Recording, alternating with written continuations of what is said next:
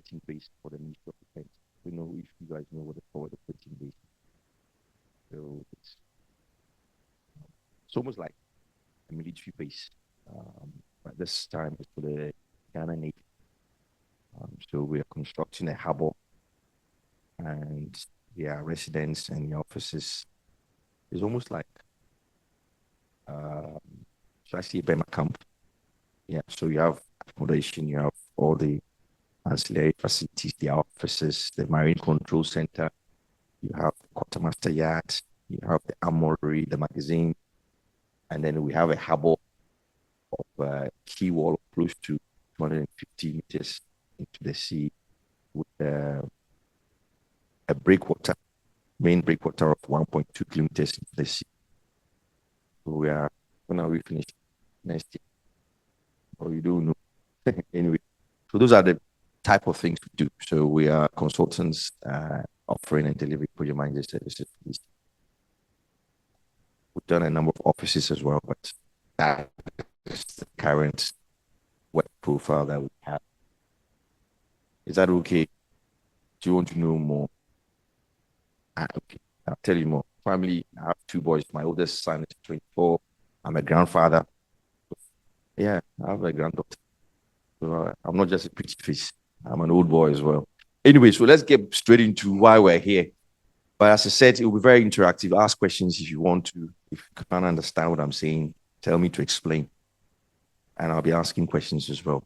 So let's look at the learning objectives and outcomes for today. We want to know some key definitions, understand the relevance of contracts and contract management, understand the role and responsibilities of a contract administrator,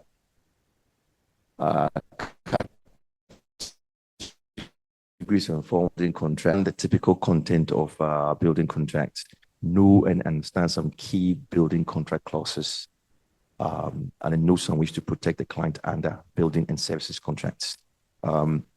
Just so you know, you are not project managers, you are not QSs, you are architects. You just need to have a basic understanding of all of this, not a deep understanding of it. We're not expecting you to understand deep contract clauses and all that. You need to know what they are and why we need them. If you have interest in them going forward, then that's a different matter altogether. And your professional life, you need to understand what these things are. There are other professionals who actually engage in delivering this. Is there another mic that can go around? Yeah, so that they can do the question and I can do the answer inside. There's one straight question right from here. So let's see how it goes. Are you loading up there? You're loading up.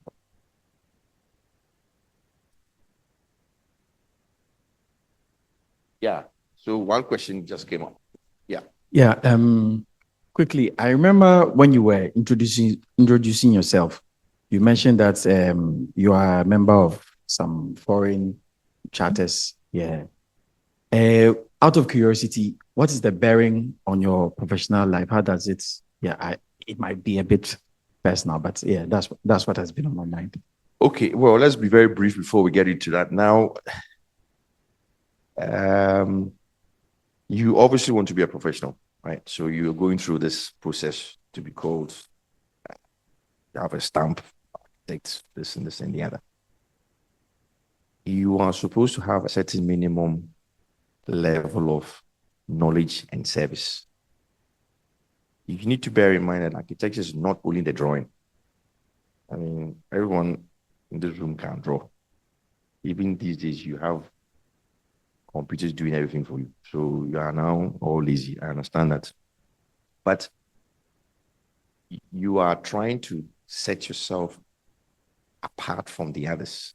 So you want to be called, I'm a chartered architect. I have my stamp. I can design and I can manage and supervise your work for you from A to B. I can understand your brief. I can support you. I can do this. I can do this and the other.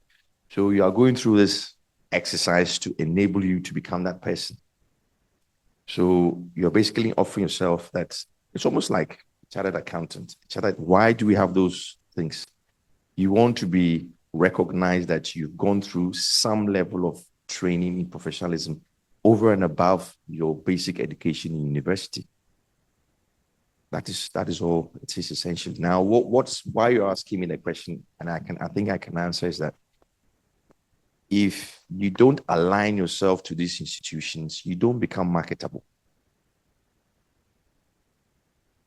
When I moved from England to Ghana some 15 years ago, my first job was because I was a member of the Royal Institution of Chartered Surveyors, because the funding was coming from UK. And if they can find somebody who understands their rules and regulations, who can apply local knowledge as well, they would come to you, because you can offer that basic level of a service that they're expecting you to do so. You, under Ghana Institute of Architects, you are going to abide by their rules and regulations. You can do this, you can't do that. All of you, once you get qualified, have a certain basic standard that if I come to you, you give me the same service as you. Maybe your design will be different because your knowledge and intelligence about architecture is slightly different, but in the terms of service delivery, it shouldn't differ from him to him or from him to you. So belonging to that group means that if vendors want to come to you or the institution to look for architects, they will look for somebody with the staff who says, well, that guy has been approved by the institution that he can deliver full architecture services. And they know that you will not be fraud, you will not be, all those things. And you are guided by the rules and regulations. And that is why you have all those things. It is indeed. I mean, it gives you your credits, it gives you marketability. Yeah. Okay, so let's look at some key definitions. A contract in construction project expresses the results of negotiation between various stakeholders in the project, laying out rules and responsibilities and defines risk. Basically, what is a contract? I'm sure you've all had some form of a contract in your life before. No? Have you had a contract before? You've never signed a contract. You have. Good. Contracts normally have certain basic information. It's usually between two parties. Somebody's agreeing to deliver a service that somebody wants. Finished. But when it comes to construction, there are some relevant keywords and terms and characteristics of construction contracts. So when in your practice you come across a contract, you should be able to understand whether the contract is valid or not. So you should know that a construction contract should include an offer, an acceptance, the service that you said you deliver, and what. Yeah. And that's another definition. Contract management is the planning, negotiation, execution, performance of contracts between two or more parties.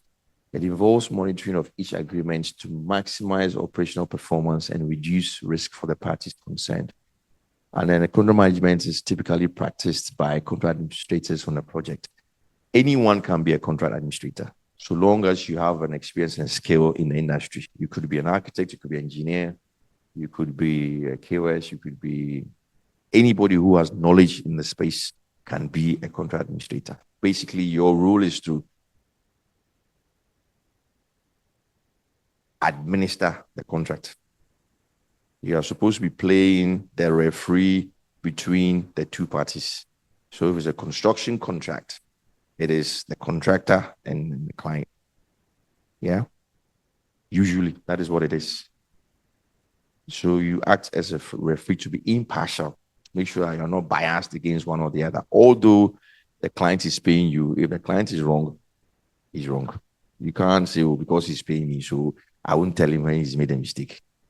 That is where your integrity should stand up. And that is why you are sitting here today. Okay. There's a one mic going around to do the questioning. Yeah. Is it on? Yeah. Okay. So is it always that the contract administrator is an independent party between acting as this referee between the two. Yes. Okay. Invariably, yes. So contract administrator acts as an agent of the employer, and equally at times the decision maker between the employer and the contractor. Usually, a contract administrator will be appointed by the employer, as I said already. He pays you, but it doesn't mean that if he's wrong, you should actually connive with him to carry out wrong activities. If he's wrong, you tell him. If he says, okay, because you are not siding with me, so I don't want your services, you check out. Your integrity stands tall. It's not because of, but you are delivering a service and he's paying you. It's not as if you are working for free. So if you think he's trying to take you down a path that is wrong, you just have to be bold enough and say, Master, I can't do this. If he says, then I don't need your service. Thank you very much. Let's not be blinded by monetary gains. The young ones have noticed that you like shortcuts, but it's true, isn't it? We want quick money. And that's not how life works. Integrity as a professional is everything. The one thing that I would like you to leave here with, if nothing at all, is when you become a professional, your integrity is your life. One false move and somebody says, oh, that guy, forget about him. You're finished. Professionally, you are done. I say, okay, that guy there, he stole my money, so he's not a good guy as an architect, or he doesn't practice the ethics of architecture well. You're finished. All words, just simple words, would finish your career for good. Unless you go to Timbuktu or somewhere they don't know you. But if you are staying here in Accra with these same old faces, and then word goes around, you are guaranteed you won't get any other job. So your integrity must stand tall. Stand always for honesty and truth. If you did something wrong in the administration of your service, own up and say, look, I was wrong because of X, Y, and Z. This is the correct thing. You don't keep hiding behind the wrong things and then think you get away with it. It doesn't happen that way. There was a question up there. Where's the mic? Let me change it.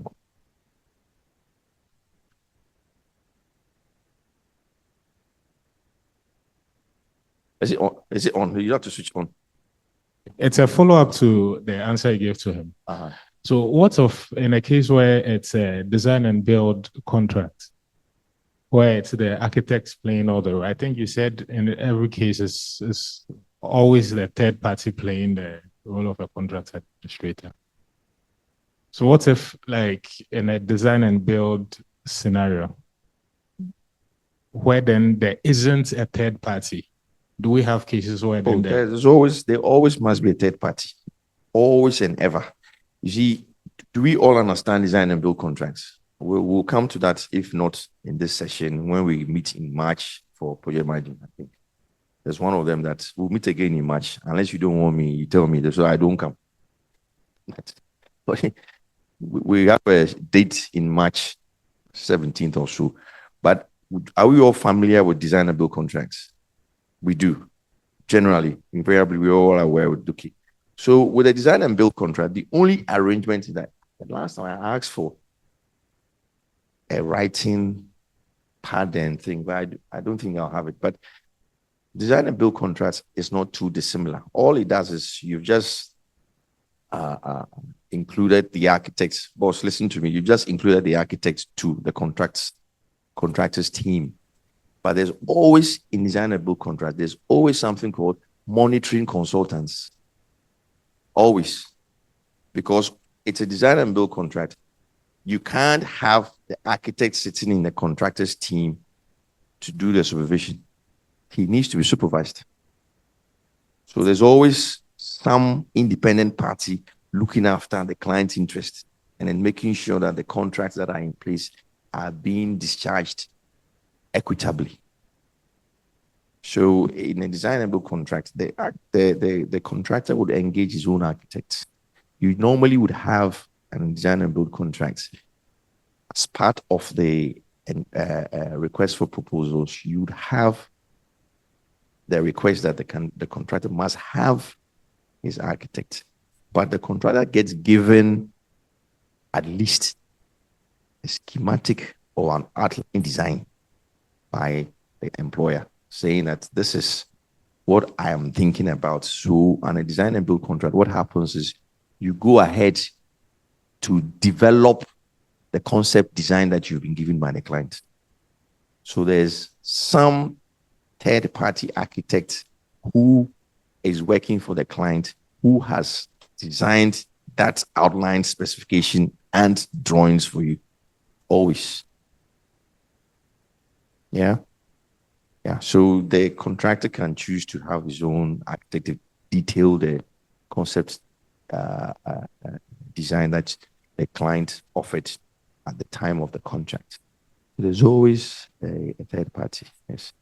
They are usually called monitoring consultants. If you read the FIDIC Design and Build 2017, he's called the engineer.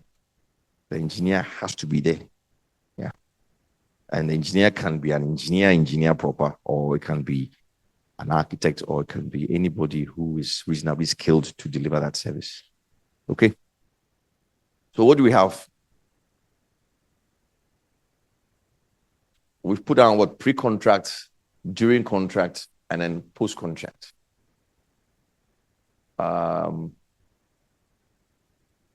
So under every construction arrangement, you need to understand the contract type and then the form. Now, how do we arrive at the contract type that we'll use? It usually depends on the nature of the project and then how risk is shared between the two parties.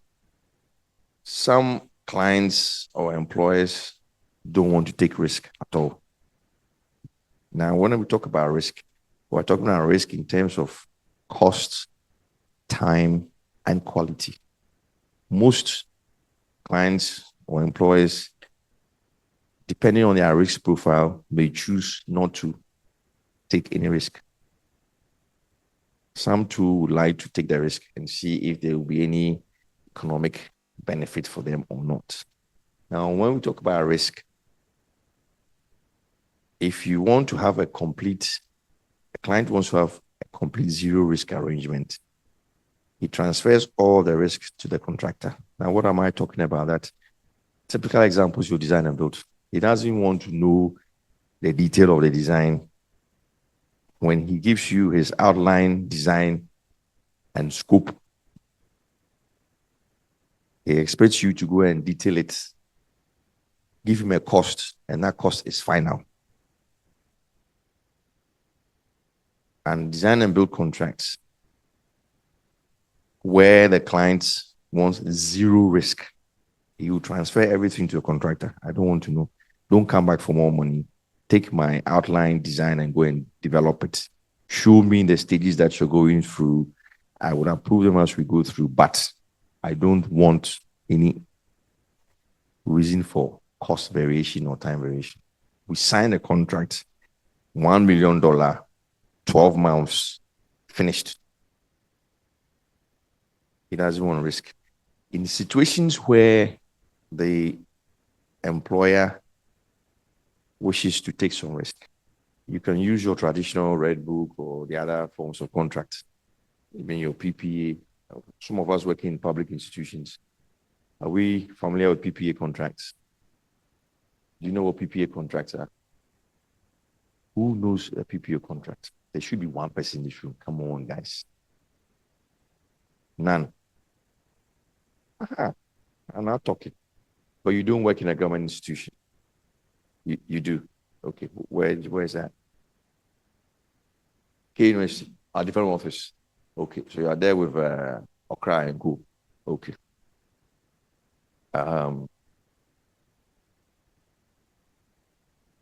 The choice of a contract actually should be decided right from the beginning. And I'm saying it usually sits between the client's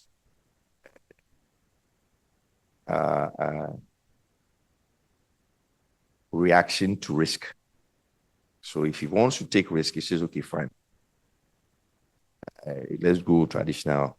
I'll retain the risk on design. If I make a mistake, my team will correct it and I'll pay. If he doesn't want it, he goes design and build, transfers everything. He doesn't want to know anything about it. It also depends on the nature of the work or the project. Usually, if it's an office building, office building is standard, or a factory or a shed, there's no real design to it, is there? You are not going to use all your chair and do some things. It doesn't. If it's an iconic building like the National Cathedral, like Bank of Ghana, things that are iconic. If they're iconic, usually, or the mining museum that Felix Charles and I are working on, you want to retain some kind of architecture signature, don't you? You want to have something that is unique. In such cases, it is quite common that the employer would like to retain some design risk, because maybe along the line they'll change their mind, or want to do something flamboyant or something. But when it comes to sheds, office, house, these things are basic, unless they are iconic. So usually when they are iconic developments, clients tend to want to own the risk, because they want to be changing their mind as they go along. Change the design a little bit. It will cost them something small. Maybe the flooring, they choose something, but now they don't like it. They've seen something in China that looks better, or they've seen something. So they like to retain some of the risk. So the type of the project also determines what form of contract can be used. And then the profile of risk for the client as well, if they want to retain it or not. Yeah. Can you pass the mic over?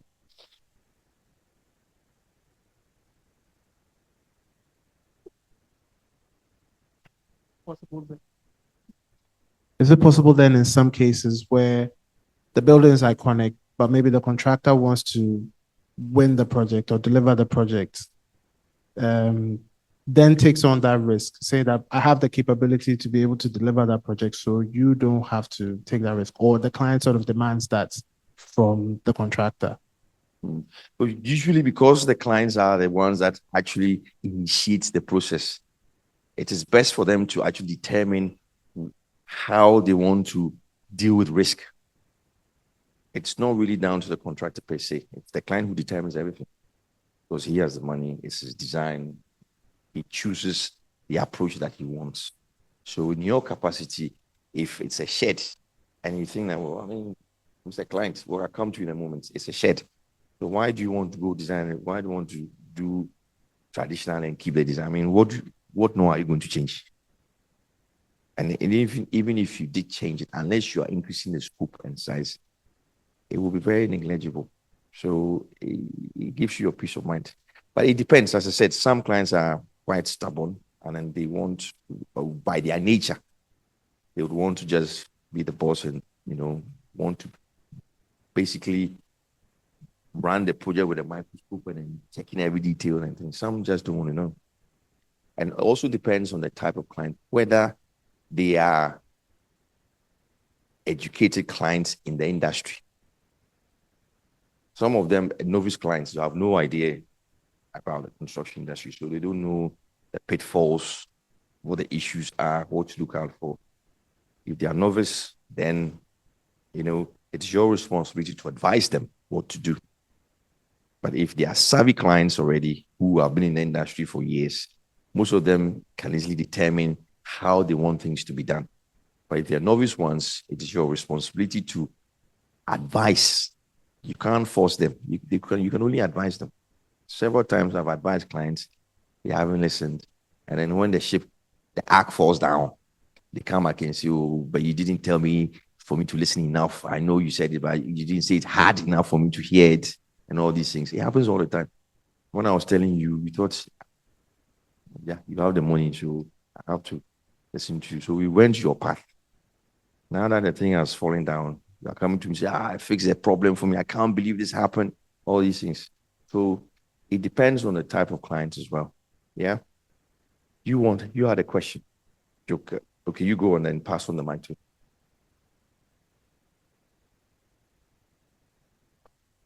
Is the mic working? Okay. Because I think you have some friends online as well. So In cases where the consultant or So force majeure are risks that cannot be predetermined. There are certain risks that can be predetermined. Other risks, nobody saw COVID coming, but it happened. And as a result of that, it changed the way we work. So that easily can fall under your force majeure or whatever. But there are certain risks that you can predetermine. Cost, inflation, change. Those things are with us every day. The weather. We know that it rains. We have our rainy season and we have our dry season. Somewhere like, so I was saying about the forward operating base we are working on at Ezinlobo in Zima area. It rains every day of the month every year, apart from October. October, you probably be lucky to get 3 weeks of no rain. And if it's going to rain just like this, the clouds can just gather in seconds and heavens open. I mean, when I'm talking about heavens opening, they do open, and they do open a very wide floodgates, heavy rain. So in such a situation, unless the weather is exceptional, you can't say weather is a risk, because you know that in Zima area, it rains 11 months in a year. But unless it rains more than whatever is expected, I don't know. I think is it 100? Clause. I mean, how can you change the contract? You can maybe amend clauses. Even the amendment to the clauses, majority of them should be done at the beginning, unless it becomes necessary that given the nature of the job or the currency of the project, certain things must change. Even that, it has to be agreed between the two parties. So you can change clauses in the contract, but you cannot change the contract itself. Change the contract itself would effectively vitiate the contract itself. Yeah. So you can't do that. That is why you have to go through that analysis or a strategy to say which form of contract will be suitable for the type of nature of the work that you're doing. Okay. Now we have here preparing contract documentation, including amending, clarifying contractual clauses. Usually contracts are standard contracts. PPA, some of you didn't know PPA. PPA is the Public Procurement Act contracts. These are used essentially for government jobs. You have PPA contracts for large contracts, medium and small, and they are all determined by the value of the contract. But these are contracts that government uses for government projects, unless there's a funding agency which determines what form of contract must be used. Generally, government projects will use PPA contracts. And I think it's guided by Acts, Parliamentary Act 663 and 900 or 928 or something. It's under a parliamentary act that those contracts are enforced. But privately, clients will use anything. You can use the FIDIC suites of contract, which increasingly we're becoming familiar with. In Ghana, we only use the PPA and then invariably the FIDIC. But elsewhere, you'd have a whole range of contracts that you can use. In the UK, for example, we're using NEC contracts, we're using JCT contracts, we're using PPP contracts, PFI contracts. These are all contracts that have been developed to suit certain types of work. NEC is national engineering, so the new engineering contracts. Those are used invariably for construction work in roads and highways and high-level civil engineering work. not buildings. So roads, dams, all those things, yes. But then you guys who remain within the building, maybe you look at the FedEx suites and then the PPA contracts, and they are all available. They are all online these days. So make yourself familiar with them. Yeah. They all say the same thing, but they say it differently. In every construction contract, you find clauses for variations. You find clauses for payments. It is how the payments are made that differs from one contract to the other. And even with that, sticking to the same contract, because they are standard contracts, the client may choose to vary some of the clauses. For example, in FedEx suite of contracts, payment terms are 56 days on issue of an IPC. You know what an IPC is? Trip payment certificate. I think it's 56 days that the client must pay. The client might decide that 56 days is either too short or too long. So they can vary that duration by amending some of the contract clauses under a document and a contract clauses, contracts called particular conditions or special conditions. I'm sure you've heard about those too. Those just include things that you have varied or added or taken out from the main contract. Because the main contract clauses, technically, you cannot change them in the contract, but you can put special conditions or particular conditions that overrides the contract. So the contract says 56 days, but because you know that the contractor will be needing more money quite quickly, you want to make it 28 days, or you can choose to make it 105, depending on your financial capability. Yeah. Or you can, under the same thing, in terms of liquidating and ascertained damages, do you all know what LADs are? We do. Yes. It could be, the contract could say is for 0.01% of the contract sum per day or something. You can choose to make it 0.1. So it gives you the flexibility to amend the general terms under the main contracts. Yeah. Is there a question? Vice Charles.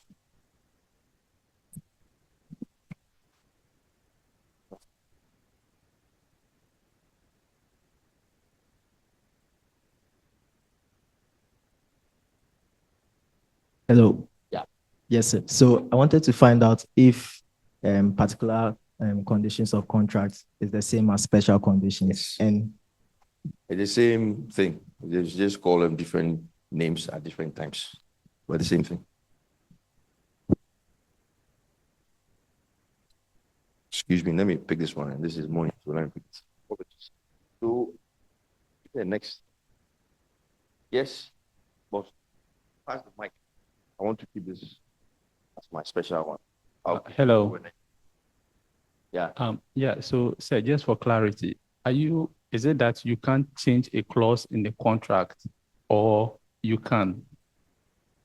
You can change a clause in the contract by using the mechanism through the special conditions or the particular conditions. You can. Example of that. So that you understand what we're saying.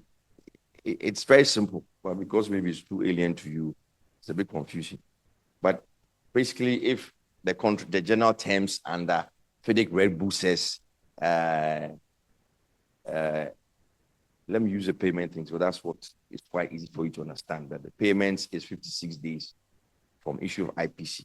You can change that in the special conditions to say that delete that clause in the general conditions and add or replace it with this new clause that says delete 56 days and insert 28 days. Does that make sense? Yeah.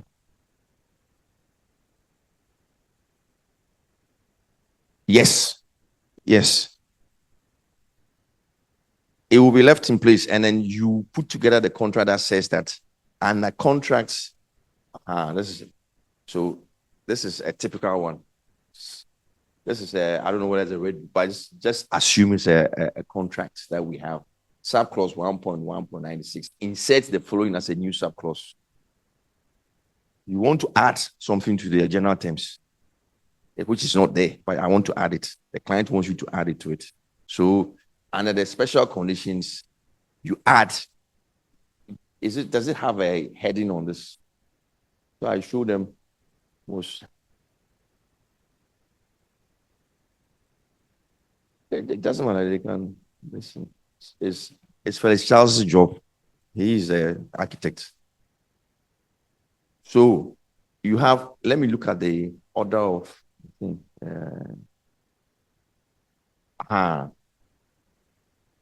So as you can see,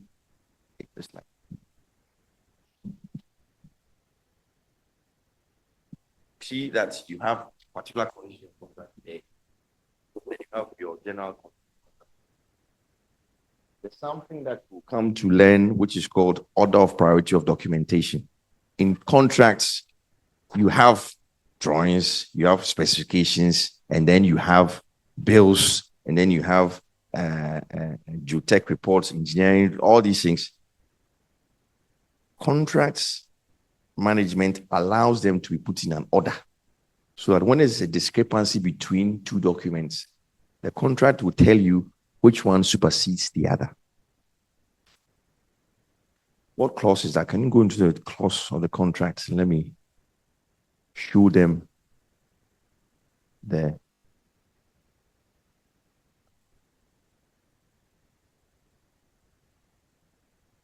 No, just which outlines the order of priority of documentation. I just want to go through that very quickly. I think we're just digressing a little bit, but I think it's important that you understand it.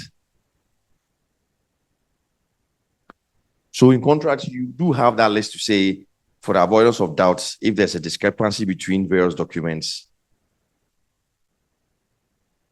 this is the order. So for example, if the general condition said 56, and then the specific said 28, but somewhere it says 21. It depends on which sitting on top. You take that one. So it's called the order of priority of documentation. Some people will say, well, okay, there's bills and then there's the drawing. You see from the list that drawings always come before bills because we want the drawing, we don't want the bills. The bills are old. So if the bills has 2 less doors, are you going to build me the building without the doors? You go with the drawing, isn't it? So if there's an omission in the bills is wrong. So at all point in time, can you blow it up a little bit? It's too small. I don't think you can see from the back. Okay. Priority of documentation, right? And this is what is in the general terms, like FEDIC Red Book, FEDIC Design and Build. You'd find an order like this in there.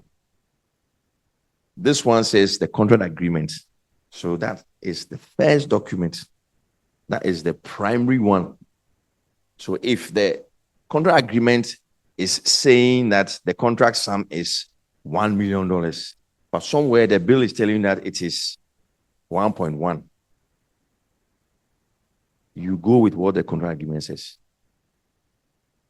Because it tells you that the documents forming the contract are to be taken as mutually explanatory of one another. If there's any conflict, ambiguity, or discrepancy, the priority of documents shall be in accordance with the following sequence. This is what is in the standard general terms. It gives you contract agreement, letter of acceptance, letter of tender. I'm sure most of you don't understand this, but don't worry about it. Then you have particular conditions, part A, which is the contract data. Particular conditions, part B, which is the special provisions, before the general conditions come. So the particular conditions or special conditions are changing things in the general conditions. Do you understand? Even before your specifications and drawings, because clearly specifications will determine what you are drawing. before the schedules. Schedules are your bills and all other things, supplementary information that goes along with it.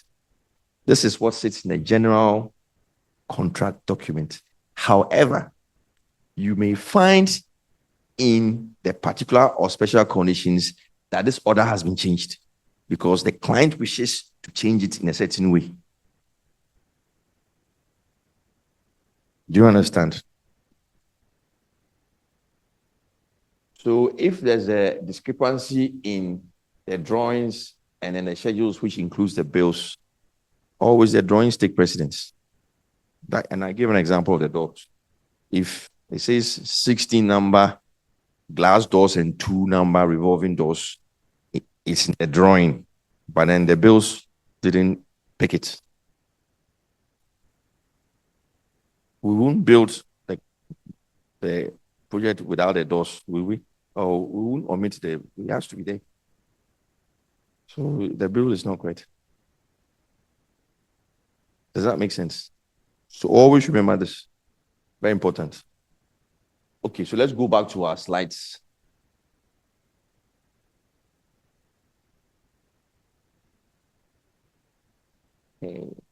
Yeah.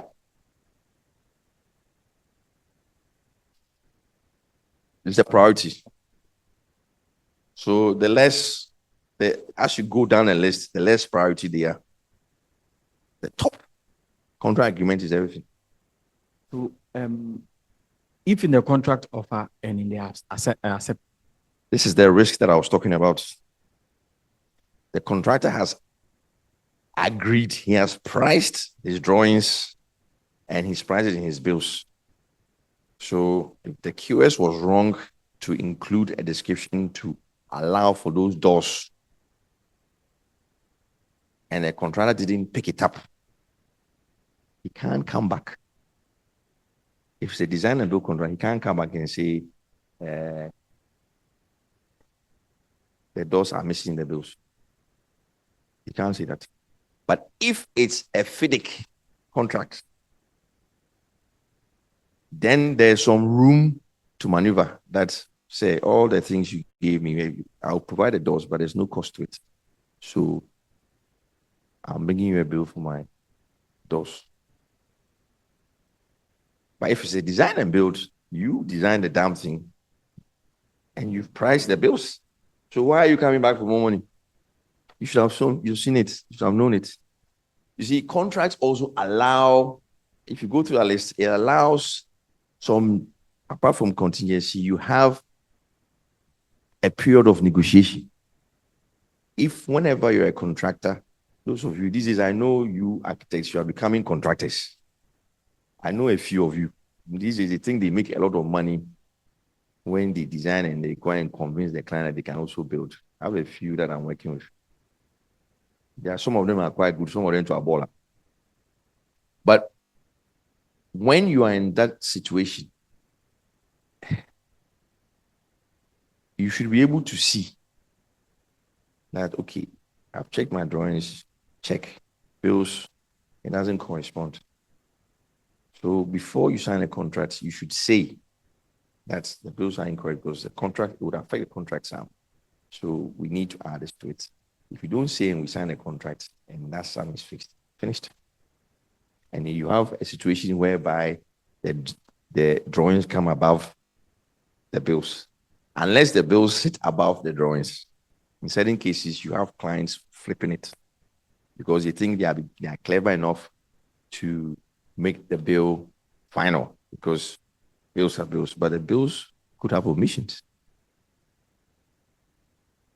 So in a case where the drawing sits above the schedules, no question, it's in a drawing. The drawing takes precedence over the bills. Go and build me the damn thing. It's your problem, not mine. Yeah? Okay. Where's the mic? The mic should be hovering around. Like, who's the class prefect? I have to appoint one today. Father. Carry on. Is it not working? Is it on? Hey. Okay. Thanks so much. And please, I want some clarification. in line with contract administration, and then in the issue of design and build, is it right for a client to demand accountability in terms of money spent, especially when you have, agreed on everything, in terms of the BOQ and, the scope of works that has to be done and everything? Is it right for a client to demand that breakdown of, everything that has been done? Is it right? See, your friends are supporting you. Is that something that you face? Are you a contractor yourself? Because I'm suspecting that you maybe have some small consortium firm. You're asking a question, you don't want to disclose the details. No, then what happens is that, there's a very with design and build contracts, it is not a mandatory requirement to have bills. There's something called a pricing schedule, and that's it. So you can have bills, but it is not mandatory. You can have a pricing schedule that basically gives you cost per element.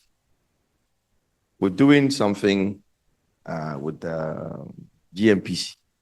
I don't know. Do you know GMPC? They are building a new headquarters on the N1 next to the 335 place. You see, there's a structure coming up. We're going 17 floors. We've just done only 9. We've got another 8 or so to go. And then the services in there is a lump sum. Just a lump sum. The whole engineering services. Just a lump sum of so many millions. And then the design says you give me whether it's a VRV system or a chiller system. Finished. So they are obliged to give the client a system that works in line with the performance requirements in the specification. The client has no recourse to go and ask him how much is the outdoor unit. No. Because it is believed that before the contract was signed, the client's team, consulting team, has verified that the sums that have been allocated are sufficient to do the work. Yes. So whether the contractor has a very hard bargaining power to go to his subcontractors and then bargain hard and then able to achieve some economics in terms of some saving, it's not some money that you come and tell the client that once I saved so much. No, it's his bargaining power that has allowed him to save so much. On the other side, on the flip side, if he goes to the market and he finds out that he said it's $3.5 million, but it's actually costing him $4 million everywhere, he can't come out to the client either.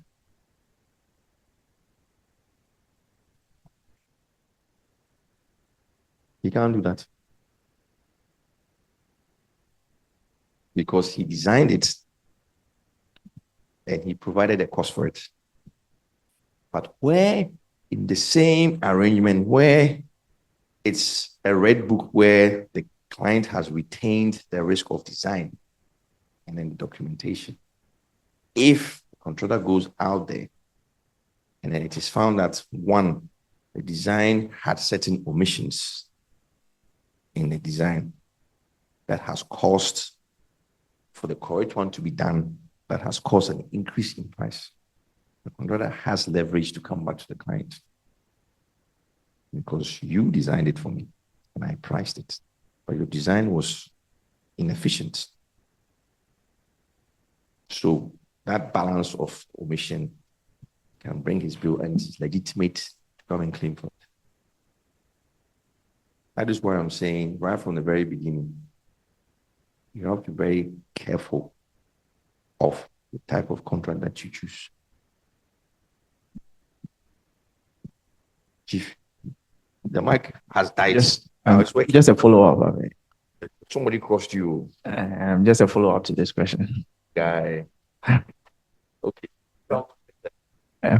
Let's say in the case of GMPC, that we were dealing with a lump sum. Let's say they come out and demand, let's say they come out and demand a breakdown maybe of certain portions, the expenditure, because you want to you want to maintain that relationship with GMPC because of the nature of GMPC and all that. How do you go about it? You can, you see, that is why before the chief executive puts his signature to the thing, he has to be satisfied that everything in there is correct. I use that as an special example because I'm sitting in that same position that you're talking about now. There's discussions about changing the type of cooling systems that we have, and we feel that where it's going, we should save some money. But I can't prove it because he won't give me the information because he's not obliged to do that. I signed that you will give me a cooling system that will give me 24 hours of 16 degrees to maximum 25 degrees in a room that I can vary the temperature. Why would I want to know whether the condensers are 100,000 or 20? Why? So when you are writing your contracts and you advise on contract, be very careful. If you think you fall into that trap, you are covered. So that is why I said design and build contracts. It's complete transfer of risk to the contractor. You said, I want this to happen. This is the function that I want the AC to do for me. He says, no problem. I can use various options, but I'm proposing option A for $3 million. Finished. Unless he is not providing what he said he will provide you. But if he's doing it, you can't then go and integrate that, interrogate his cost. Well, but why did you use this? Okay, so now that he's saying, okay, maybe he's making some saving on the thing by maybe $500,000.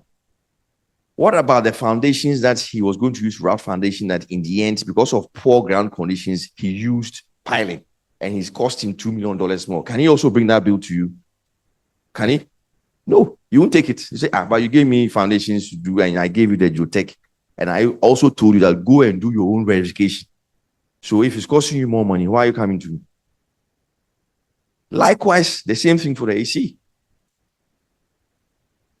So he's doing his plus and minus trade. He's losing here, gaining here, balances. But I'm sure contractors being as savvy, they walk away with profit because he's in the business of making money. But if you tie yourself down with a form of contract that says you A and B, you're done.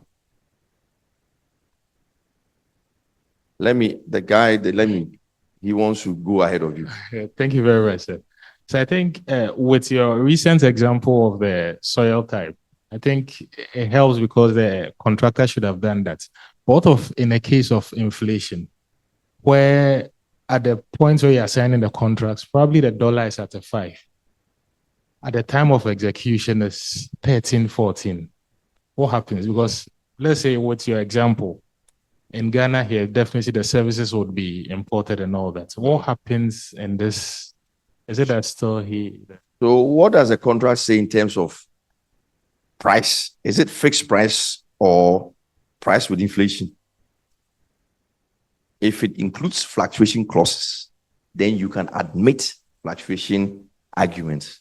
But if it says there will be no fluctuation, make sure that in your pricing, you allow a percentage risk for possible fluctuation. That can make you outprice yourself because some competitive contractors will be quite sharp and not allow too much risk for fluctuation in the future. Some of you can go zero today. But if it's a dollar contract, why do you worry? Because the dollar would accommodate that fluctuation as it goes along. You see what I'm saying?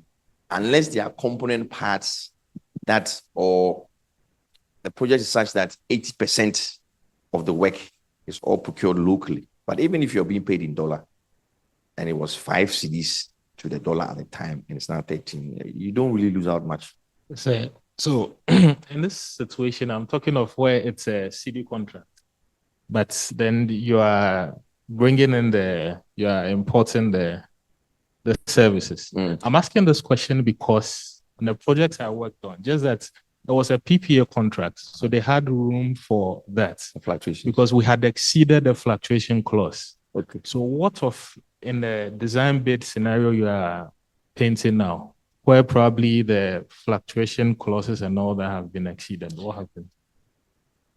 I'll give you an example with a traditional first. So we're doing one of the international banks headquarters. It's just across the road. You know where they've all lined up. There's one that is not finished coming up. At the time the contract was signed, and it's not a design and build, because they are new headquarters, the clients decided to retain the design risk and then the bills and everything. So at the time of the contract signing, it was 6 CDs to the dollar. Now it's 16 and something. So what the clients, because the client is a banker, what they did was they had although it was 6 CDs, they had something called a forwarding rate. So they were also predicting that given the trend, the rates could go up during the construction period. So I think they went into, 7.5 or so. So at the beginning, when it was 6.5, the contractor was enjoying 7.5 rates. Yeah. Unfortunately for the contractor, the dollar then kept rising beyond the 7.5 forwarding rate. So for the first 6 months, he was using a rate of 6.5 to buy, but he was taking 7.5 from the clients. And then, unfortunately, the dollar went short over the 7.5 to 16. Then he started to cry. But when it was more, you didn't say anything. No. You were enjoying the cool. Now that thing go beyond and beyond almost 2 times over, you're crying. But, in construction and some of these agreements, whether we like it or not, we know the contractor will take some risk, the client will take some risk. But whether we like it or not, the ultimate risk lies with the employer. So if for whatever reason the contractor says, look, it's at 16 now, I've come to you to see if you can renegotiate the rates and increase it for me. You're saying no. What would happen? The contractor can't finish the job. You need your building. And he has good reason to suggest that he didn't have any control on the forex rate, but it's affecting his procurement and his delivery. So in such a situation, the client has decided to review that forwarding rate and then bring it up again.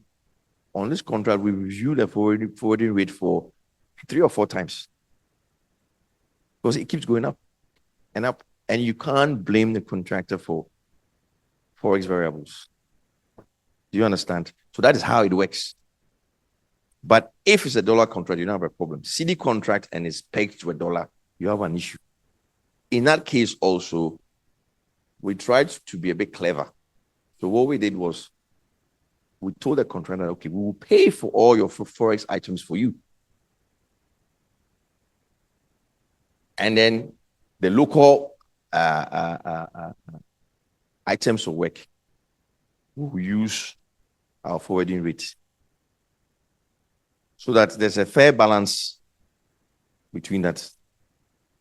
And that is how we've been going. So all the equipment that we've had to order, the client orders it in the name of the project. It gets delivered to the contractor. He's installing it. So the argument of the variable in terms of the CD dollar thing doesn't really affect it much. Even if it did, it's only about 30% or 25% of the entire cost of the work. Does that make sense? Okay. Is there more questions? People, we have too many questions. We'll finish. Are we going to finish this in today?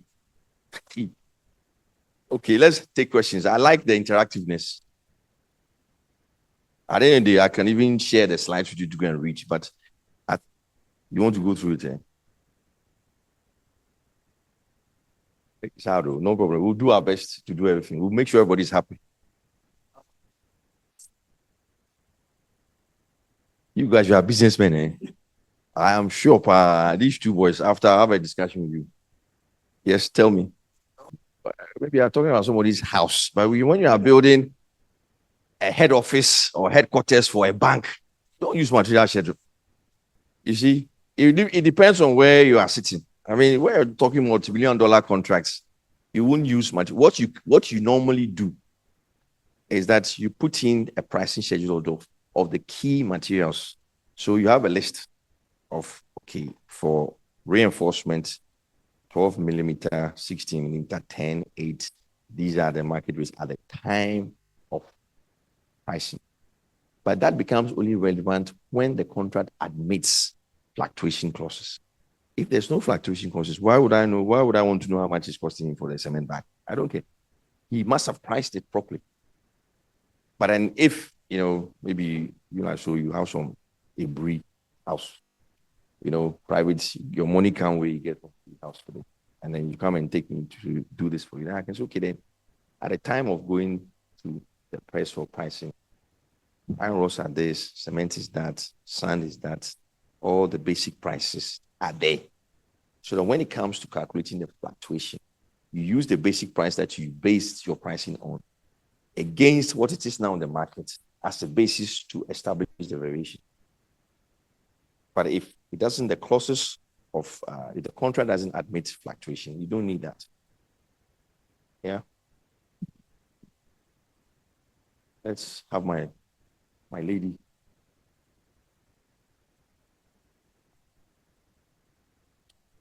Is it working, the mic? Because you have your friends online, those lazy ones sitting at home that didn't come.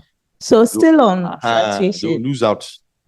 So with regards to his question on change, yeah. So in a case where the contractor signs design and build, but the client delays the project, who bears that cost?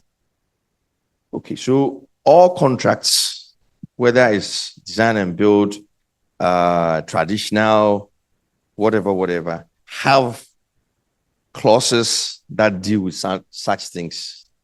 They are called relevant events or compensation events under any type of contract. So the contract provides that the client, one, would give you possession of the site at a certain date, will pay you on time. And if he changes his mind to the extent that it causes a change in the scope that will cause you to spend more money, there's compensation for it. Every contract has a list of things that you expect that if the client should do or not do would cause a variation to the contract. Similarly, if the contractor too has things that he has to do, if he doesn't do them, the client can claim. For example, he doesn't finish on time as he said he would. And all those delays is not as a result of the client delaying the work. The client can claim money under LADs from the contract. And vice versa, if for whatever reason the client or the employer delays the work of the contractor through a non-submission of information as and when it is required,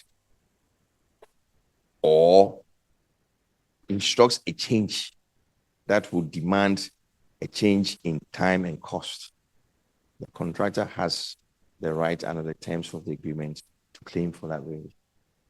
So it works both ways. Yeah.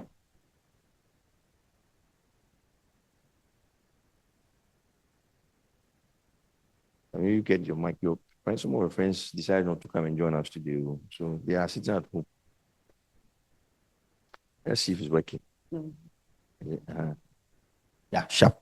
Thank you. Please, how different is it? Maybe a part of the project has been done by maybe delaying or not honoring certificates. How different is it with the Quantum Marriott?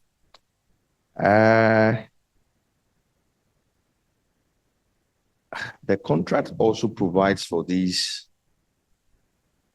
situations. Quantum Marriott in terms of varying the contract to the extent that it becomes too large or too small. Is that what you're talking about? I have a classic example for you. So there's an office building for corporate government agency. We've signed a contract for 12 stories, 9 splash offices somewhere. Now, Mahama is in government. So they are auditing the project and they're asking why 12 stories? Why, when you have a staff of 45 and you are building 12 stories?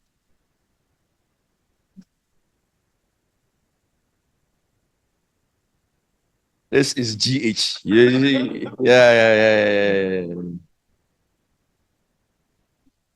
That was the reason that was given, that majority of the level of floors would be rented out with the understanding that the business will grow and then they will require more floors. So it was not just to build corporate office for them, but it was also a commercial venture. So there's reason for that. But when I said, you see, everybody's, how?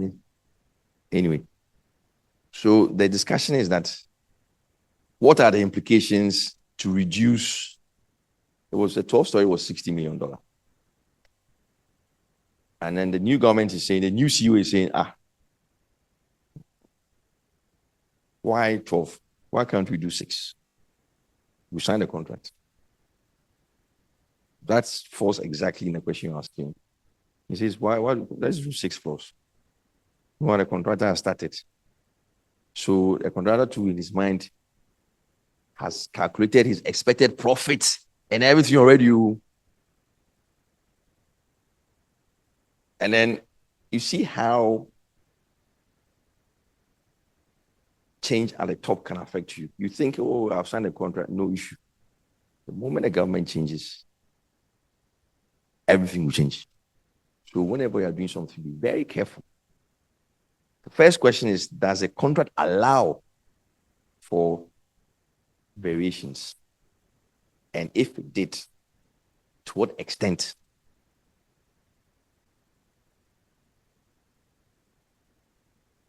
I'm not sure the details of the contract, but what I do know is that in such cases, from previous experience, provided those clauses are not taken out, FIDIC makes provision for such situations that the contractor can claim for expected loss of profit. Yes. I beg your pardon? Well, it will be however he was calculating his profits. If you've halved it, then he has every right to come and say, look, I took this job for that price with this expected margin of profit. Now you've taken half from me. I have to come to you to claim that money back. That is only provided if those clauses in a contract that makes provision for loss of profits have not been deleted. All my contracts are deleted. Because I know that tomorrow there will be some trouble. So I make sure. And why do I do that? I just want to give the client the opportunity to change their mind at any time. Assuming they had built the 12 and you see you now want 6. Too late. So it depends on when that request comes through. This one, we've just been given the sites. So site possession, we've not built anything. So in such a situation, why would I pay you loss of profits? It's one of the risks that you should know that the job can stop anytime. What if the client said, okay, this new government says, I won't do the work anymore. That one too, how? You just be paid on contrary basis. You've just done some work. Okay, you did some tests and some things. Maybe your site set up, so they'll pay you for that. That's it. So always remember, risk. Always. The job can stop. But this one, they are halving it. So you should, the contract administrator how would you administer such a situation? Meanwhile, you're the same guy who, between the client and his lawyers, put together the contract. Now you have to go and fix a problem that you didn't see was coming. So make sure that all the what-if scenarios are covered whenever you are in a position to administer a contract. But before that, draft the contract. It comes with experience. You don't worry, you grow to learn. But you should have it at the back of your mind. What if this happens? Is it covered? What if that happens? Is it covered? All the time. So it is wise at times that whenever you are drafting contracts, you have a risk schedule that goes alongside it.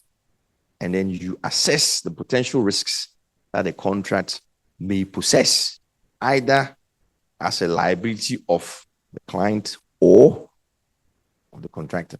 What if this happens? What if that happens? What if that happens? Very important. Okay. What's the time? We haven't even done 1/10 of the slides. So questions. We would like too much. So, but I think we've covered a lot. So the third point is ensuring that contract terms are in compliance with the company's policies, the client's company's policies. I mean, we've talked about all of that. Or you want me to explain that point too? You want me to explain? Or I should move? Or I should give some summary? I know you say that. So if it's a World Bank contract, for example, World Bank contract has their own requirements. So every contract from either World Bank, International Finance Corporation, IMF, people are in IMF now. The IMF is telling you how to spend your money, isn't it? That is what that says. You have to abide by the company rules and regulations. So if it's World Bank, they have a whole list of World Bank conditions inside the contract. And it would override anything that the government says because they are giving you the money. So that is a condition to give you the money. Does that explain the policy? Yeah. So if it's government or Ghana too, they have their own things, but it's always fluid.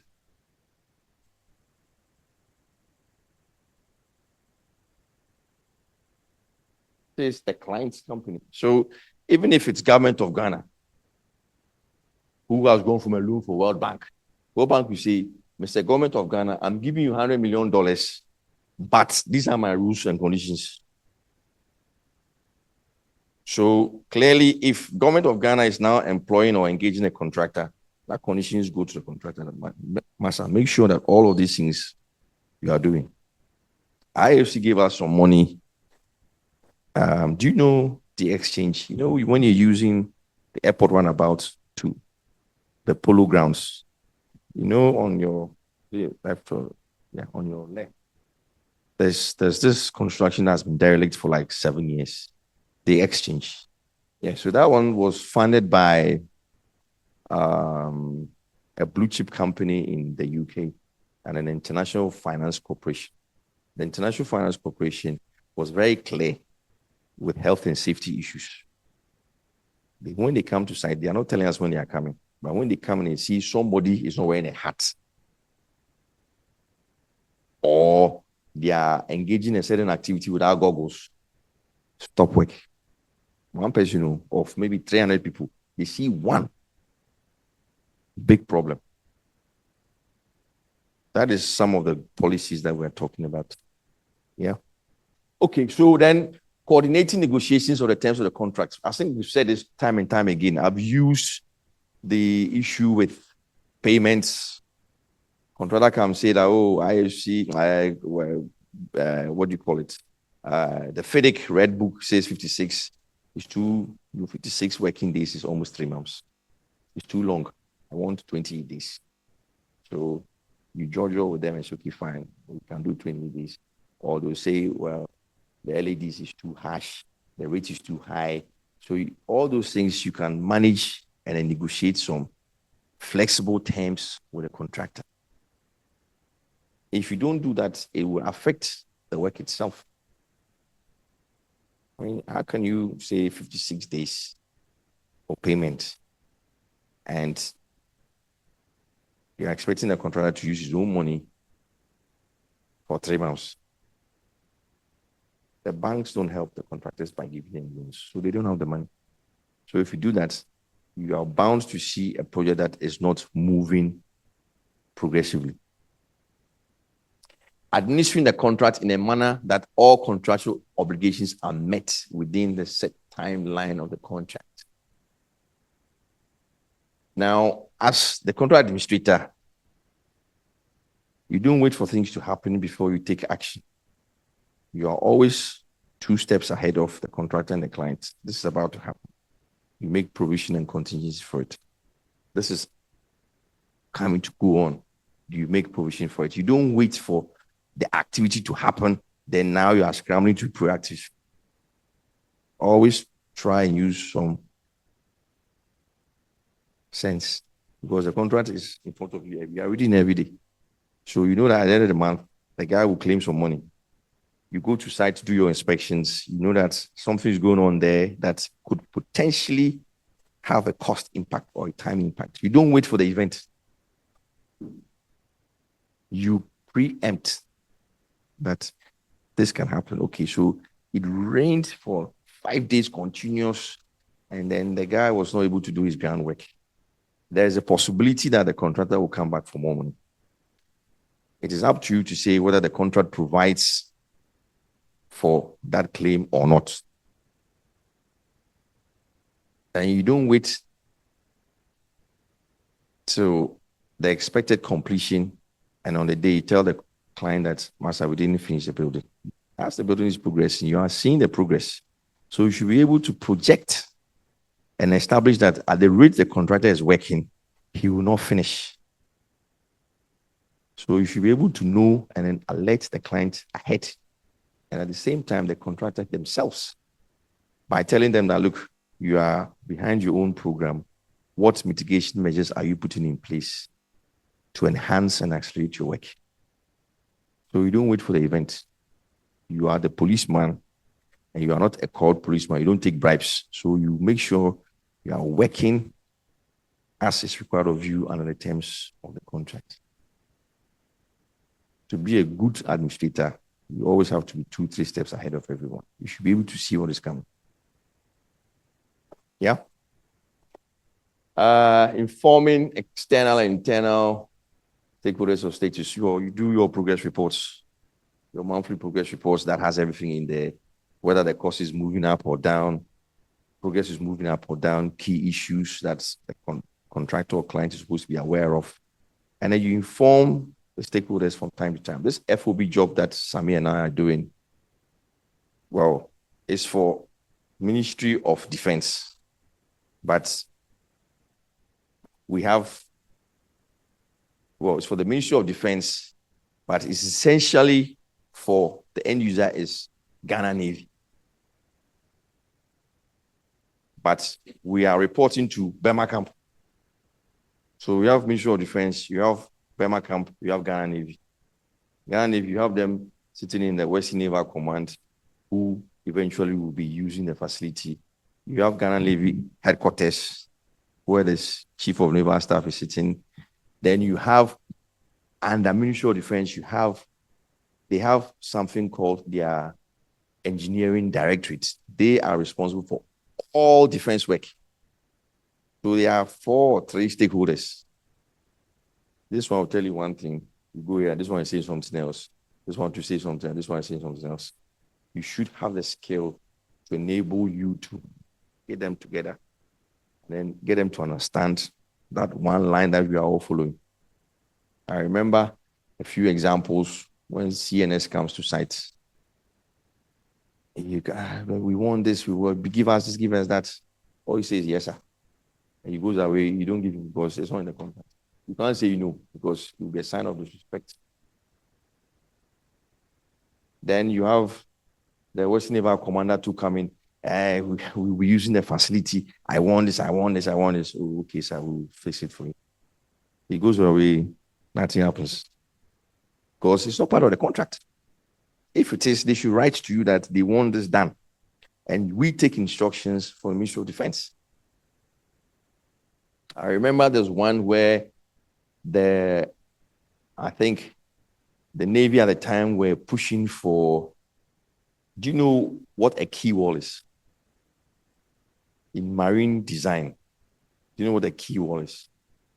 You see, this is where I have problems with you architects.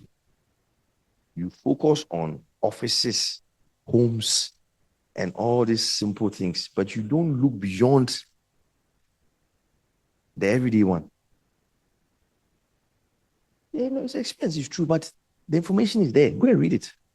So if today somebody comes and says, okay, they want some marine design, nobody in this room can do marine design. Why? No, but I want somebody who, you see, not just go read case study. You see, you need to, how do I say this? We talked about integrity and marketability. You haven't done so before, but you need to prove that you can do it. It's not about case study.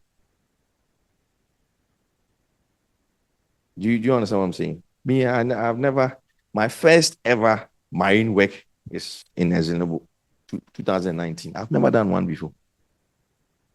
Never. But I have to speak to the issue. How do I do that? But you sit here, I'll come to you in a minute. You sit here and and design and houses, homes, and this and offices and all of these things.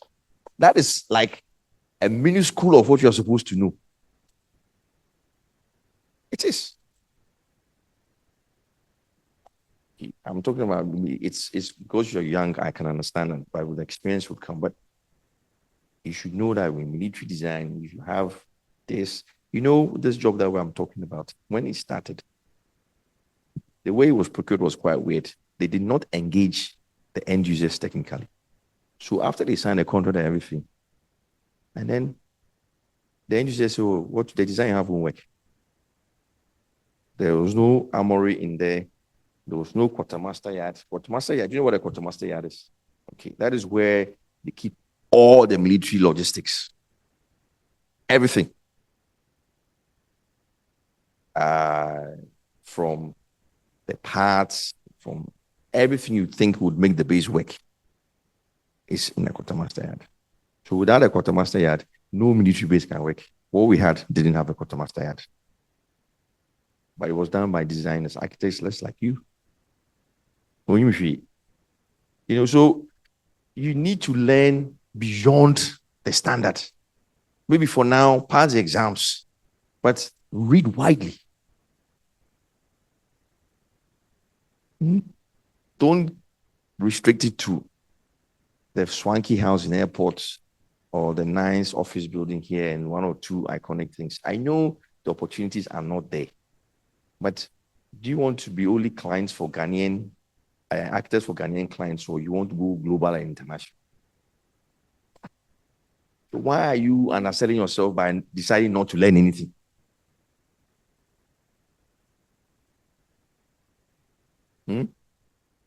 So a small advice for you there. And then the last one is resolution of contract disputes. You know, every contract document has clauses for dispute resolution. And I'm sure you understand some of this dispute resolution things. Do you? Do we know what dispute resolution is? Anything to do with disagreements between the parties. There's so many forms. Standard contracts have a default of going to the court. How many of you have been to Ghana courts before? No case is ever closed. Never. So what the new Chief Justice is doing, Tokonu is doing that. She's the only lawyer and judge in the whole country that specialized in construction. The only one. So she's trying to advocate for construction disputes to go to arbitration. Because it is found out that commercial lawyers sitting in the courts and the lawyers themselves don't understand construction contracts. They don't have the technical acumen to discharge any way forward in construction. They don't understand it. I had a job that went to court. I've been in the dock a few times, 2016, 2017. I've had a very troubled profession and career. Anyway, we went to court from 2016, 17, 18, 19, 20, 21. And finally, we were told to go and agree outside the court. Waste of time. Yeah. And guess what? I was advocating for this right from the very beginning. Oh, the party said, well, the dispute was $10 million. So it's quite a lot of money. Back and forth, we go to courts, things, I'll pay. So many statements. The doc, we are here, we are there. Plenty things. Long and short of it is when we were instructed to go and agree outside the contract, it took us 3 days and we agreed on 4.5 million. Everybody walked away, signed, finished. Do you know why? The lawyers who were dealing with the case on both sides didn't understand construction contracts. So when it came to me and the contractors, construction contract people, 3 days, done. Simple, but everybody wants to show cratchy powers back and forth. It didn't end up anyway. So Simon, let's have the next slide. Okay, so you have some skills of a good contract administrator. You have to be decisive, be a good negotiator and communicator, be good at analyzing risk. We've talked about risk already. Be good at resolving contracts. Have an understanding of legal documentation. I think that is what we're trying to do today. But the first point, there was a hand out there. Okay, the first point about being decisive is that when you are supposed to be refereeing any two parties, and you are not even sure of the rapport you have, how can you deliver and discharge good service? So this one comes to you to say, I think you didn't do it well. The agreement is not acceptable. It's okay, fine. Then you go and change it. And when you come to this man, say, Master, I don't like him. So then you come back. You should be straight line. This is my decision and my verdict and finished. And if anybody asks you, you have reasons to suggest and explain why you took that course of action. But you can't do that if you don't know the stuff. So you need to understand it, to be able to take a decision that you can stand by. You can't come and change my mind. When I've decided, I've spoken to you, I've taken your case, I've taken your case. And based on my experience and the basis of the agreement that we're working with, I think that is the way forward. I won't come to you and say, oh yeah, please find that coming through. Tossing me. Like, no. You cannot be a good administrator when you are not sure of what you are doing. There's a question now, where's the mic? Okay. The ladies are taking my mic. Who? Is it? Where is it? Okay. So what do we want to do? Do we want to take a break after this? Or is it on? Or we should carry on? All right. We have how many more sheets we have? We have how many more? Plenty. There was a question coming. I'm waiting. Yeah, okay. So I wanted to ask, so does it mean that with the contract, let's say if the architect is the contract administrator, I draft the contract myself and I do not need a lawyer to assist in drafting the document? Because you're saying that from experience, they don't seem to know what to do. Well, and does this still make it a legal document if I do it myself? Well, it's always good for you to start the drafting, but you always have to place a health warning on it that you are not a lawyer. So they should get their legal counsel to check what you said. Yeah? Yeah. Because you need to validate it. Whatever you said, somebody needs to check and make sure it's okay. Maybe he doesn't even understand it, but at least you run it past a third person. So if something goes wrong, you say, well, but whoever drafted the contract is not a lawyer. But it helps and it expedites the exercise by doing it for them. Because if you give to a lawyer to start drafting a contract, they will be at it forever because they don't even understand what goes inside.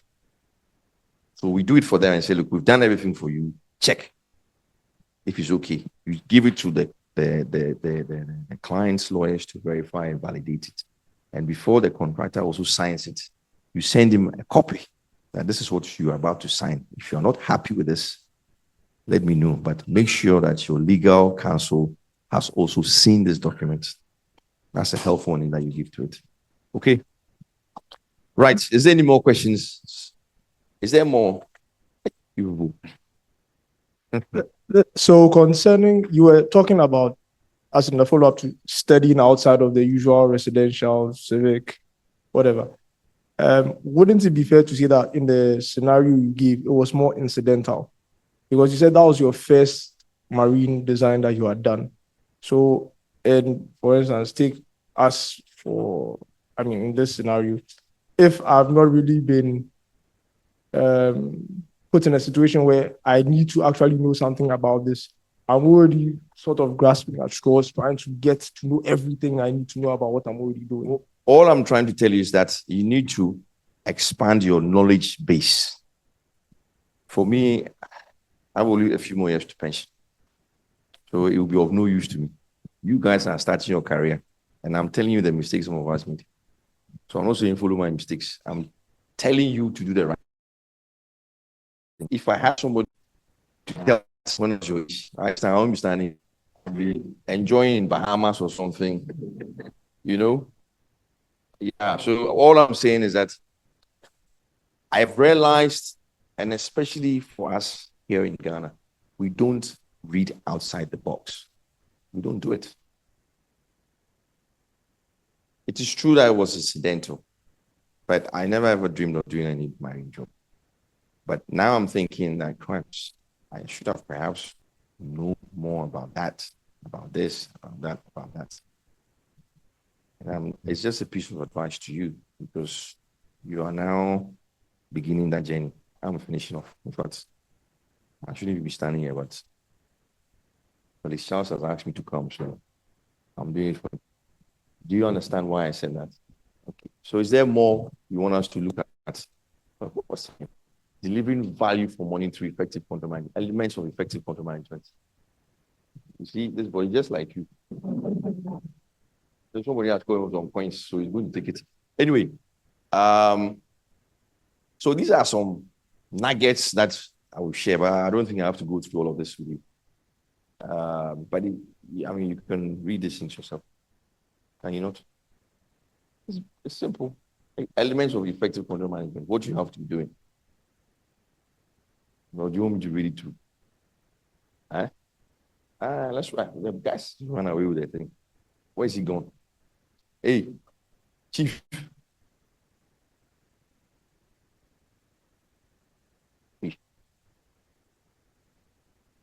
So what is a contract? We all know what contracts are, don't we? It's an offer and acceptance. You've done this at school. You can't tell me they don't teach you these days. You don't know it. Who doesn't know that a contract comprises of an offer and an acceptance, a consideration, parties are competent to contracts, privity of do you understand all of this? You are a client. You want to build. I say I can build for you. That's an offer and acceptance for the consideration for how much. Every contract has these key features in them. Yeah. Privity, you don't understand privity of contracts. Privity of contracts is essentially that information within the contract stays between the parties. Yeah. It is not, if it's a private contract, why should it be published in a graphic? We don't need third parties to understand what you and I have agreed, unless it's a government job, which has to be disclosed to everyone. Even that some of the clauses, sometimes they sit on it, even government jobs. So that is what every contract must have. Yeah. Karen, where's the mic?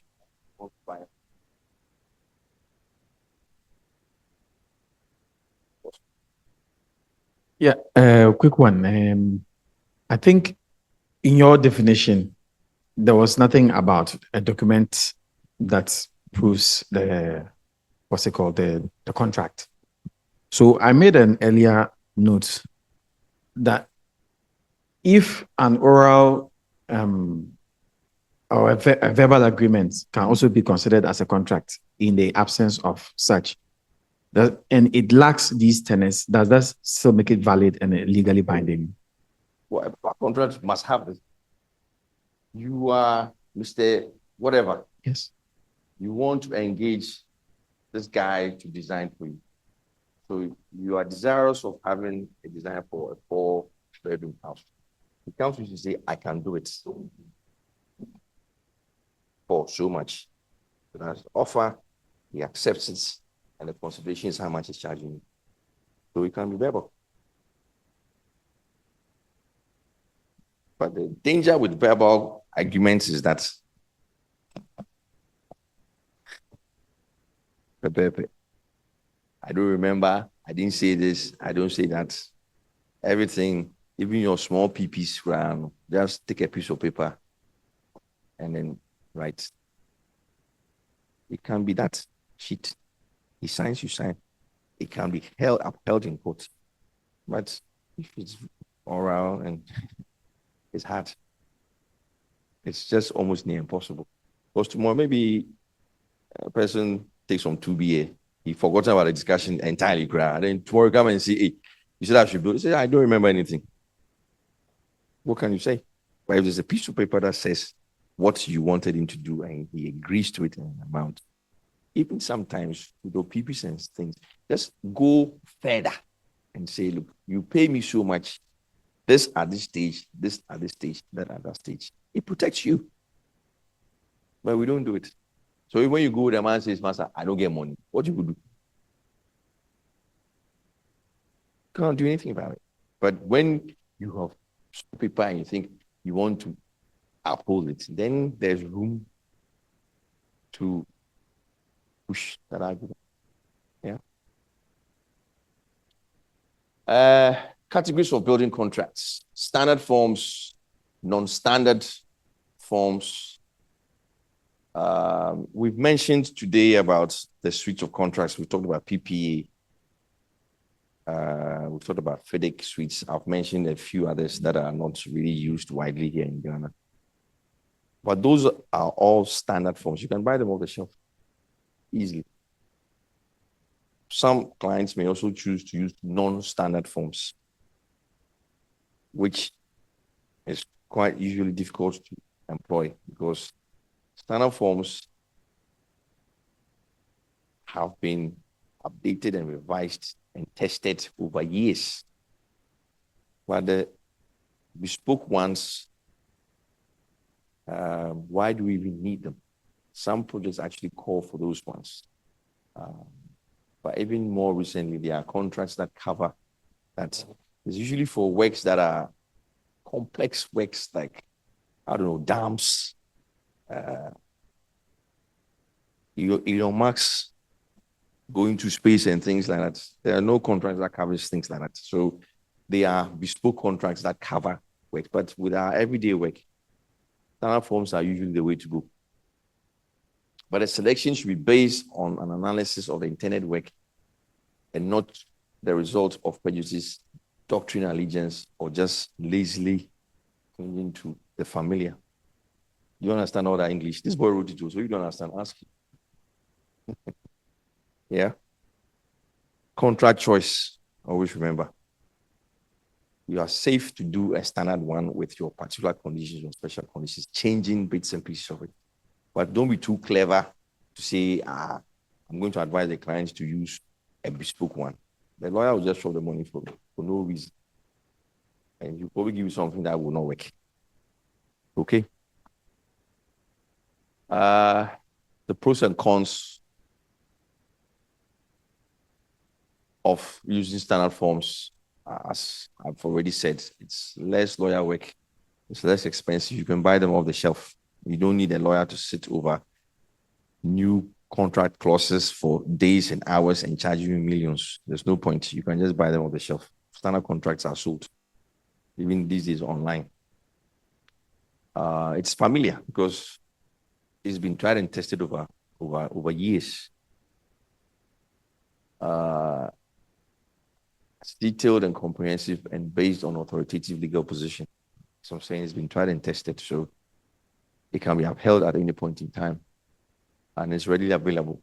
You can buy one now if you want.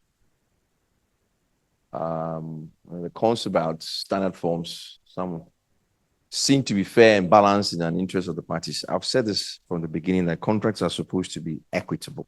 So when you go for standard forms, that element of equitability is very pronounced and renounced. But when you go to bespoke ones that are generated by the client, they can choose to be one-sided. Everything to his benefit. Yeah.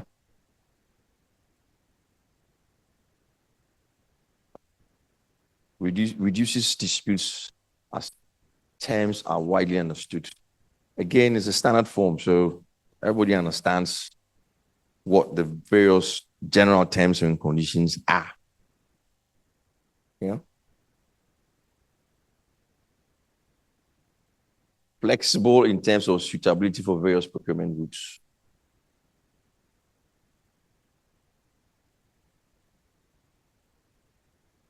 Do you know what procurement routes are?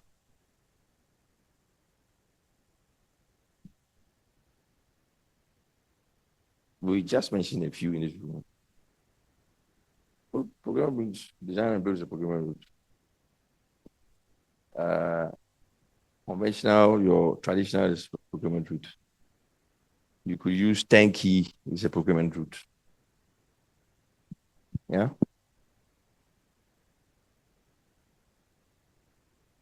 So contracts are actually aligned to specific procurement routes. All right. You ask me why? Because it clearly states who is responsible for what under the contract. Yeah. Or it's a bit fuzzy. You don't understand that. If you don't understand, just see and let's spend some time on it. The smiles will not work. Do we understand that? Hmm? Some people don't, but they are saying yes. This is the thing that will not score you marks at the exam. So if you don't know, just say it and let's talk about it. We don't understand procurement routes, do we?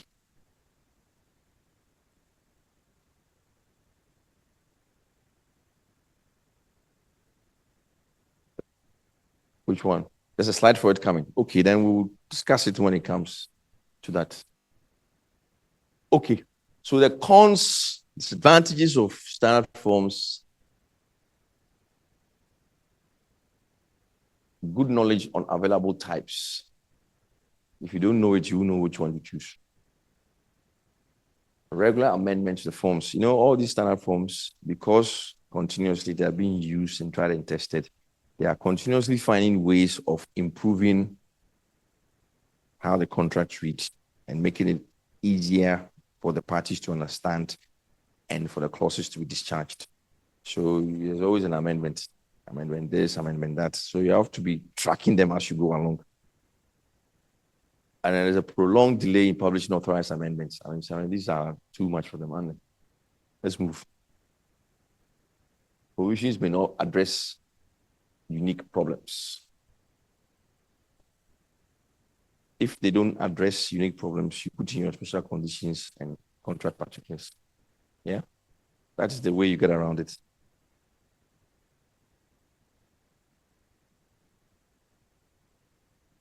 No, it doesn't. It amends only certain clauses, not all of it. Oh, but why would you want to amend all the clauses? The non-standard ones, yes. Oh, we are there. That's where we are. But what we're saying is that if you want to use bespoke ones, I mean, I won't go and hire a lawyer to take a FedEx Red Book and then change the terms and then charge me. I won't do that. When I can employ the same FedEx and then add the terms that I want to change. If you are changing the whole thing, then basically you are forming your own contract. Do you see what I'm saying? That is what a bespoke contract is. But a bespoke contract is not emanating from a standard form. You are starting from scratch. But every contract must have certain items that they cover. But if there are clauses that would answer and speak to what you want, then why don't you just go and buy them off the shelf and then instead go and hire a lawyer who will charge you all this money for what? Yeah. You would find out that these standard contracts have been there in existence from 1950 something, amended, revised, updated. If you take FIDIC, for example, the new suite, I think, is 2017 version. Before 2017 version, there was the 1999 version, which was amended with various clauses changing here and there, and then they incorporated all the changes and then made it 2017. That is for 7-8 years ago. So as they are using the contracts and then they are learning from some of the errors in the contracts, they are updating the clauses. So I'm sure in no time there'll be 2025 FIDIC suites of contracts. That is now changing some of the clauses to make it more easier and flexible to use. But for the bespoke ones, as I said, we have standard clauses, standard contracts that have been tried and tested over years. So if you're doing something similar that can fall under one of those standard contracts, there's no need to go to a bespoke, unless, as I said, you want to go to the moon. And going to the moon, I don't think there are standard contracts for going to the moon. So you have to hire a lawyer to show us exactly what we should be looking out for.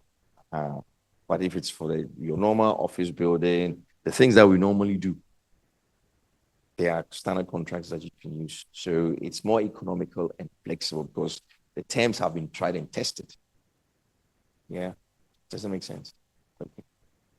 So, hold on, go back. Let's see, the one last one I wanted to pick. The cons of a standard form is what? The last one there is difficult to use in certain lawless jurisdictions. Well, if there's war in a certain country, what is a contract? What does it mean anything? There's lawlessness. So they'll set the contract aside and do whatever they want. You can't even work in a lawless country, can you? No, you can't. One of my friends, the guy who actually just called me, used to work in DRC, Congo, where you have the M25 and all those boys there. Yeah.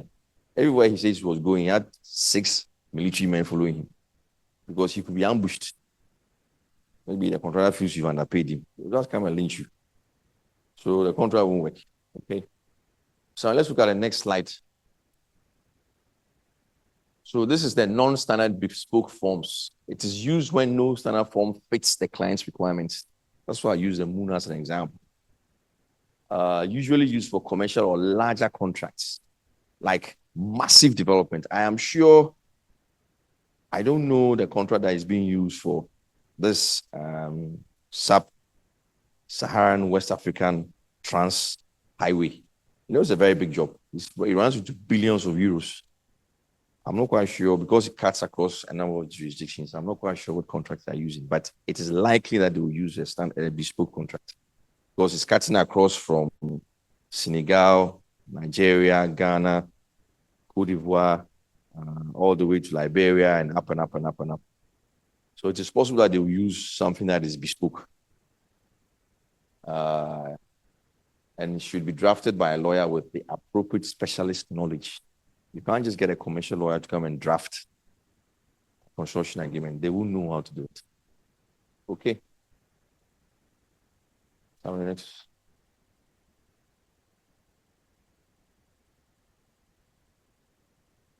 I mean, these are all, so let's move on. These are nothing to, I want to teach you something that would stick with you. All these are, you just go and read it at the bedtime. All right. So considerations for selecting a building contract form. One is its availability. Is it available? I'm sure most contracts these days are online, so you can just buy them offline. And then the sector also informs the type of contract that we're using. public or private or public, there are also forms that can be used across the work sectors. You know, I mentioned PPA. You can't do a government job with FIDIC unless you are prescribed to use FIDIC. The default is PPA. Large, medium, small contracts. Every government job. Policy requirements. Government's policy requiring the use of a specific form. That is what I talked about. And then the project jurisdiction, familiarity in project jurisdictions. Certain jurisdictions don't allow for certain contracts. You can't go and use PPA in Nigeria. It's a Ghana contract. Yeah. They also have their own series of contracts that they will use. And then the funding agency, funders' preference. I think I mentioned this earlier on, that if you go and take money from World Bank, they'll tell you what contract to use. Even if it's a government job, they will say use FIDIC. You just have to listen, because otherwise you take their money away. And then the procurement complexity and level of risk. I think we spent quite a number of minutes on this at the very beginning. We spoke about risk, didn't we? And the client's perception about risk and whether the client is adverse to risk or not. It informs the type of contract you would use.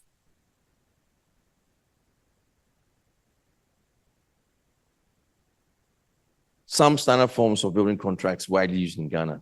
PPE I've mentioned, FIDIC we've mentioned, the new engineering contract forms. That is still alien to us. And for you, I don't know if you ever do any serious civil engineering work, so you wouldn't really need it, but you should know that they exist. And then they still contain the same issues as all the other forms do. Yeah. Next summary. Well, FIDIC is the same. FIDIC is an international contract that we've adopted here in Ghana. The new engineering forms is also an international one that it's civil contracts that most of you would not be interested in. Or for the life of your profession, you probably use 5% of your time doing engineering work. It's all about your buildings, isn't it? I don't know how many of you would even be interested in doing dams and roads and stuff. Maybe never. And the JCT, Joint Contracts Tribunal, is actually widely used in the UK. There's about another 15 types of JCTs that you can use, depending on the items that we read earlier on. Types of contracts. I mean, what's coming up? Do we know what a lump sum contract is? Do we know what a lump sum contract is? Do we know what a cost plus contract is? What else is there? Is that the two or there's more? Guaranteed maximum price contracts. I don't think we should know this in any detail other than the points that we've given you. So lump sum contracts, these are all, what we did before was a form of contract. Yeah. FIDIC, NEC, PP. Under those three, you can use any of this. Yeah. So at what point would we want to use a lump sum contract? And these things are actually enshrined in the contract itself.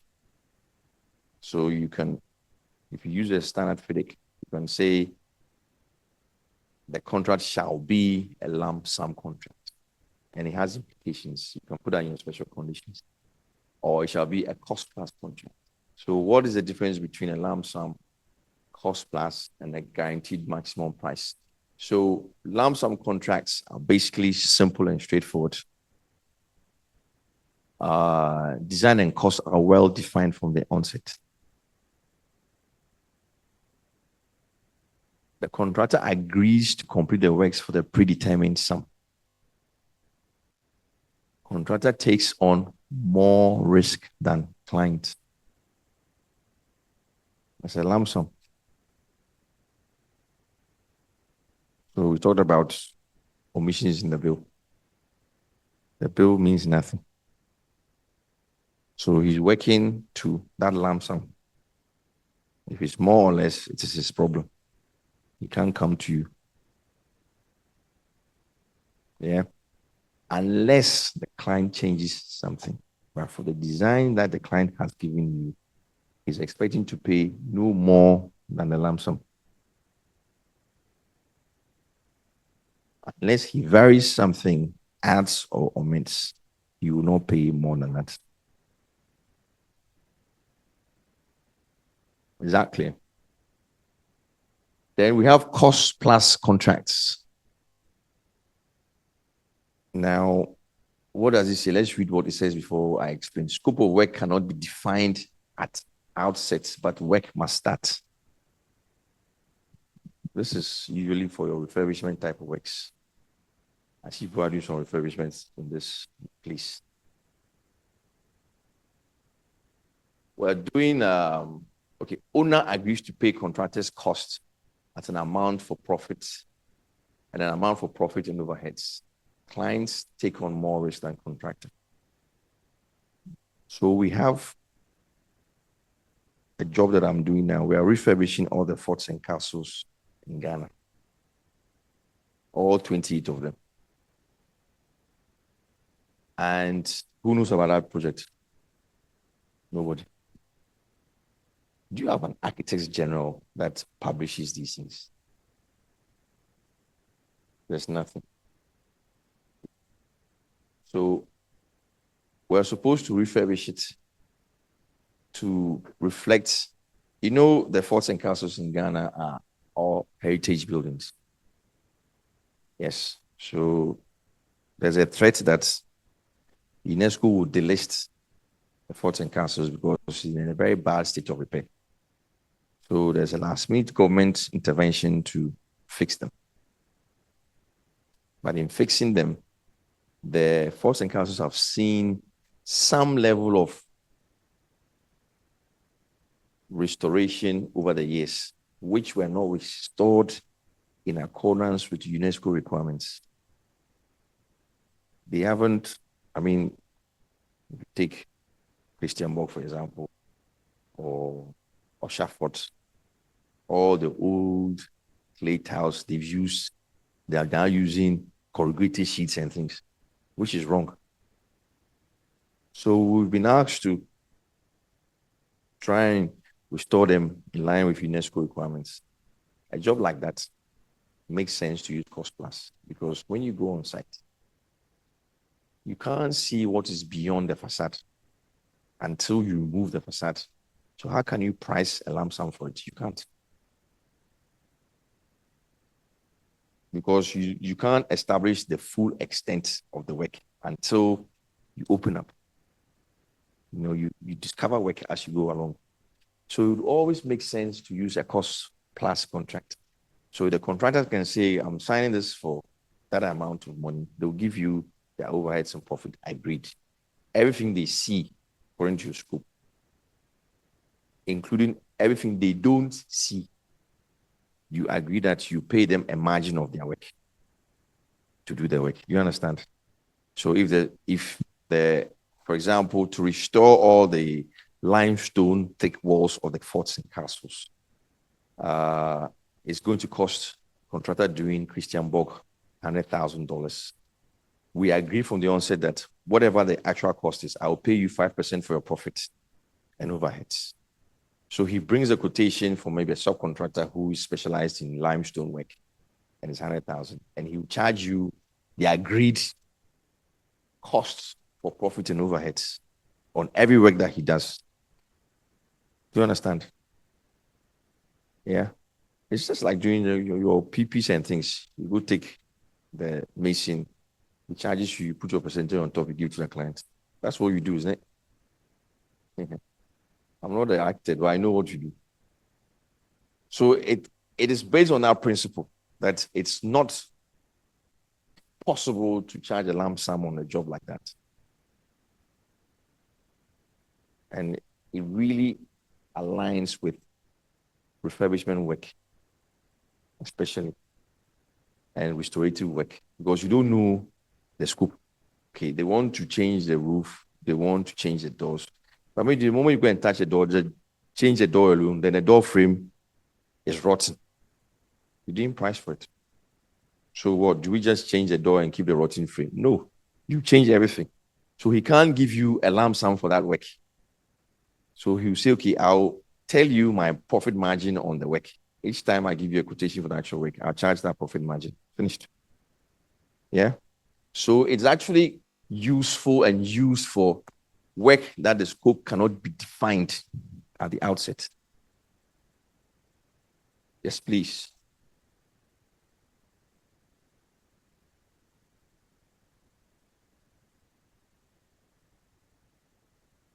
You have to. I'm listening. No. Finance the cost of the refurbishment and everything, and if you're not in the position to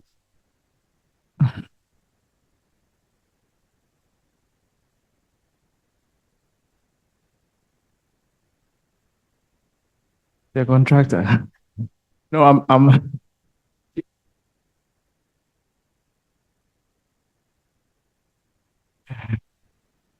no, so I'm asking that in a situation where we going with the cost plus contract, what we are learning is that we need to work. Start the work, and then maybe you calculate the cost involved. The profit margin is what the client will pay 5% for you. So I'm asking that. So it means that you have to pre-finance in all that before.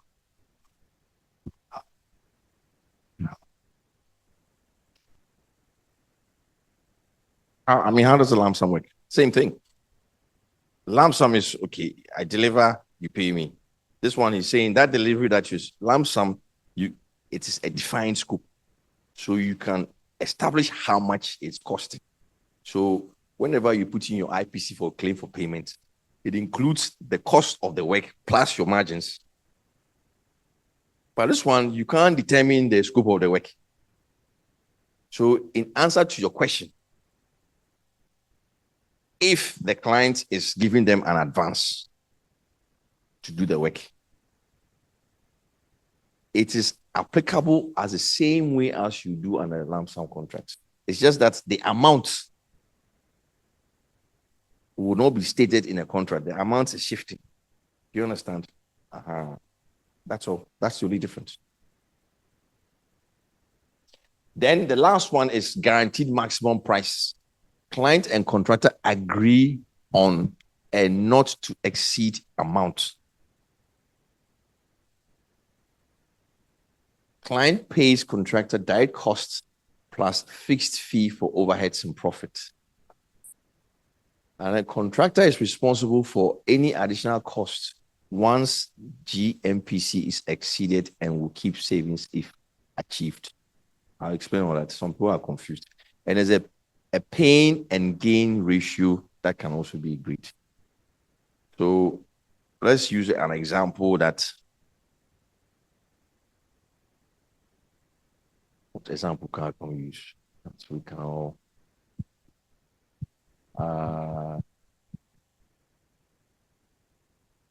We're just doing some. Okay, let's just use a mining museum in Ghana. We are building a museum for the mining industry in Ghana. And the client says, we've done all the work, and the client says, I will not spend more than $20 million for everything. Now,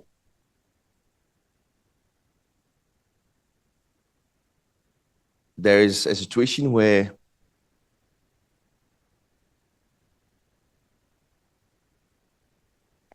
there will be elements of value engineering. There's options and there's some flexibility in what the specifications might be. So when it comes up that way, it is an incentive for the contractor to sharpen their pencils. So if we sign up that we'll do it for $20 million, and there's an element of the work that he can do it for less, he comes to tell the client, okay, fine, maybe if we did piling, it would be cheaper than doing the rough foundation. And then I think we'll save $500,000. The client expects that you share the savings with them. So it's an incentive for the contractor. Do you understand? Do you get it? So he's finding alternative means and ways to give you what you want for less, provided you accept it and we are not compromising on quality of the product. Does that make sense? That is all that the guaranteed maximum price is. So you agree that you will not exceed that price.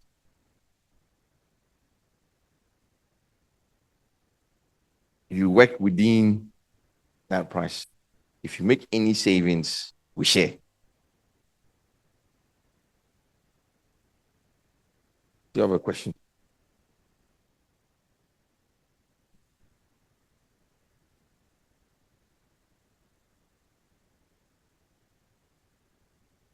Okay.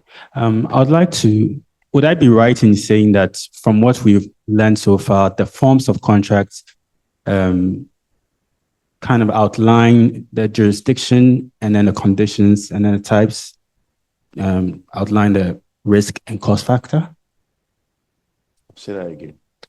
The forms of contract outline the jurisdiction, whether it's international, local, and the conditions, whilst the types of contract outline the risk factor and cost factor. Well, they do the both. Yes, they do the both. Yeah. The beauty of contracts is that you have the forms and then you have the types, and you can match them with each other depending on what is the preference of the client and how the whole project sees the spread of risk. Yeah. You can have a FIDIC red book, which is client-led in terms of design and cost and everything. He takes the risk on that. At the same time, you can use lump sum for it, or you can use cost plus, or you can use guaranteed maximum price. So whenever you are finalizing a form of contract to use, you need to take all of these things into account. The procurement that we'll talk about later on, and then these types that you have to understand with the nature of the work, what will best fit, and then the client's perception of risk. Risk is everything. Risk costs money. When I started, I mentioned 4 things. I said quality, time, cost, and risk. That are the variables that will determine what procurement route to use, what form of contract to use, and what type of contract to use. So it depends on how the client or the project description plays out. But at all times, you are looking for the best fit. Yeah.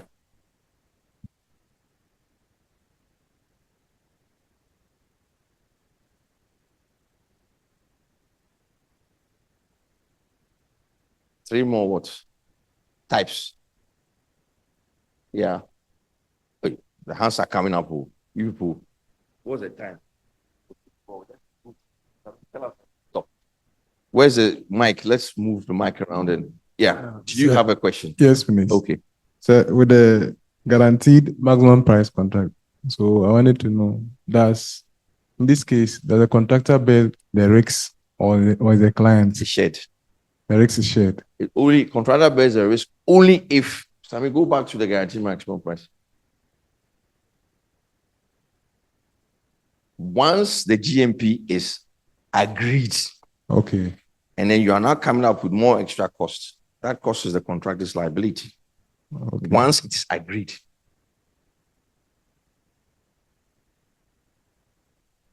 Okay. Yeah, it's just saying, okay, I have 100 million. You know you can do it for 95. The client knows that, okay, that's my maximum budget, but I want to be flexible with the cost.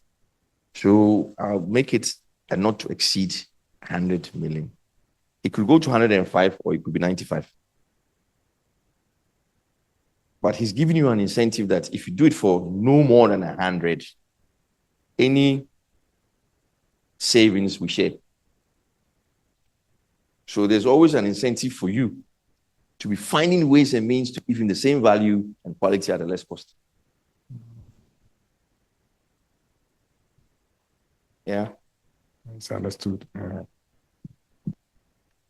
Okay, so some people are talking too much. Some people too are not talking. I am looking.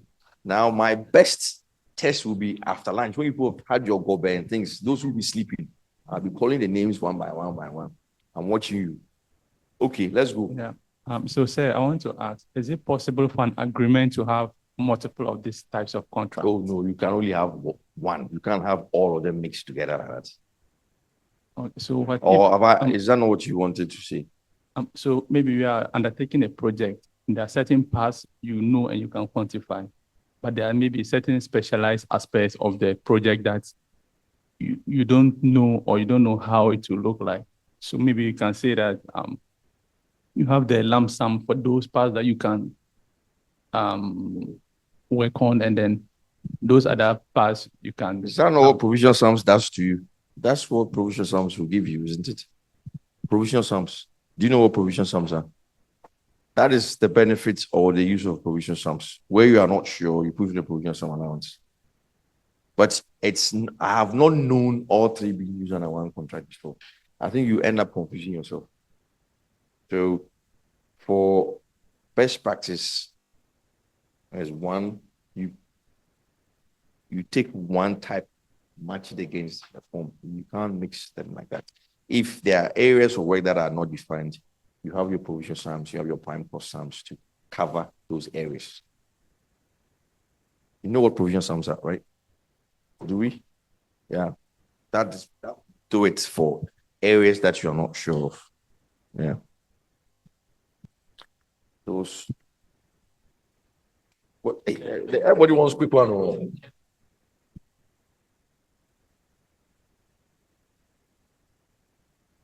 Oh, no. It never is a percentage of contract sum. It will come to provisional sums in a minute. We don't want to get confused. I'll answer that question for you. With regards to the incentives, is there a percentage between the contractor and the? It should be prescribed in the contract. Okay. Whether 60-40, 50-50, 30-70, they should say it. So the upper one goes to the contractor? It depends on what they agree between them. I mean, it could vary. Yeah.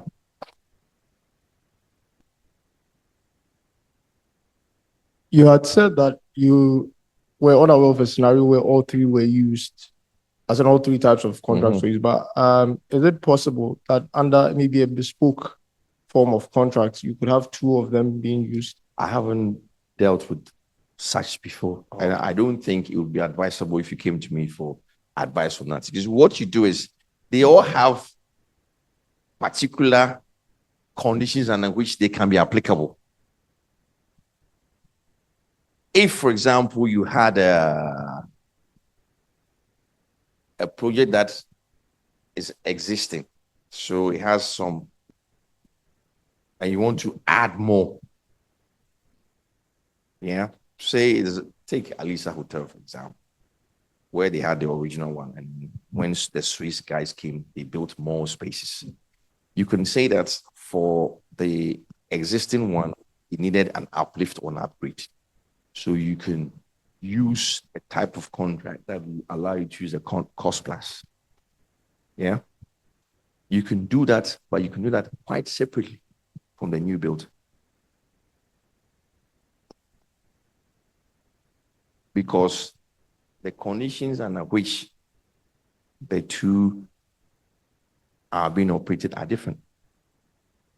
So if you're not careful, you end up confusing your own self. And then confuse the contractor, and then confuse the clients in the process.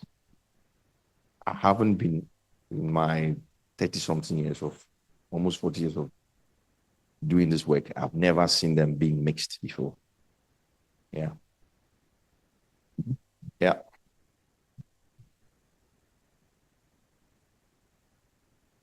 My question is, we can say the type of contract, right, is the modalities or the term of agreement, and the forms of contract is the process of administering the contract. Yeah. So that means we can use PPA or FIDIC for any of these. Yes. Okay. That's what I wanted to clarify. So my question has to do with the cost plus contract. Normally with construction projects, you are working in a margin of cost. I'm talking in terms of cost control. Like the example you cited, you are refurbishing a number of projects, but then you don't know the scope. So does it mean that there isn't a budget because there could be scope creep? But normally with the lump sum, there's a fixed amount you are working with. And with organizations and all that, definitely there's a budgetary allocation. What happens in terms of the cost plus? How do you control costs here? Because you don't know what might happen. You don't know the. So there's a contract sum that you sign up to. Just like you asked the same question about the fluctuation, right? It's almost like the same thing. Contracts with fluctuation clauses doesn't mean they don't have a contract sum. They have a contract sum, but it is conditioned that fluctuations may apply. And if it does, it changes the bottom line, but it changes it progressively. Yeah. So even with cost plus contracts, you still have a contract sum, but as the work is going on, it is gradually being progressed. It could go up or it could come down. Yeah. But for the GMP, it's fixed. It can only come down, they share the profit. They share the benefit. Okay. Yeah.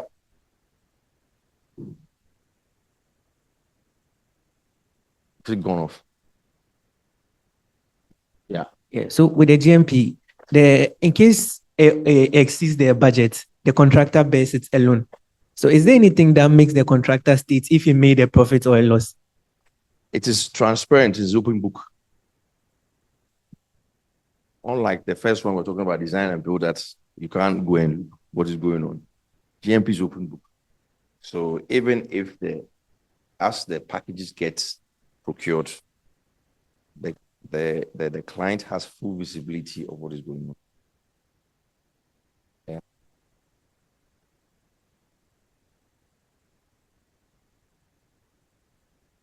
Can we move on? So there's more types that we have to look at. Remeasurement or remeasurable.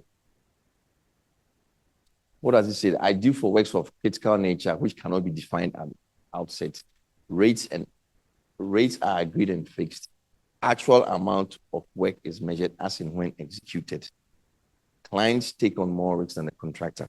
This is very typical of roads, where you are cutting and filling, you don't know amount of cut or amount of fill as you go along. So the work is measured as you go along. But that doesn't mean that there's no contract sum. There's a contract sum for it. But the contract sum can change, can move. Yeah.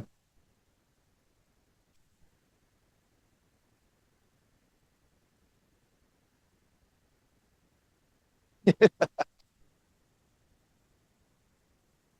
a 100-kilometer road, you know it's 100 kilometers, right? But you don't know that the excavation will be 100,000 tons or 5,000 tons unless you get there. Do you understand? But for example, for the cost plus, it could be, let's just give a more understandable explanation of the cost plus. So it says change the roof covering of Christianborg Castle. So you go and take off the existing one, and then you find out all the trusses and everything is rotten. But you can't tell it until you move to find out. Is that clear? Do you see the difference? Or you are still not sure? You are still not sure? It's shaky. Hey.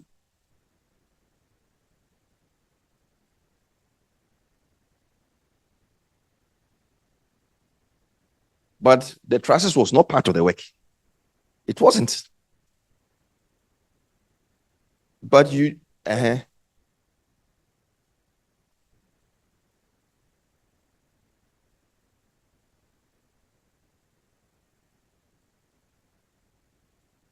but you knew there was a possibility of having rock. Yes, but you didn't know the extent. But this one, it says change the roof. It didn't say change the trusses. It's not necessarily the volume. It's you see, it's how do I even explain this? Maybe road is too simple. Let me use an example. What do you have an example for me? Okay, and I'll give you an example. I'll give you the example about a harbor where the perceived depth was from 0 all the way, and then you find a hole in the middle there that you didn't predict it was there. Yeah, for the breakwater. Yeah.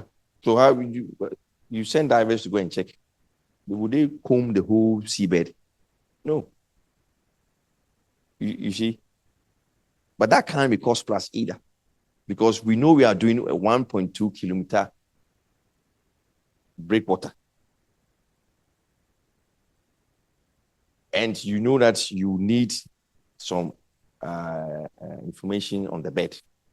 But it is also possible that there's so many things can happen. We are not going to build 1.3 kilometers of road of keyhole. We are building just 1.2. But this one, I said go and change. In fact, and then you find out that everything is gone. Even the blue beams are shaking. So that is actually a change of scope completely.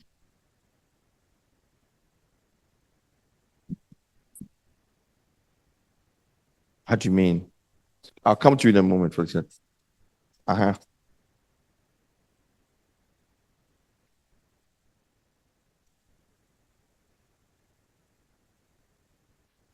Even if it's a contingency, it has to be done at a certain quotation because you don't know the extent of the scope.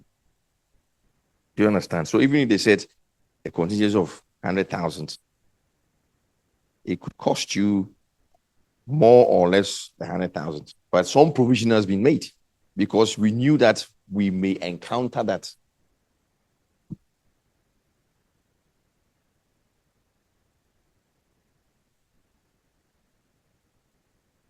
Well, no, you can't make it a lump sum. Guys, I think we are wanting to be too technical about this. Because if I was teaching quantity surveyors, I'll teach them differently. I want you to understand the basic principles. Yeah. If we're going into the maths of these things, I would address them to the discipline that will be doing this and administering on a daily basis. But for you, I think it's fair to understand that these are just generic forms in which you use that. Because you can go into details that would question A from B from C. But because you don't have the fundamental understanding, I'll be teaching you something that will probably end up confusing you. Yeah. If I was teaching the GHIS boys doing their exams, we'll be drilling down deeper than what I'm telling you today. Yeah. Because they understand when to use what. Yeah. Felix Charles, you wanted to ask some questions. Yes, so I wanted to give an example of remeasurable project. Maybe that would help coming from an architect. Yep. So say NHI, they are doing district offices in Central Region 5.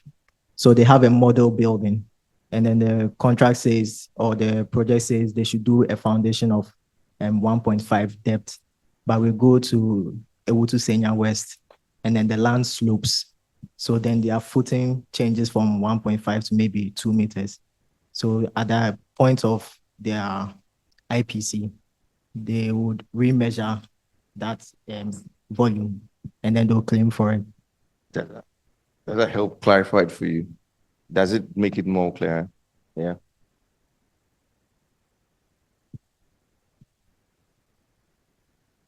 Yeah. Before we start construction, we already know what type of contract we use. So let's say in the case of FC's example, we used lump sum, and then we go and then we see that there's this discrepancy in the foundation of one side. Does it mean that it will have to change? No, it won't. But like, how do we? Can you explain? Yes, that. Yes. Well,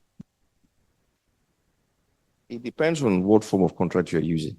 If you were using remeasurable, it's very easy because, as he says, most of these Agenda 111 projects were all based on flat land. They assume flat land. Even some of the contractors signed the contract, they didn't have the land allocated to the job.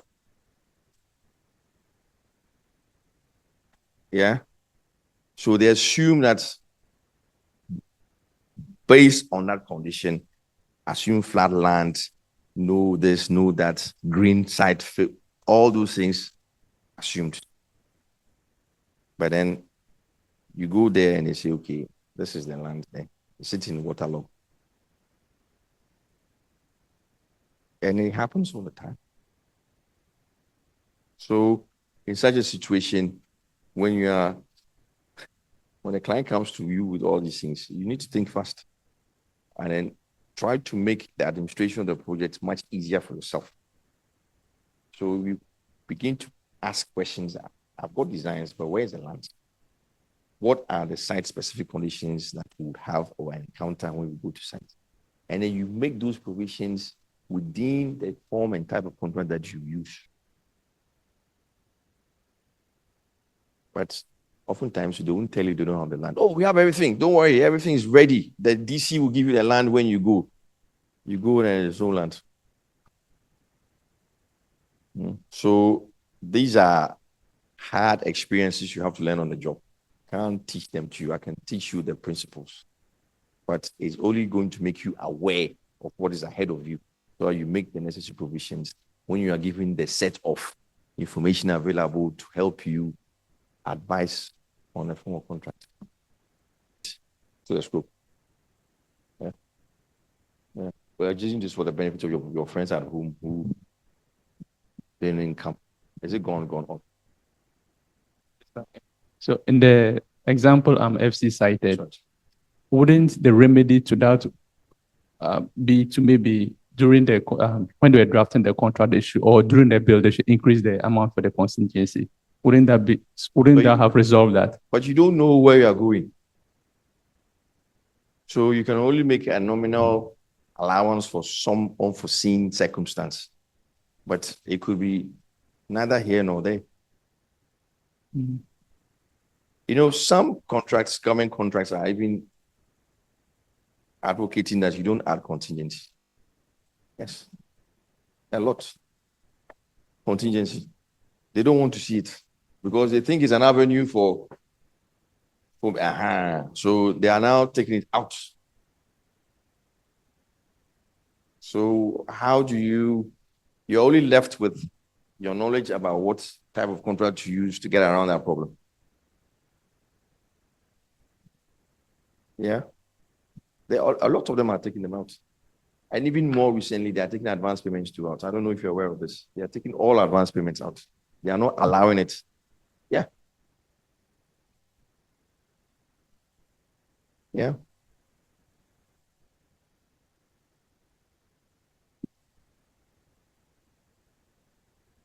Hello.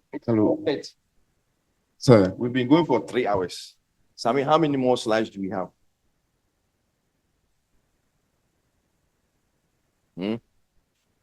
30 more slides. So what do we do? What time is your lunch? Now. Is it now or 12:30? 12? Oh, so we've overspent the time. So what do we agree we do? Let's agree that we can't do all the 30 slides. Can we agree that? Yeah.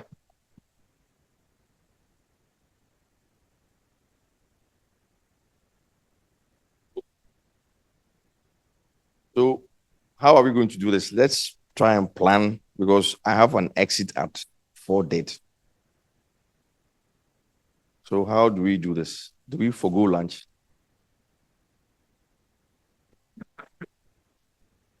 Or I hear lunch is not in yet, so we can carry on till maybe it arrives.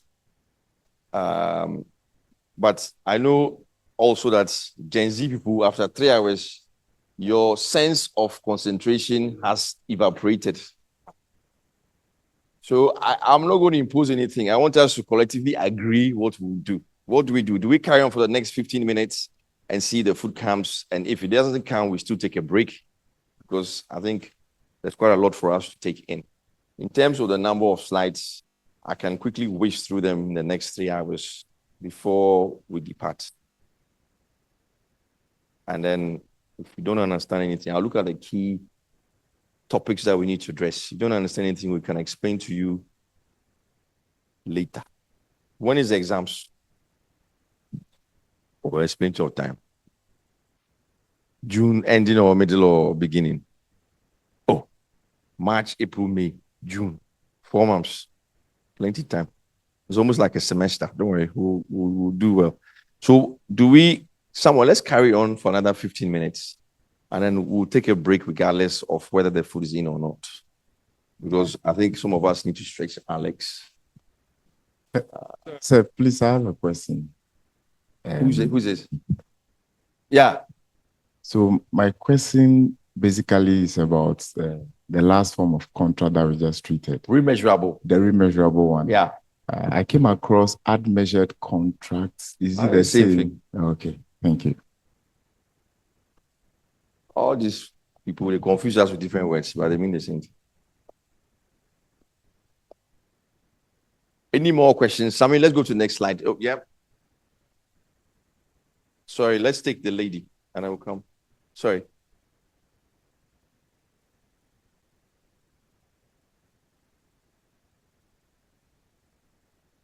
That's cost plus. Yeah. Yeah. You best the cost plus fee. Yeah. Hello there. Yeah. Chief, sir, please, I want to ask, does that mean that the cost plus is strictly for renovations and refurbishments? And you say that too.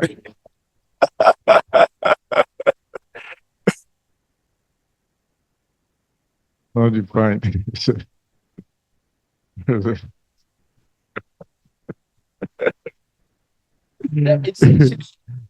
Refurbishment falls under that, but I'm sure there are other things that can also fall under that. Under that one. Yeah.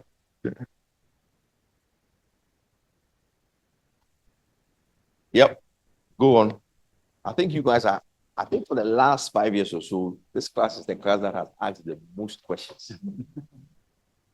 Oh, Sammy, you've been very, very interactive. And I'm very encouraged by that, honestly. It tells me you are listening to me. Okay, so in the remeasurable, there's a critical nature that's mentioned there.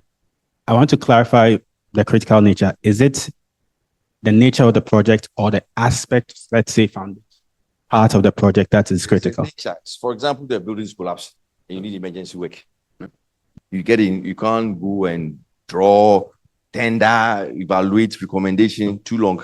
So for quickly you can get in and then get a contractor who has the relevant experience to do that for you, and then you move. Okay, so for that project where the truck carrying explosives destroyed the road, that is a remeasurable. If it's an emergency work. Okay. Yes. And it needs to be done, otherwise there will be no access to that village. Very quickly, you won't wait for 3 months of tendering and procurement. You just go in quickly, get the whatever it costs plus contractor's margins. Yeah. More. Okay, next. Where are we? Building works.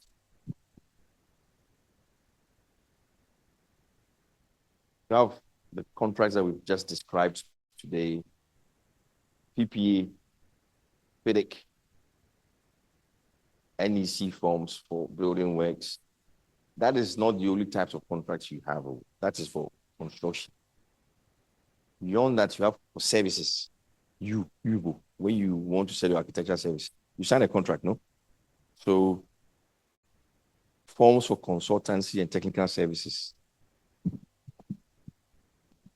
You have it for PPE, you have it for all the other forms of contract for services, engineers, architects, everybody signs a contract. Yeah. And then you have for goods. Well, goods, I don't think we ever have to have the need to procure tables and chairs and laptops and computers and stuff. You won't do that. But you need to know that there are contracts for that as well.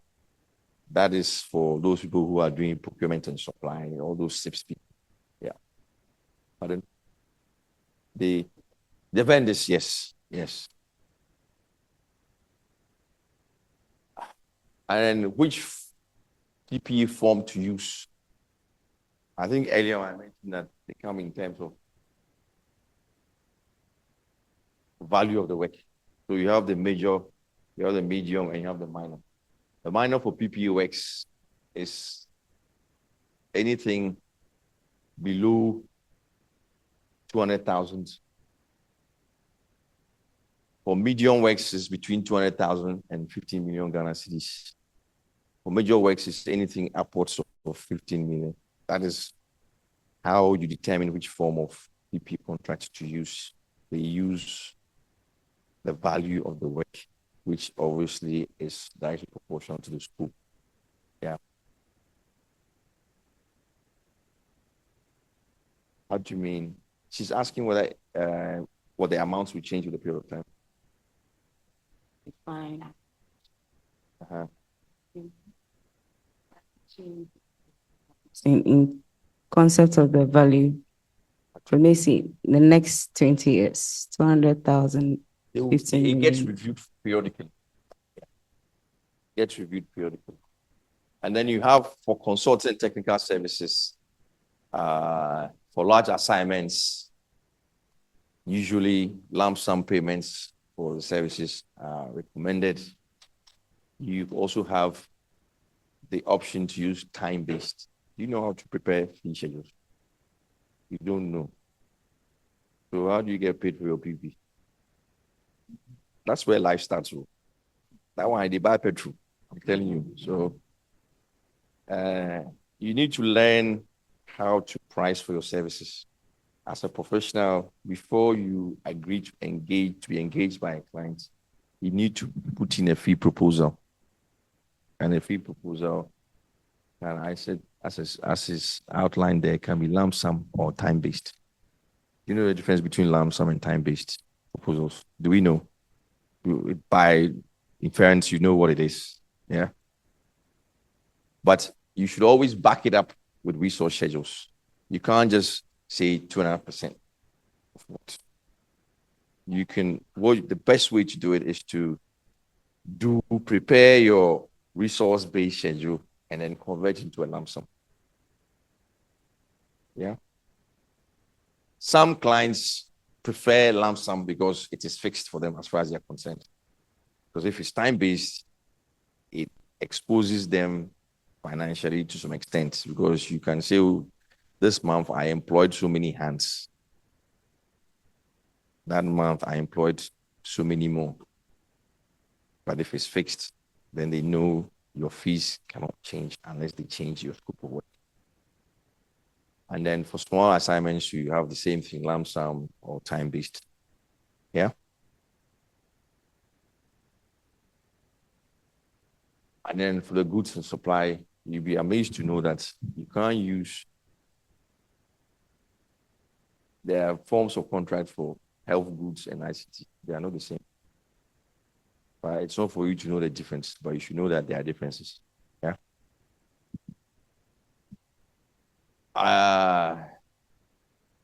And then which FIDIC form to use. You know, there's a suite of FIDIC contracts. You know, there's minor works, there's a red book, which is the traditional, there's the yellow book, which is design and build, there's a turnkey, there's one for maintenance, all that stuff. Do you know that? Do you know all the forms? Okay. So this is telling you it's just a recommendation. It's not something that is a fixed thing to do. But when you have, I'm wondering whether these people can read this in from the back. Someone.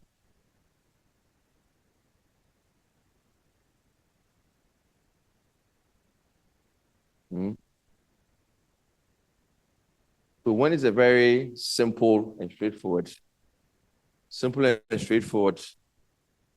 works, usually the green book is what you use. If it is not, it's asking you whether it's an employer design. If it is yes, you use a red book. If it is no employer design, you come to design and build, which is a contractor. You understand that model? Yeah. And then it moves on to, if it's maintenance, you use the brown. Yeah. If it's what is it? Fixed price lump sum, little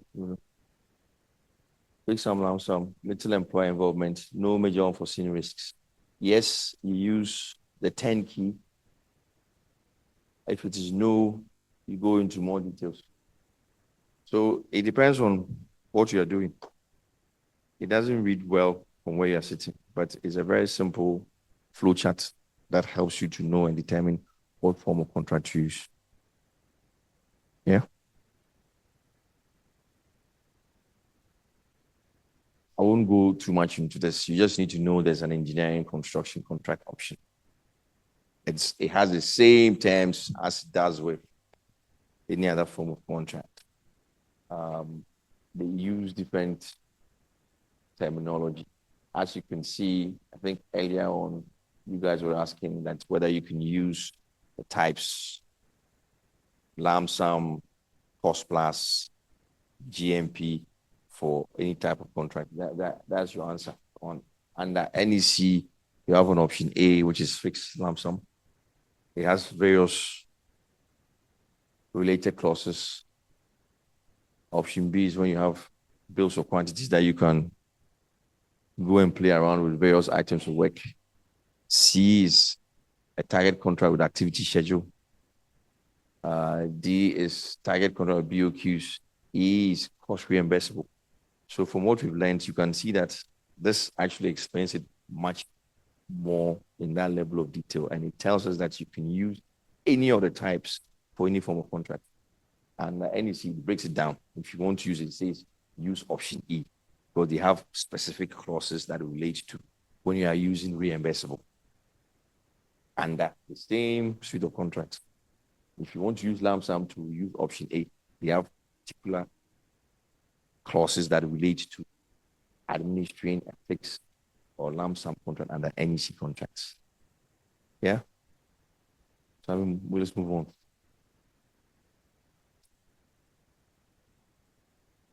I'm not going to go through all of this.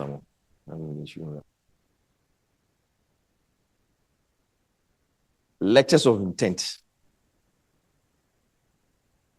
Do we know what they are? Have we heard about it before? So we shouldn't talk about it, we should go.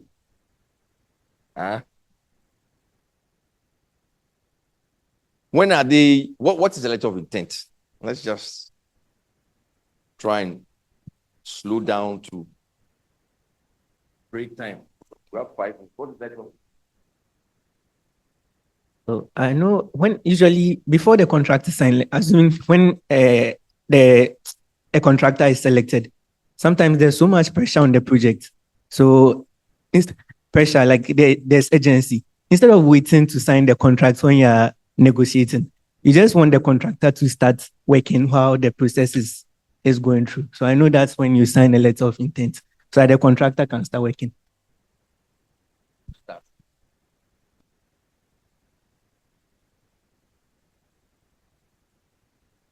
So it's like a handshake agreement, or let's say you want to start a project, like he said, and then you just want to start it quickly, and the contract is not done. It's just an handshake agreement that we are agreeing on the terms, your responsibilities and stuff. So just kickstart. Yeah.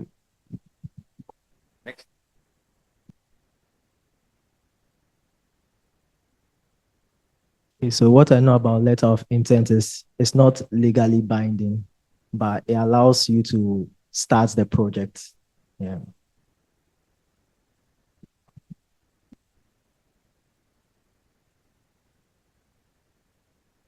So it's just an add up. It's also so that contract, letter of intent, that's part of the project to end. Yes, and there's a possibility that you might not be the contractor on the project. Yeah. So I think we've all contributed the various or some of the points that describe letter of intent. So let's look at what we want to share with you when it comes to letter of intent. It's a you can take your notes, but all of this will give you. Yeah. But maybe you want to take some side notes to give you prompts. So it's a non-binding agreement that shows the intention of the parties to the contract. It is also known as a unilateral contract, i.e., a contract formed on one condition and enables works to commence while the contract terms are still being negotiated. I think we've shared all that already. And outlines the preliminary terms of the agreement, i.e., information on overall scope of the works and contract sum, period of validity of letter of intent agreement. All letters of intent are valid for a period of time. It only gives you that bridging gap to conclude and negotiate all the terms of the agreement. It's limited to a value of scope of works. I think enabling works was mentioned. And for a period that it will have to be executed.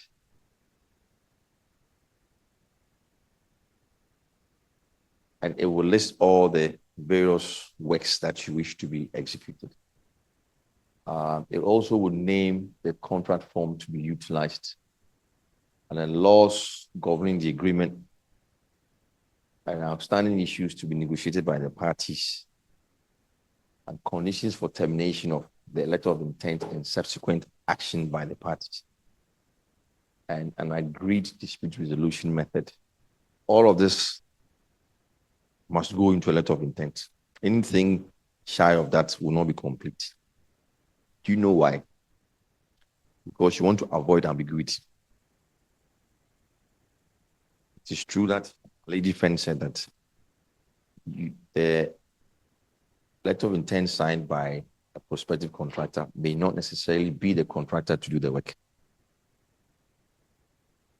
It's not by force. The client can change their mind. They intend to. It's an intention. Do you have any questions? Is there? Yeah. Yeah. Non-binding. Why do we have item H, that the conditions for termination of the LOI and the subsequent action by parties?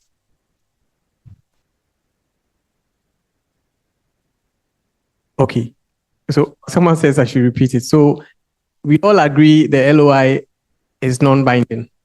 So it can't be upheld in court. Yeah. But the item H is saying that conditions for terminating the LOI and subsequent actions is considered as one of the how do I even call it, items listed as part of the LOI requirement. So, in my understanding of this, I think with the letter of intent, if this is done, let's say I am a contractor and I've come into an agreement with the client. Let's say there's another job waiting for me somewhere, but then because we have this letter of intent, which has a validity period, because as he said, from the explanations that has come, the work needs to start very quickly, right? And along the way, the client comes back and says that, no, I want to go with a different person. I think it's clear for some remuneration or some form of compensation to be done, because I could have equally gone to focus on the other thing and then got that, but I chose to focus on this one. All right. Yes. Same.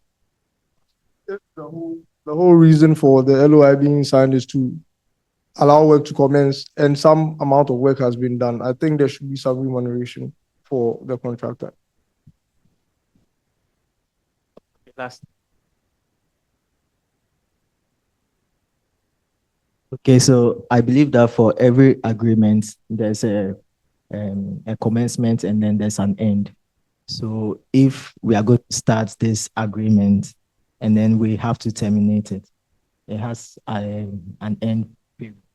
Right. So it's non-binding for the entire works. Okay.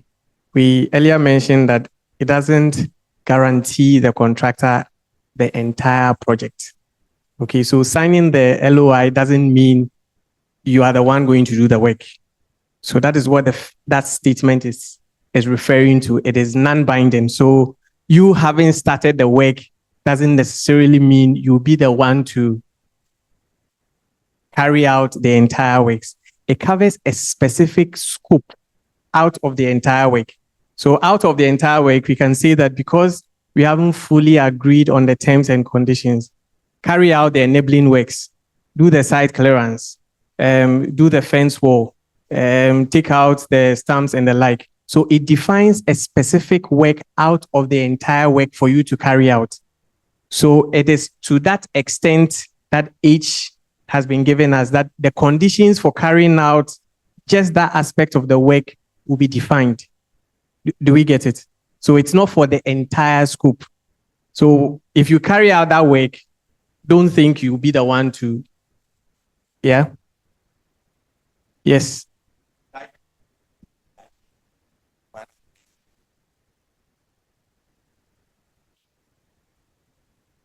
So within the validity period of the letter of intent, what I am supposed to do as the contractor, is it binding? Or so yes, so it's binding for that specific one, so we can take it to court if there are any disagreements. But for the entire scope, it is not binding. So do we say then that sectional completion can fall under letter of intent? Why?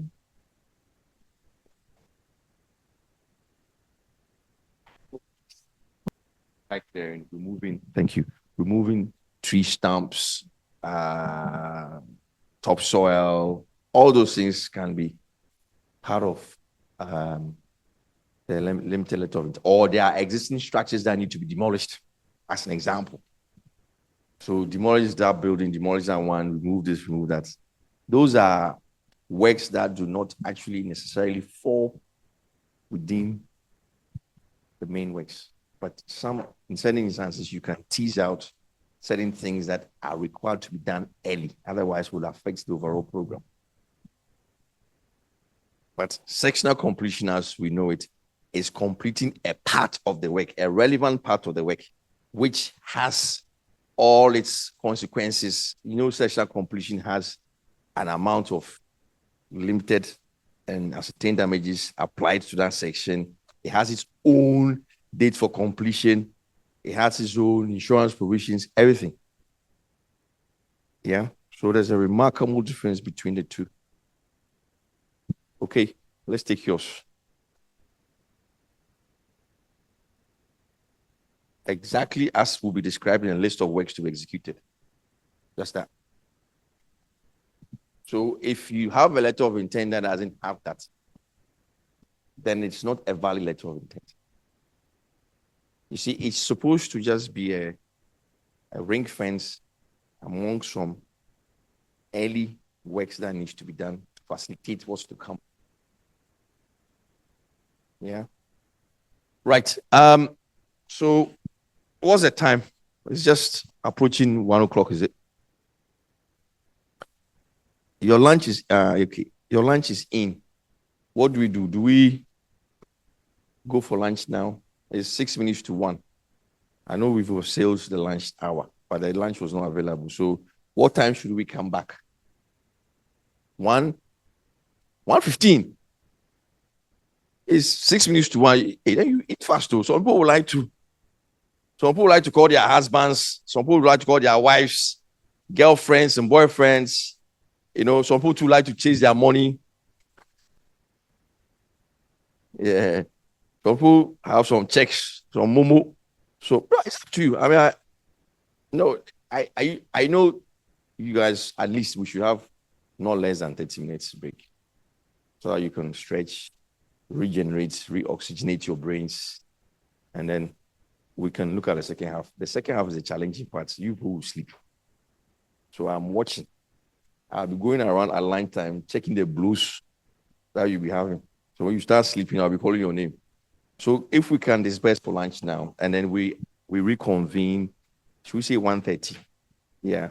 So we have another 3.5 hours to close out. Okay. Have a good afternoon and enjoy your lunch.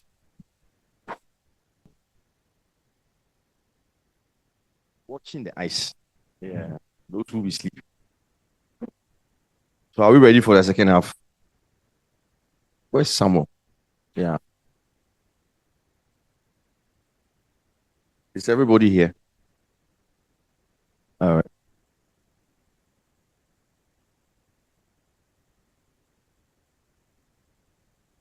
I think before we went on break, we left it off at the letters of intent. I think we would like to look at typical content of a building contract to start us off this round. So we've listed out the typical items that you like to see or should be part of a building contract. An agreement. Do you know what an agreement is? Have you seen one before? Someone, do you have an example of an agreement? Even the FIDIC has a template at the back. Just to put together. So that is a contract agreement. It's just states the date, the client, the contractor,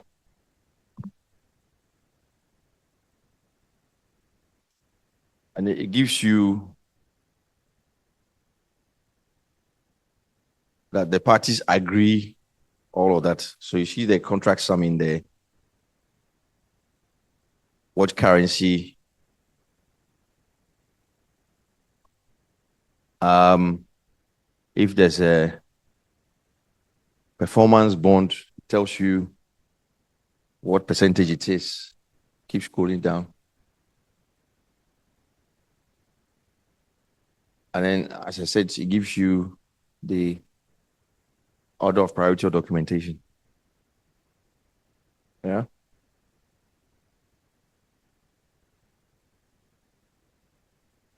So that is all it does. It gives you the parties to the contract, it gives you the amount, it gives if there's any performance bond or any bonds that are required. And then you sign up to it. But then it will list out the other documents that form part of the contract, which are the letter of acceptance, particular conditions of contract, the general conditions, contract data, post-tenant clarifications, drawings, specifications and technical data and information, pricing documents, securities appendices, and any rules for adjudication. So these are the typical headers you'd find in a construction contract. Do you have any questions? Do you understand what these are? We've talked about particular conditions. We've talked about it all morning. Or have you forgotten? That is when you are varying some of the terms of the contract. Then the general terms, we've also spoke about. Contract data just teases out the various data within the contract. Any post-tender clarifications. You know, normally when contractors tender, you find that they submit their responses through the form of tender, and they may have some qualifications. Maybe they are unclear about certain things, or certain things that they think should have been included haven't been included.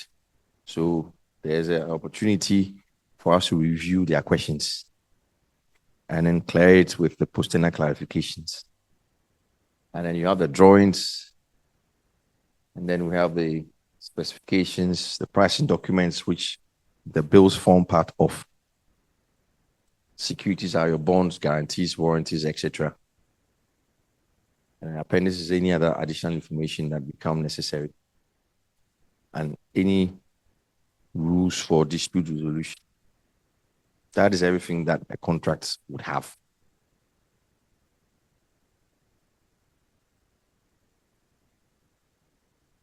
Yeah. Where's your mic?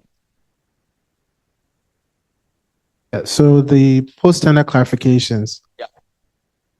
Is it within a period that between the two parties sort of sort that out, and then they sign a contract, or once they sign a contract, then they sort of go through post-tender It clarification? is the period between the submission of the contractor's tender and upon to signing the contract. So any ambiguities that has to be cleared, gets cleared with that. So after the contract gets signed, there's nothing. So let's look at some main contract clauses. So under the PPA million works, under general clauses, you have 1 to 26 that talks about definitions, interpretation, law on language, duties, etc., etc. The definitions, are you familiar with contracts? The very first few pages gives definitions. For example, if you say number of days or days in terms of contract, is it working day or calendar day? The particular condition or the condition that the contract that you're using would define what days mean. There's a difference between working day and calendar days. You know that. So if the contract says days means calendar days, 7 days. If it says working days, Monday to Friday. So all those definitions are enshrined in there. If it says program, it will tell you what program is defined as. All the key terms and the contract are detailed under definitions. Time control under PPA medium term is enshrined between clause 27 and 32, talks about program, extension of intended completion, acceleration, delays, management, early warnings, etc. In terms of quality, clauses 33 and 36, identifying defects, tests, correction of defects, uncorrected defects, etc., how they are all treated. D, cost control, bills, changes in quantities, variation, payments of variations, cash flow forecasts, payment certificates, payments, compensation events, taxes, LADs, retention, etc. 37 to 54. And then finishing the contracts, completion, taking over, final accounts, operating maintenance manuals, termination, payments upon termination, release of performance, etc. And those clauses, 55 to 62.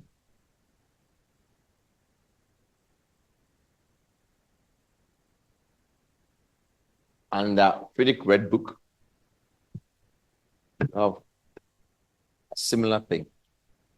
General provisions, employer gives some few words about the employer, what employer's obligations and things are, what the contractor's obligations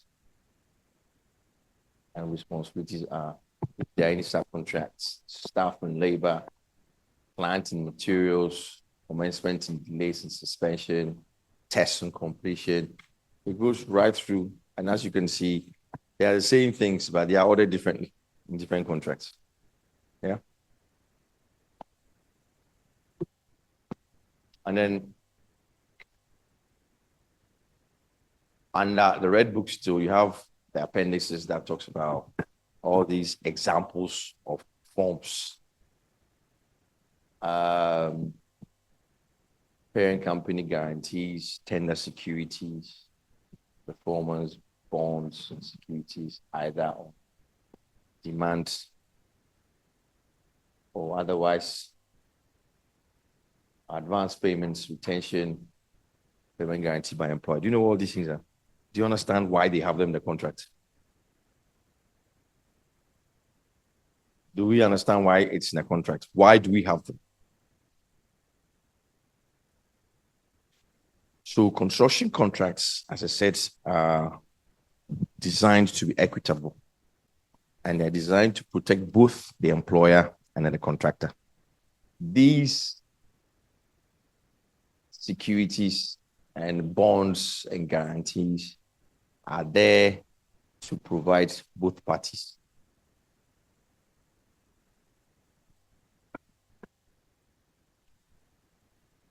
Let's just take performance. It is required of the contractor to give the client a performance guarantee that he will perform as prescribed in the contract. So if he doesn't and he fails to perform, the client has some recovery measure to claim against the performance bond. Now, in terms of performance, you can do either a bond or a guarantee from a bank. Bonds are usually the preferred because it's less expensive than the guarantees. Guarantees from the bank, the bank would ensure that you have that amount of guarantee in your accounts. Contractors don't have that. So they prefer always going for bonds, but they serve the same purpose. And with the guarantee too, it's easier to access. The guy fails to perform, the bank pays their clients. Bonds, now you have to write a letter and then all this back and forth loan things, you know. So clients prefer bank guarantees, but contractors to prefer bonds. Either way, do agree on one way and the way. And then somebody will probably ask, what is a demand guarantee and all these things? On demand is the moment the client feels that you haven't performed, they can call on it anytime. You don't have to prove it. You just have to call it and the bank will pay. You just have to state the reason why you believe he hasn't performed adequately. But there's the other one that is conditional, that you have to prove why he didn't perform as you expected. That one is too long. So normally they prefer on demand and guarantee. So that's quick. They get their money and they're moving. Advance payments, you know what they are, right? I think we've talked about it this morning. It is a soft loan given to the contractors to help them financially to start and mobilize for the works. And then it gets recovered from IPCs as the project goes along.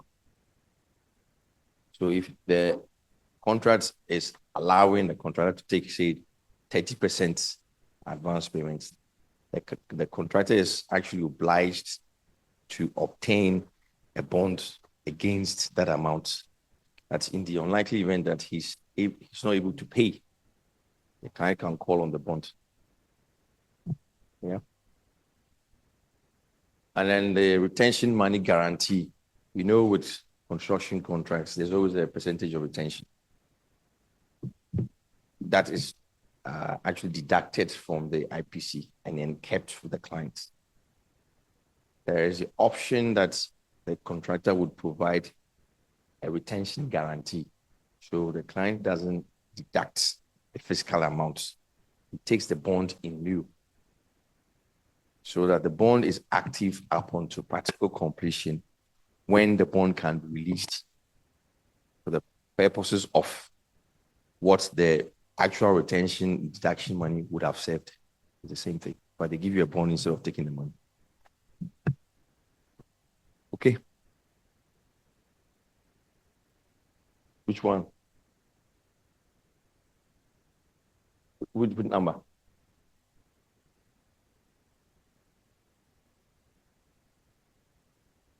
E.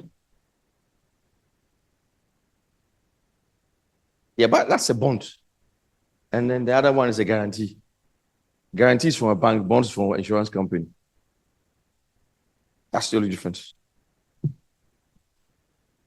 But even under the performance, whether it's bond or guarantee, you still have on demand and conditional. On demand is client is not happy, you are not performing, he just calls it, whether it's bond or guarantee, whatever. Yeah. One is from an insurance company, one's from a bank. That's the only difference. Bonds are from insurance companies, guarantees are from banks. So, Sami, come on the next sheet. Do you understand all these things? These bonds and guarantees are there essentially to protect the client in terms of his exposure with performance, bad work, and all those things. Yeah.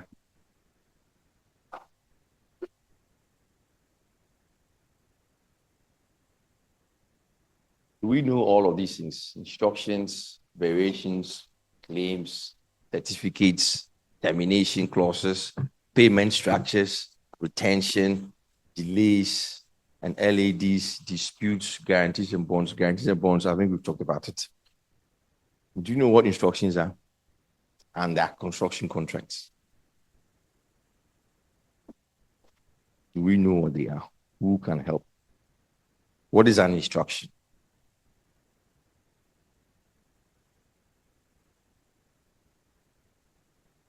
So an instruction is just a directive given to the contractor to act on whatever the instructions requires of him to do so. It's not all instructions that have financial implications. It's not all instructions that have time implications. Instructions can be, these are the construction drawings. Go and build as per the construction drawings. Finished. It doesn't have any time or cost implication. Or there's a clarification that is required, and then you issue the clarification and the instructions. Instructions can also have cost implications and time implications. If there is some departure from what the basis of the contract says, you cannot just verbally give instruction. All instructions must be written. Can't go to site. You people like that in bar. You go and stand on site and say, change that. And then you sign some small side instruction book and you go away, forgetting that it may have wider implications than you just said. Do you have any questions on instructions? Yeah.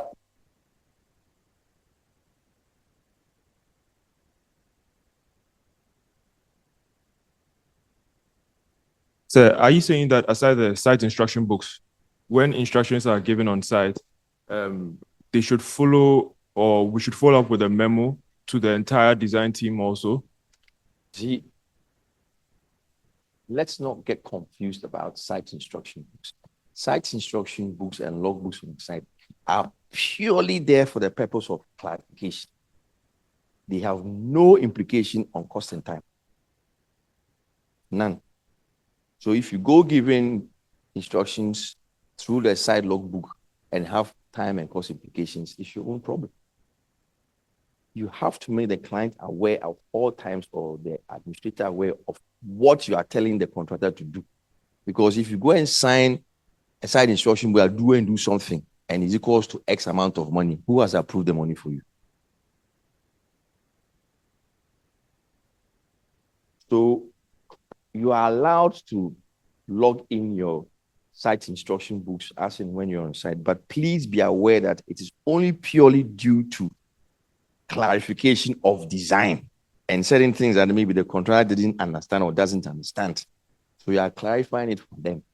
But under no circumstances must you sign a site instruction book that has a cost and time implication without prior notice to the team. You can't do that. Because if you did that and the contractor says, thank you very much for the sign instructions, I'm bringing you a bill of X amount, who's responsible for that? Have you been authorized to increase the cost of the contract? No. So before you sign that, you have to go through the whole process of change management to make sure that that change, unless it is emergency work that maybe a pipe is burst, and you have to give an instruction to stop the work or something, because it's an emergency situation. But if it's your normal thing, so remove that door and put here, you know what the implication is. It's not as simple as that. So you need to be sure that what you are given would receive the necessary approval before you go ahead to spend the money.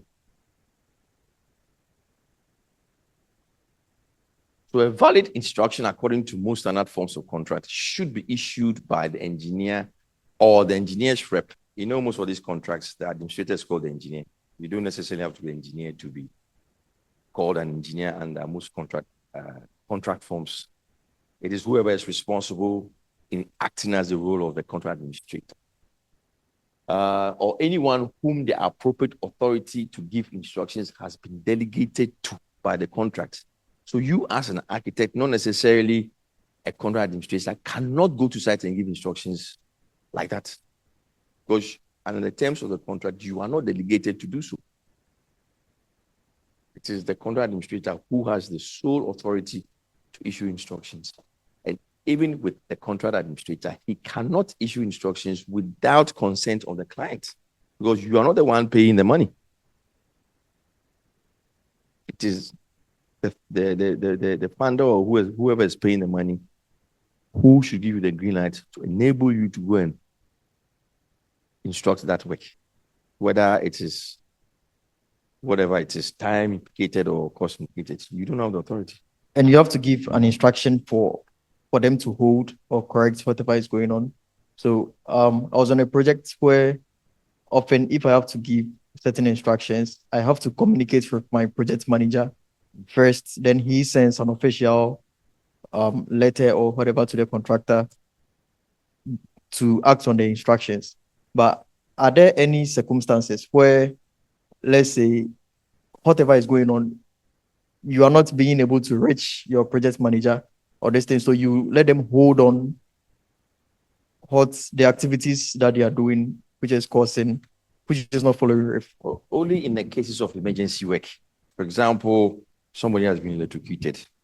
I remember just behind my office, the National Petroleum Authority, when we were building the Annex 1,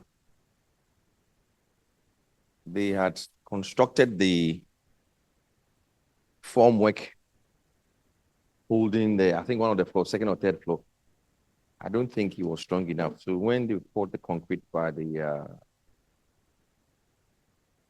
tower, the whole thing collapsed and it killed somebody instantly. In such a situation, you can stop the work, they hold the work off because there's death. It's emergency. Or there's a power burst, pipe burst, or somebody has been looked. Something that is not normal. Only in emergency situations, but not willy-nilly. You just go and say, okay, I'm seeing, I don't like to stop. No, because the moment you do that, you are sure the contractor will bring you a bill because you stop his work. So it is only admissible in emergency situations, which either is causing destruction to the work or loss of life. Beyond that, no.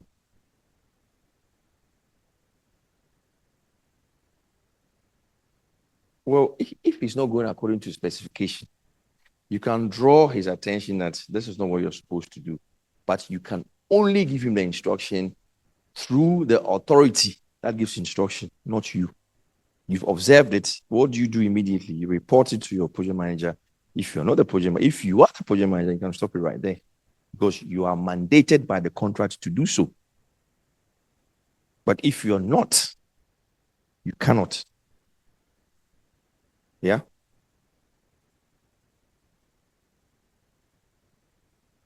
So instructions must be complied with the contractor unless it is against applicable laws. You can't force a contractor to do something that is against the law. It has to be within the laws of the land. Yeah. If in a contractor's opinion, the instruction constitutes a variation, the contractor must immediately notify the engineer before commencing the work. So even if you tell him that you said I should do this, you go to the appropriate person. And if you're not the appropriate person, you will listen to you. But correct. But most contractors too are afraid. So maybe you are going to be the next client. So if he says no to you, next time you won't call him. So even if even if it's not going well, you not be too sure what to do. But that is the procedure. All right. So instructions are used for raising, clarifying, and resolving issues. Instruction will not always constitute a variation. As I said, if you are giving information, no variation, unless there's cost implication or time implication. If you are giving a clarification, it's not, you are just, maybe they don't understand and you are just telling them, I meant this. It doesn't mean it's a variation as such. Yeah. Instructions can include variation requests or orders and change requests. They can. Instructions can include a variation, but they are not always variations. There's variation plus plus. So what are variations? I think we all know what variations are. It's a deviation from the agreed scope. Anything that is not in the scope is a variation. It could either be an addition or an exclusion or a substitution of any aspect of the work, also known as change orders. It usually results in insufficient design information at contract signing. Now, this is where I have a big problem with architects. You never ever give full details in your drawings. Why?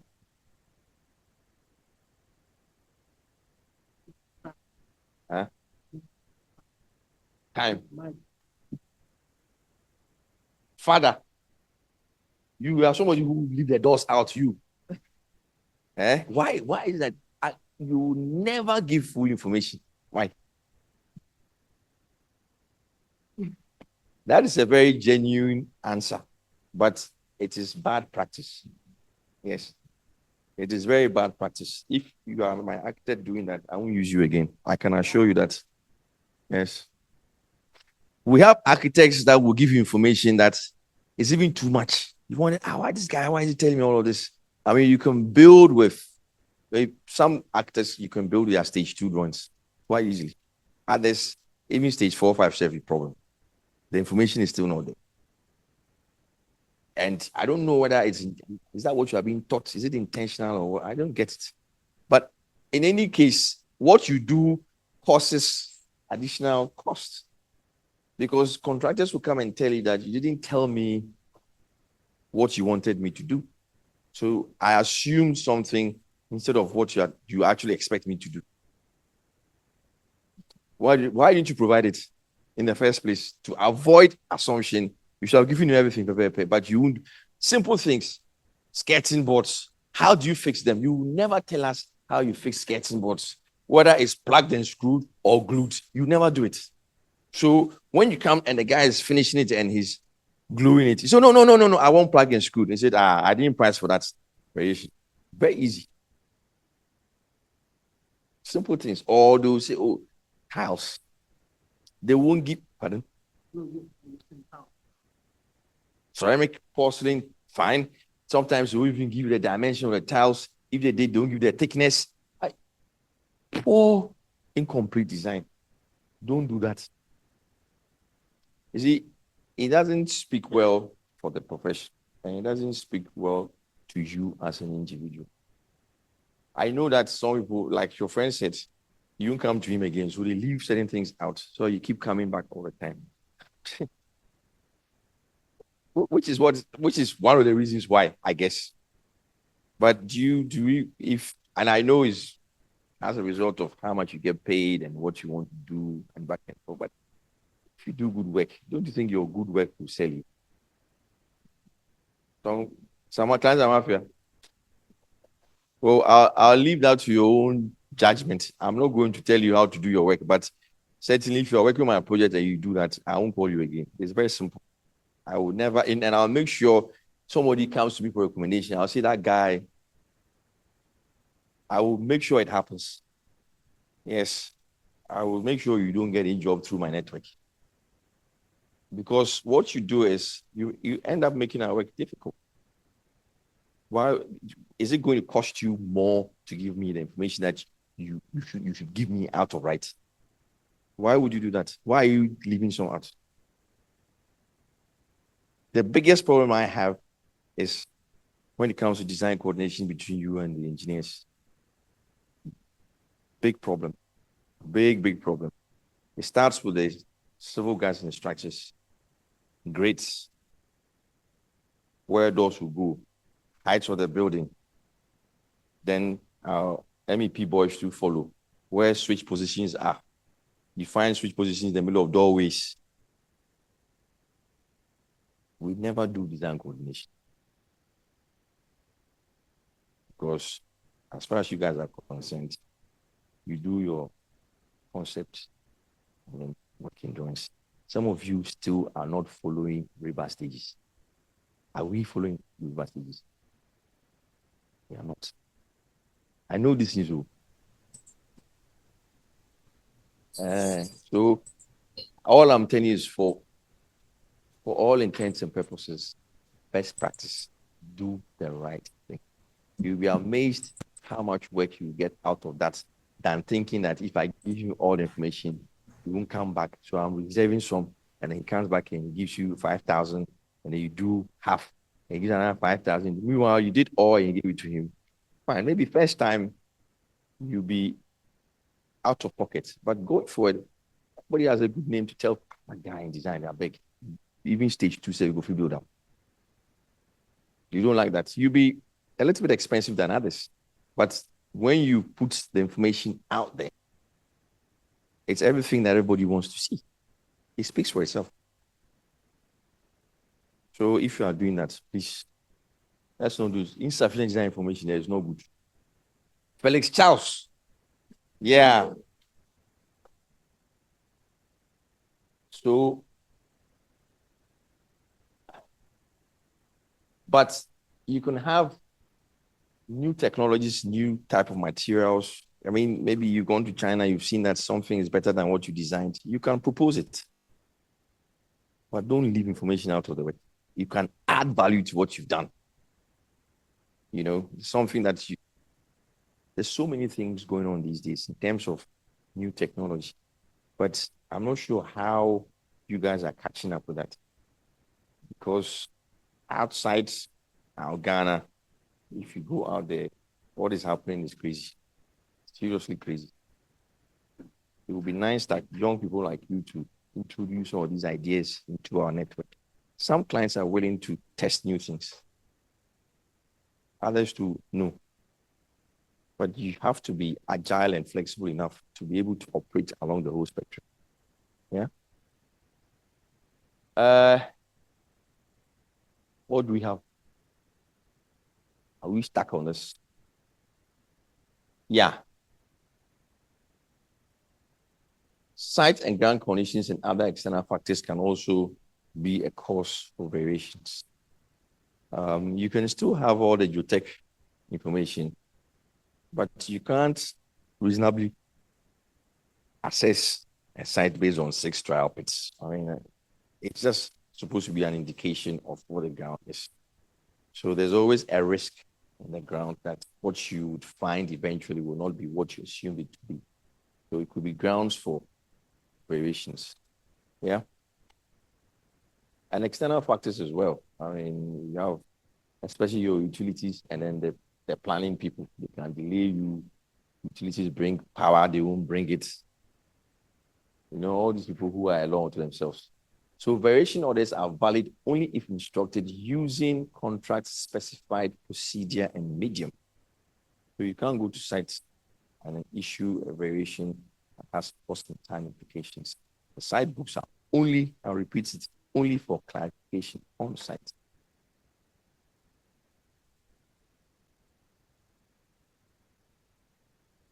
Construction contracts would normally specify that variation instructions must be in writing at all times.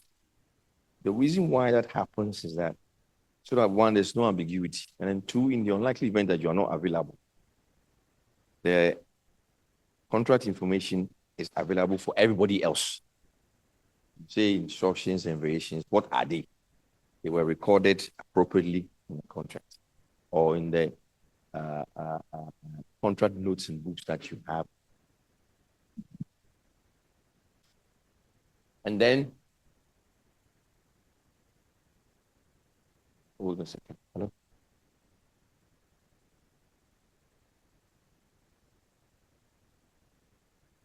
So can I just pick this course? Sami, can you carry?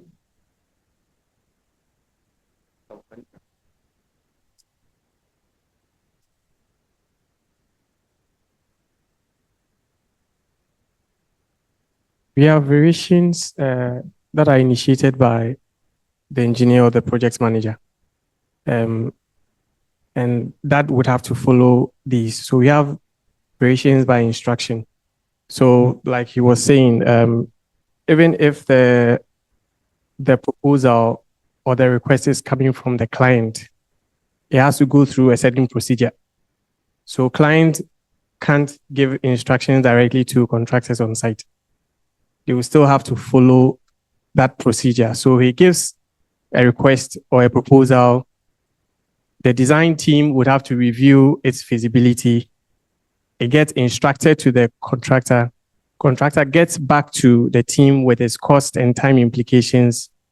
And then it goes back to the client to say, for this, your request, this is how much it's going to cost. This is what time implication it would have. Then he gives his sign off before it gets instructed. You get it? So there's a procedure every instruction must follow. Now, there are times contractors can also make proposals.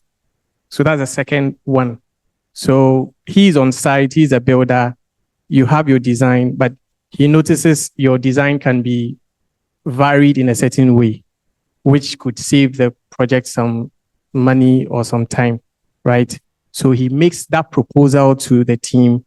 The team reviews its reasonableness or how feasible it would be. You relay it to the client. Client gives his sign off before you get it instructed. So either ways, there must be a procedure or a cycle that you go through. I don't know if these two are clear. So you have instructions that are issued under instruction that is coming from the client side, or proposals that are given by the contractor. It goes through that same cycle before it gets signed off. Is there any question? Yes, sir. Yes, I think his question is, if you are the contract administrator and the client goes to give an instruction to the contractor, then you come and you see that the contractor do something which is not from you, but from the client. Are you to stop the contractor? I think that's what he was asking. Do you have the right to stop the contractor from executing that instruction because it didn't pass through you? I think I heard what he said. But what I'm saying is that I know you want to be the chairman here, but it's fine. What I'm saying is that what I'm saying is that it is very clear if the contractor undertakes work given to him by whoever, not through the agreed protocol, he does so at his own risk. He can carry on. You come back later to say, fine, carry on that work, or the client who came to site to tell you that has changed his mind. So when he has changed his mind, what will happen? So you've carried out work verbally, and the guy says, in fact, I didn't even know what I was talking about. I don't want it again. What would you do? So he has committed himself, committed resources, and then the same person is telling you that I don't want it again. Because of whatever reason. But that implication of the contractor carrying out work verbally has cost the project some money. Who is paying for that? The client will say, well, I've changed my mind, so I won't pay. Contractor is bringing you a bill. What would you do? These situations happen. That's what I'm saying. If the contractor chooses to take a verbal instruction, he does so at his own risk. He may think, okay, I'm trying to save time, so I'll be quick and do it. But you haven't followed the normal protocol. In that case, would an electronic instruction suffice? For example, an email, or in this case, a WhatsApp message, if the client is out of their jurisdiction? Well, we said it right. So if you follow the protocol, you don't have a problem. If the protocol says you can send WhatsApp, that's fine. If the protocol doesn't say WhatsApp, then it is not. If it says email, fine. If it doesn't say email, or you can send an email to say, I confirm this, the appropriate paperwork will follow. That There's a clause on communication, how communication will be carried out throughout the currency of the project. So it would specifically tell you this is the medium through which instructions will be given. So like he said, if WhatsApp is one of the platforms, it will indicate it as part of the communication route. Yeah. This is a flow chart on a typical variation procedure. These things are project specific or contract specific. So it might not, this could be another example. We're not saying this is fixed and cast in stone. So if we start off from the engineer instructs variations by giving notice and includes requirements for time and cost and other implications from the contractor. This is where there's a desire for the client and his team to vary some of the work. So for example, they'll say, in fact, if you take the tiles as an example, I don't want this 400 by 400. I want you to use 600 by 600 or 120 by 450 or something. But can you tell me what it would mean to you in terms of the time and then the cost and the other implications? You will come back and say, okay, fine, we can do that for you, but it will cost you so much more because, or we can't even do it because we've already ordered the one in the contract. If he says, still go ahead, then you charge him for what you've ordered because it will be of no use to you, plus what it takes to give him the new one. But they would need all that information before they decide whether they indeed want to proceed with the variation.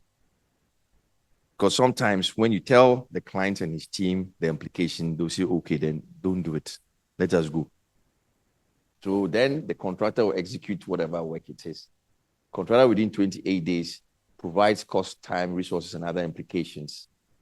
And then it comes to the engineer would review the submission. And then the engineer would adjust program on whatever as it is. That is if the variation is accepted. What was the first one? This is variation by request for proposal. Yeah. Yes. So do you understand the difference between the first one and this one? Do we? Okay. So in this case, engineer requests a proposal before instructing the variations by giving notice to the contractor. Contractor responds with a proposal with cost, time, and resources and other implications. The engineer will review the proposals and give consent or not. At times, two contractors can come up with some proposals. They will be suggesting things here and there. It's okay. You just put it on paper and let me see what it means. If it's admissible, why not? Yeah.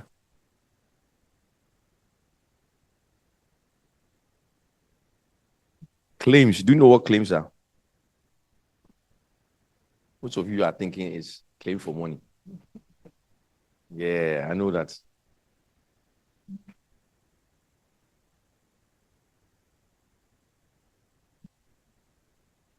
So, claims.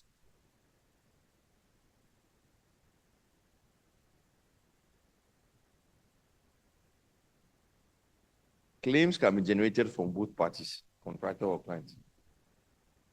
So, generally, if the employer considers that they are entitled to any additional payment from contractor or reduction in contract price or to an extension,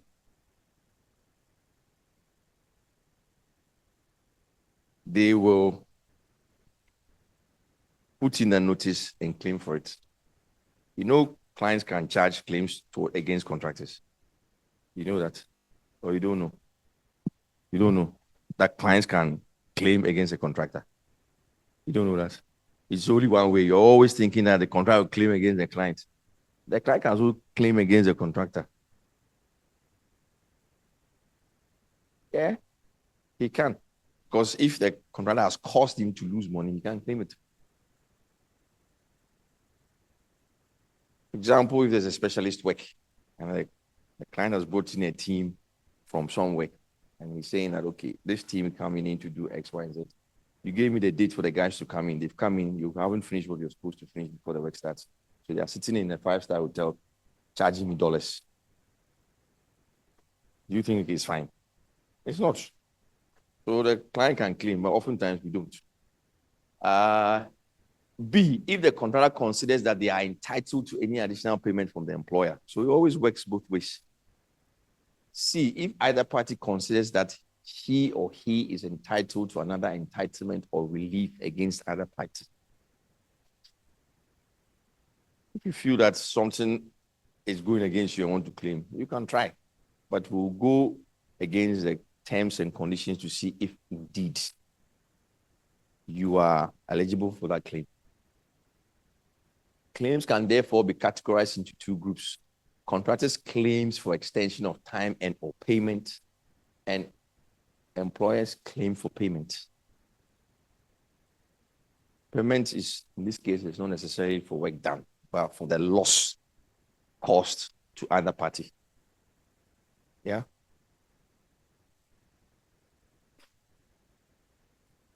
So under the FIDIC Red Book, contractors' claims for extension of time and non-payment would be admissible in the following instances: if the contractor incurs additional costs as a result of any unreasonable delay by the employer in permitting access to the work. That is grounds for claims. He's priced and he's ready that you say commencement of the work is on a certain day. He comes to site, you can't hand over the site to him. He has all his workmen to start the work. Yeah, for weeks they're standing down doing nothing. He can claim. So delay in possession of sites is a relevant event that would amount to loss and expense, which would constitute claim. B, an instructed variation or substantial change in quantity of an item of work included in the contract. Substantial change could be an additional reduction. I mentioned earlier on 12 stories becoming 6 stories.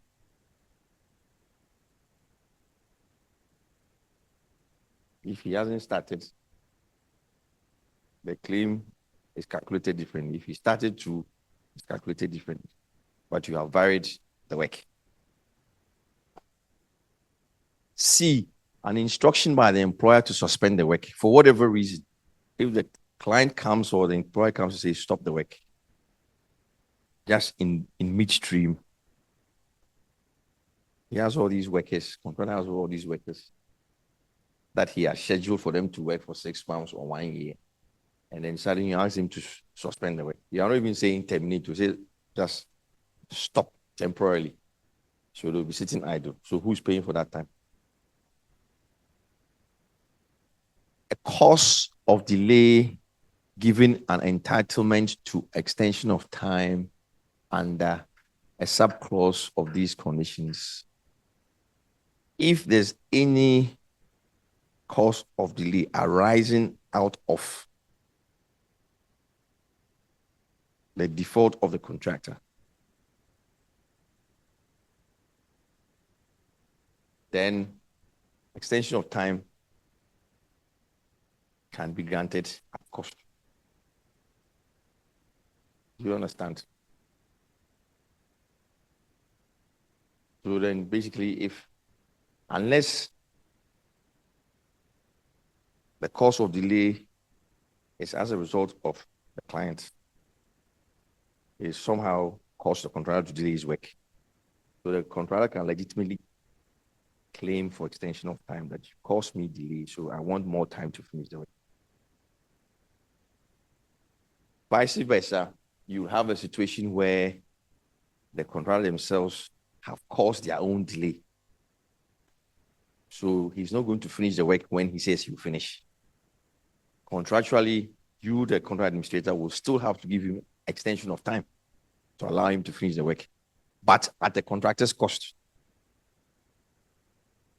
Because he delayed. See, it's always who is at fault or who has caused the delay.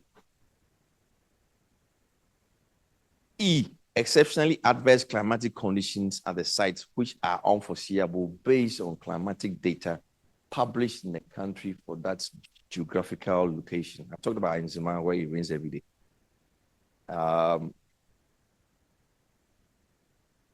You know the climatic conditions in the area. Provided this cause of delay is exceptional and could not have been reasonably foreseen,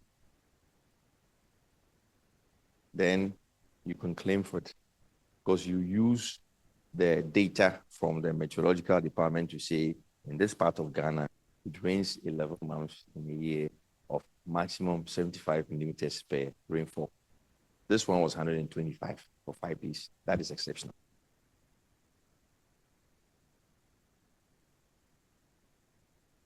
F, unforeseen shortages in availability of personnel or goods caused by epidemic or government actions. I think we mentioned COVID earlier on. Nobody foresaw COVID.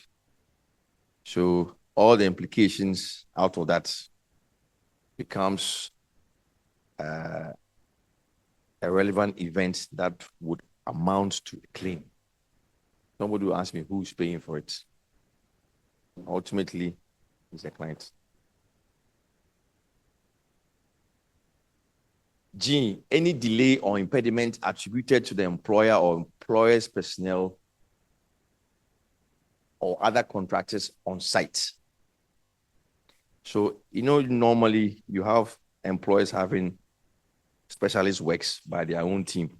For example, if it's a head office, you have the employer having his own IT people coming to do the IT installations. They'll say they want floorboards, raised floors. They'll have to go under and do back and forth. Contractor is waiting for all these cables to be laid before he can finish the room. These guys are not pushing. So if they had programmed, say 6 weeks for the guys to, the contractors, the employers' personnel to finish their work, and it's taking them 3 months, it is delaying the contractor's work, so you can claim for it. Yeah. Same concept, but the client has his own. The client has his own contractors before he handed over to you, and maybe, for instance, a geodetic documents. Maybe the place is waterlogged, so they made the pile and everything. But as time went on, the kind of technical detail they used for the projects couldn't suffice the defect. So in that form, can you claim from the client? What happens with groundwork is that the client will provide you the geotechnical information, but at the same time, they'll tell you that go and verify what they've given you for yourself. So they give you that room to also go and check that what they've given you is correct. So are you going to rely on that information to do your work? Is that what you're trying to say?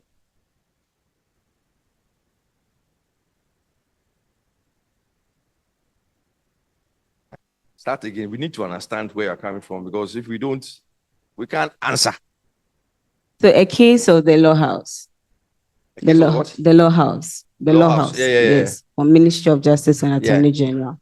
They gave the contracts to Mustek. He had all his geodetic and everything documents being there, and handing over to Enego. I think they agreed on that. His waters logged and everything because of the sea. So they continued with the project. They agreed that this is what we are going to do, both parties. As time went on, the defect was more than what they expected. So in that form, can the contractor, that's Enego, can he claim from the client, that's the Ministry of Justice and Attorney General? Because he also has his lawyers, he has his architect, he has his contractors and everything, handing over to Enego, and Enego claimed that from the client. Well, it depends on, I know you say they had agreed. What did they agree? Because it depends on the content of the agreement. That if they were going to completely embrace that information and assume it to be correct, then if you've assumed that information that you've been given is valid and correct, it's very difficult for you to go back and say, well, it was only correct up to a certain point. You embrace it fully or not. Yeah, the contract type that they could have used probably could have been one that would have accommodated for this unforeseen factors. That's where, let's say, whatever. It's always bordering on risk. When you are going to assume work that somebody has actually done. Before I say I'm happy with everything, I have to check. And even if I check, I should still have some get out clauses to say it's only up to what I was able to verify. If I'm not able to verify it beyond a certain point, then I can't take responsibility beyond that point. So if that incident occurs, then you have absolved yourself of that relief. You are not going to be responsible for that. Because you can say that, okay, fine, I knew it was waterlogged, I knew it was this, I knew it was that. However, I took my assumptions up to that level. So anything that falls beyond my reasonable assumption that I could not reasonably foresee, then I'll come back for more money. But I've made adequate provision for things that I believe would happen, like A, B, C, D. If I find out E, F, G, which I could not reasonably foresee as business contract, come back. If you say that, so that it gives you something to stand on to go back for something. But if you say I'm happy with everything, yeah, then case proof. They would assume that you have priced for the possible risk of all the unforeseen circumstances that you may reasonably come across. You know, in contracts, there's a difference between will and shall. You know that you don't use them interchangeably. Shall means you use all best endeavors. Will is I may or may not. They mean completely different things. So if your grammar is not good, be careful. Yeah. Tell me, what can I mean? Hello. Yeah, so in line with the question that Crystal Ford asked, I wanted to find out, is dicey. So in case you are taking over, a contract that has been started, and then you propose to the client that you would want to carry out your own independent, observations. Then the client comes out and say, we don't have money. This has been done already. Go ahead and then use the data that is available. In that case, just like she's saying, that you started having those defects and all that, do you still have grounds to, get to the client and But that's the question you just asked. You said that they said you don't have time, use the data I've given you. So you didn't even give me the opportunity to do my own investigation. Okay. Which would have revealed those defects that I'm now foreseeing. Mhm. But you said no, I should carry on. So you asked me to rely 100% on the information you're giving me. So if the information is deficient and devoid of some details, I have to come back. It's very simple. Yeah. Any delay caused by authorities when contractors have diligently followed procedures laid down by the authority and the delay was unforeseeable. This is to do with your water and ECG people. They have their own minds. They'll come when they'll come, and they'll come and fix the transformer when they want. You can't change it. So that risk also lies with the employer. Contractor incurring costs as a result of the employer taking over or using parts of the works before handover. At contract, you didn't say you want to take over some parts. If you had told me, then we would make provision. Along the line, you just come and say, I want this, I want that. Everything is possible, but it's possible with cost. So if the contract is suffering any delay as a result of that request, he can come and claim for any loss he suffered. If you wanted to take parts of the work, you should have told me when we signed the contract. So I didn't plan and program and work in that way.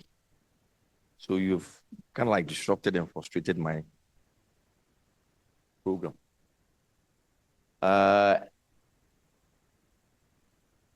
J, if the contract suffers or incurs costs as a result of being prevented from carrying out tests on completion. Same thing. I mean, he's obliged to carry out tests. If you delay him or you avoid him taking that test, eventually you have to take it. But it may mean that he has to go and come back. And there may be costs in that go and come back thing. Because if he has his testing and commissioning team on standby and your actions require that they delay the process, there's charges, isn't it? Yeah. K, if a contractor suffers delays or incurs additional costs as a result of change in laws. Well, that one, nobody can do anything about it. But unfortunately, the paymaster has to pay. Yeah. I mean, there was one last one, wasn't it? Oh.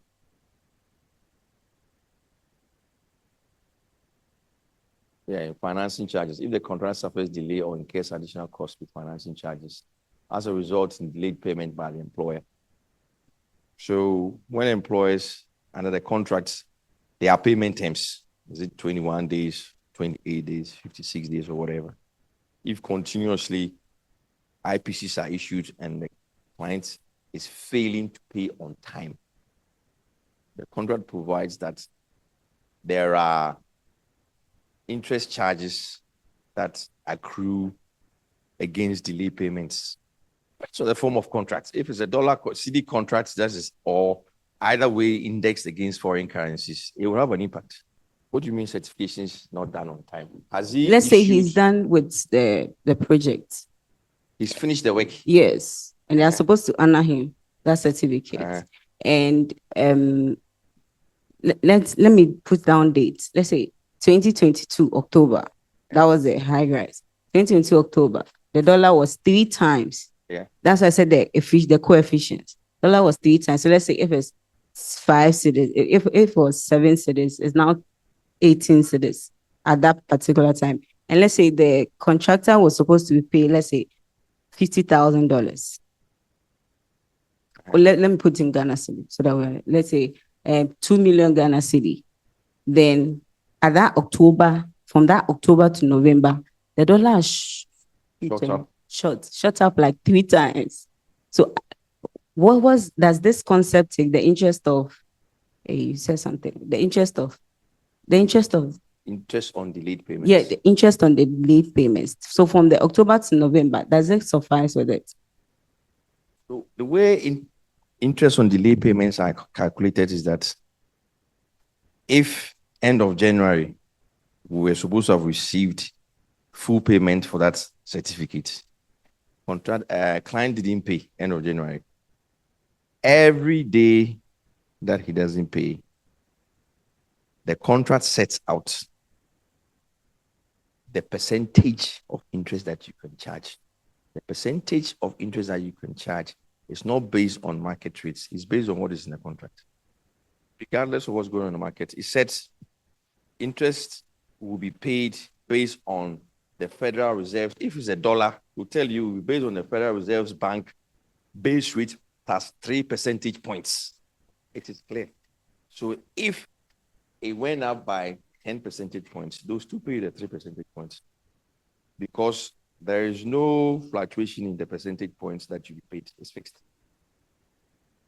Unless the contract prescribes that that percentage points is subject to market rates.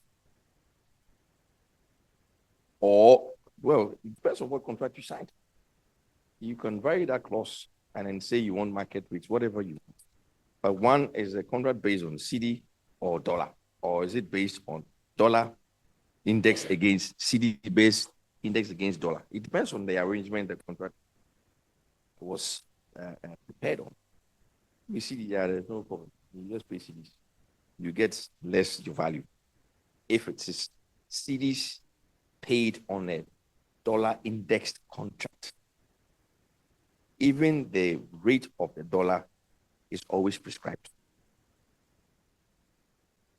It is usually prescribed based on, as I said, the Federal Reserve or the client's bank. It should be clear. It always tells you exactly how it's calculated, so there's no ambiguity. So regardless of whether it went up 4 or 5 times, not a problem. I myself did work a few years ago, 2021. I got paid in 2024, and they paid me the old rate because that is what they said you agreed. Because you issued your, I'll come to you, you issued your invoice in 2021, and then you stated at that time the dollar was this, so you were looking at the CD indexed against a certain dollar. Yeah. Then fast forward time, the dollar has done something. So the CD has also been trash.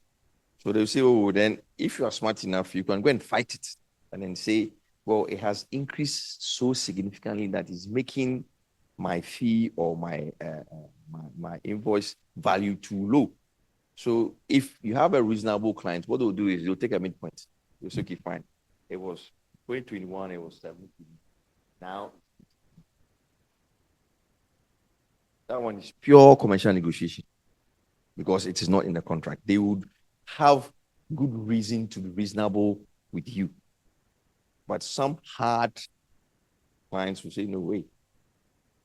You can't do anything about it. It's either take that coins or you give it up. Yeah. So I'm a bit curious. Does this apply to the government of Ghana? Because there are a couple of projects that they've delayed in payment of IPCs, and they still end up paying what's actually due to the contractor. So, government of Ghana, are you aware even that the calculation of the interest charges, they now use simple interest? You don't know. Your parliament passed a law that they will not pay any delay charges on compound interest. You guys, are you in this country? Yes, it went to parliament. So they've changed the payment terms that it is now based on simple interest. It's not even compounded. So if they don't pay for 1 year, simple interest, every day they calculate not compounded. That's what your lawmakers have agreed in the industry. This is what I'm saying. They don't understand what's going on. So does that answer your question? Yeah. Government will owe. We see the good thing with government work is that they are the big spenders. Government is your biggest client you could never get. At the same time, they are the most highly risk clients. If you get a GOG job that is funded by World Bank or the foreign agencies, you are cool because they'll make sure that they deliver on time, you get paid. But if you get GOG jobs, Master, you have to go and queue at Ministry of Finance, go and see controller, go back to finance. It's not easy. So you have to be very careful and then you appropriate your risk when you're working for GOG. They set the rules and then they do the exact opposite. Right. Employers' claims for payments.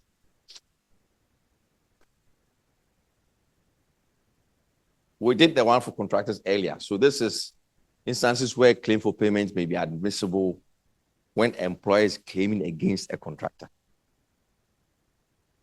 Additional costs incurred by employer as a result of contractors' revised work methods in order to expedite slow progress of work.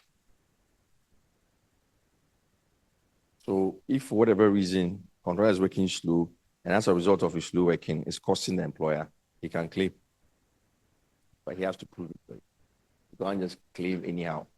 B, cost incurred as a result of late completion of the works. Your LEDs kicking.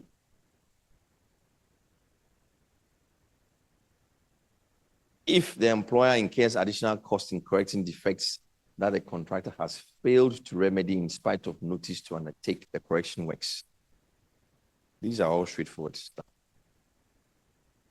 If the employer incurs additional costs as a result of contractor's failure to carry out tests within the stipulated time. Do you understand that too? Yeah?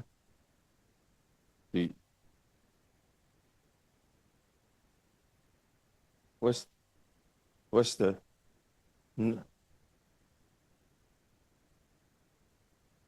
you mean testing the works?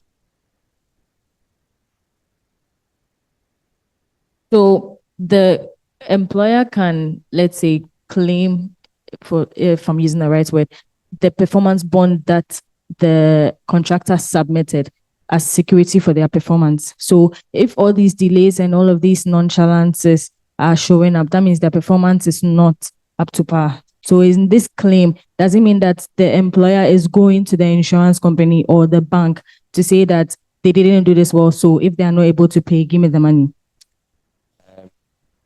It is slightly different. Now, what happens is performance can be determined over a period of time. And performance is just not delay. It is bad workmanship. And the bad workmanship must be such that it is so bad that it has to be entirely redone. But if there's some small defects here and there to correct it, but it's causing a delay, that is where this falls in.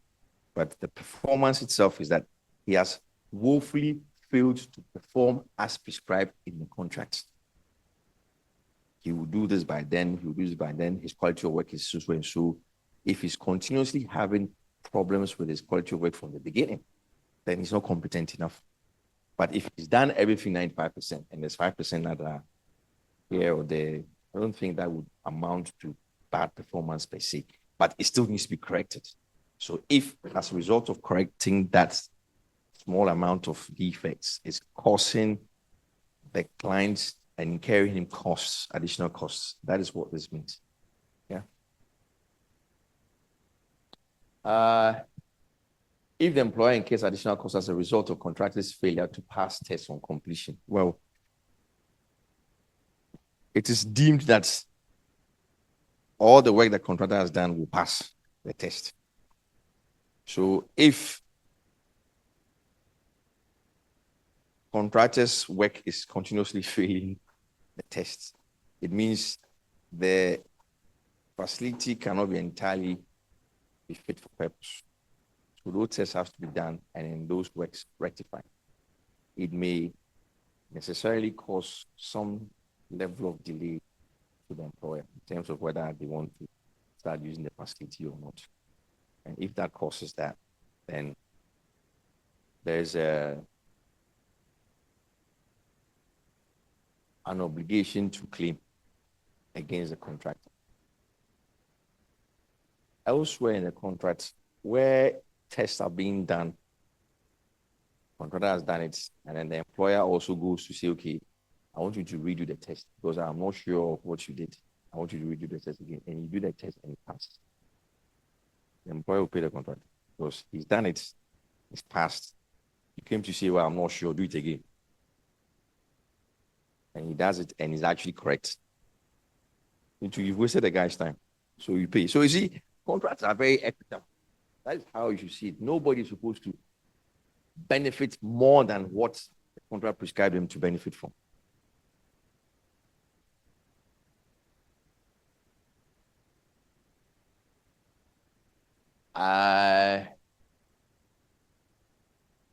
Same things. Additional costs incurred by employer as a result of employees' removal or remaining contractors' equipment. I won't talk about that one. G, if there's a decrease in costs as a result in change in laws, then the employer can claim against the contractor. You see, statutory things are quite straightforward. H, additional costs incurred by the employer as a result of termination for contractors' defaults. So, you know, on the terms of the contract, the contract can be terminated. Yeah.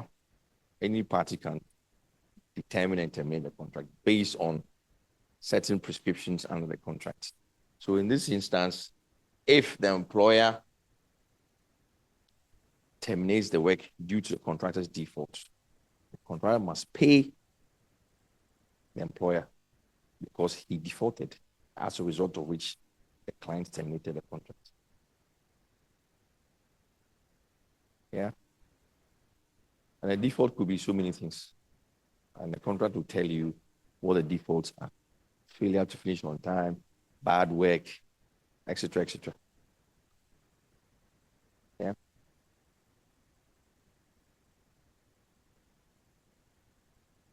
And then these are claims for extension of time payment procedure.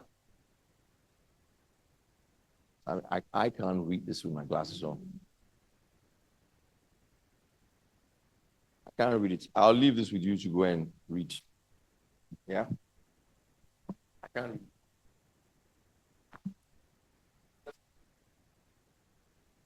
I don't think you should go and choose for it. I'm assuring you I won't ask this question, so don't worry.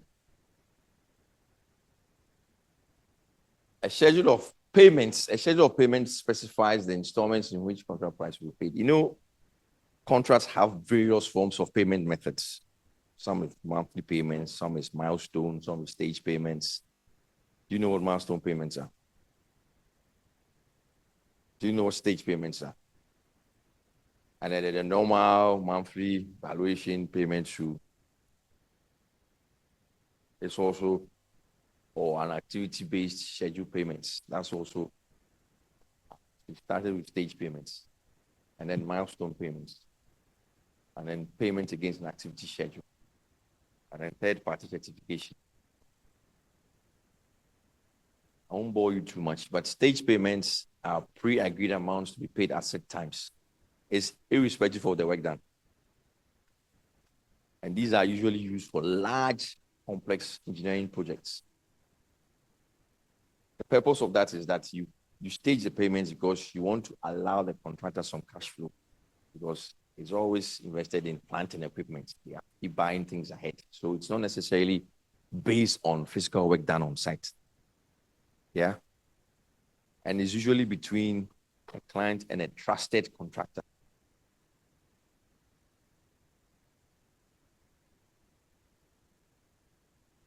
Two, milestone payments are pre-agreed amounts that are paid upon completion of pre-agreed elements of work.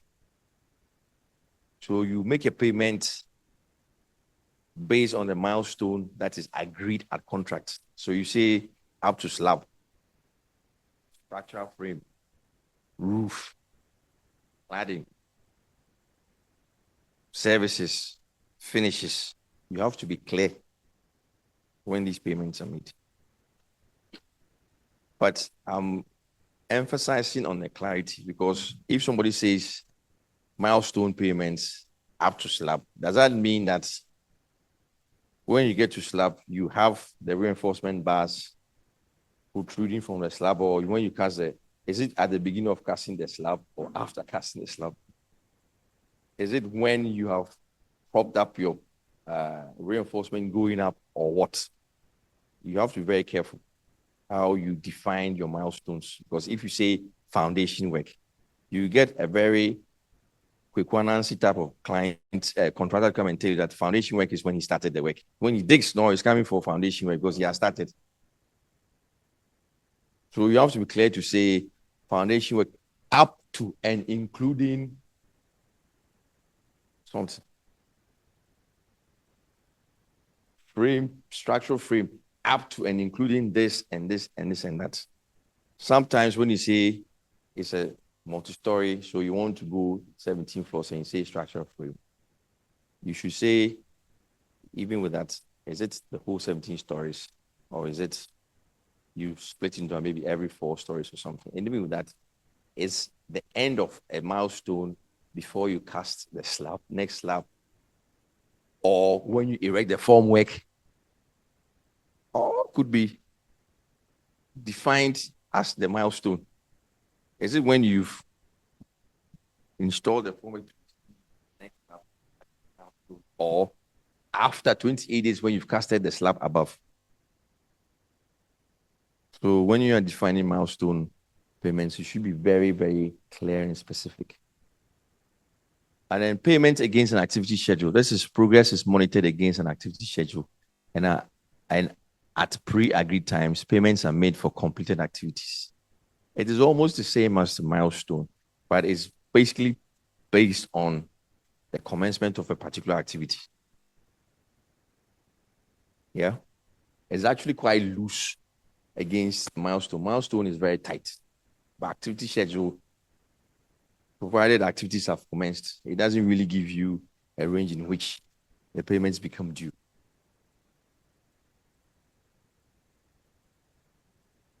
All of these things are to help the client plan for the cash flow. Because you don't want a situation whereby monies are due to be paid and the client doesn't have the money. So when you have these things, it enables the preparation of a cash flow statement across the whole project so that he knows at each particular time, this is his liability to pay you. And then the last one is what we are all familiar with, the third-party certification, where KYCs go and value the work. Yeah? Certificates in construction. So there are various types of certificates in construction. We have the payment certificates, which we all know, which we call interim certificates. And then you have certificate of practical completion, which you all know what it is. Then you have certificates of making good defects. Certificate of non-completion. If a contractor was due to finish today and he didn't finish today, you issue a non-completion.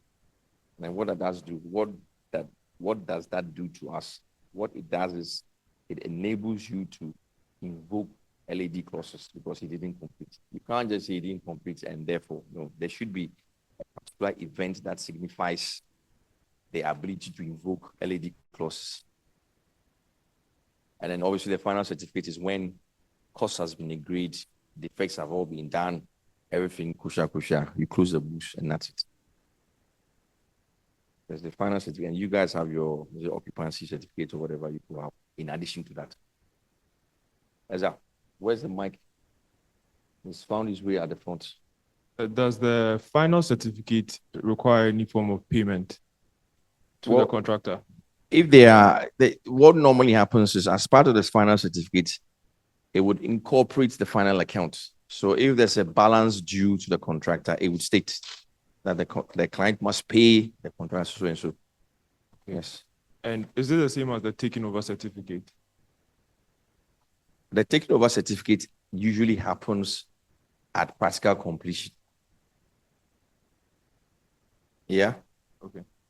Where you verify that the facility is practically complete and fit for purpose and use, ready for use. Beyond that, you have your defects liability period, which you go in and fix all the small defects up and down. You know, some hinges are not fixed properly, some door handles fall off because the screws were not tightened properly. All those little things come in between the taking over certificate and final certificate. Yeah, so it's different. Taking over certificates is almost like your practical completion certificate.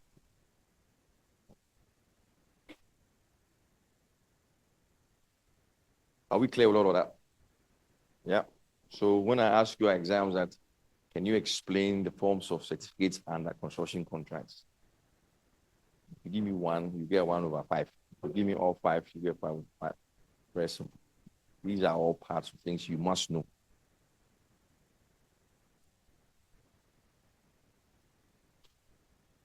So we've gone ahead to explain conditions present to interim certificates and conditions present to final payment certificates. So for interim payment certificates, which is what we normally do after a certain period, whether 1 month or 2 months, he always goes to value the work and he prepares his recommendation for the contract administrator to sign. some of the condition precedents are works should have been executed in accordance with the specification. Contractors should have submitted their statements and application for payments with supporting documentation. Engineer should have inspected the executed works on site to verify that what he's claiming for is actually correct. Yeah. And an implication to the client will be employer will have to pay the contractor based on the contract payment terms. 28 days, he has to pay within 28 days. If it's 56, he pays. If it's 14 days, he pays. And the interest can accrue on delayed payments. I think we've talked about interest time. And then the final payment certificate is the engineer should have verified that defects have been corrected. Contractors should have submitted their final account statement and application for payment with supporting documentation. That answers your question. And then the final account sum should have been agreed between the parties with any balance paid. It could be a credit to the client or a balance to pay to the contractor. And then any outstanding monies, including remainder of retention, will have to be released to the contractor. You know the retention, usually contracts require that 50% is paid on practical completion, and then 50% is paid at the end of defects liability period. Yeah. So is that last half that it has, if it hasn't been paid before final certificate, it has to be released at final certificate.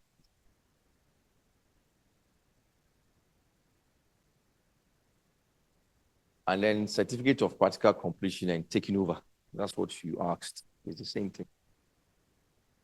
Works should have been determined by the engineer to be substantially complete. Documentation, i.e. as-built drawings, building and operating and maintenance manuals will all have to be ready.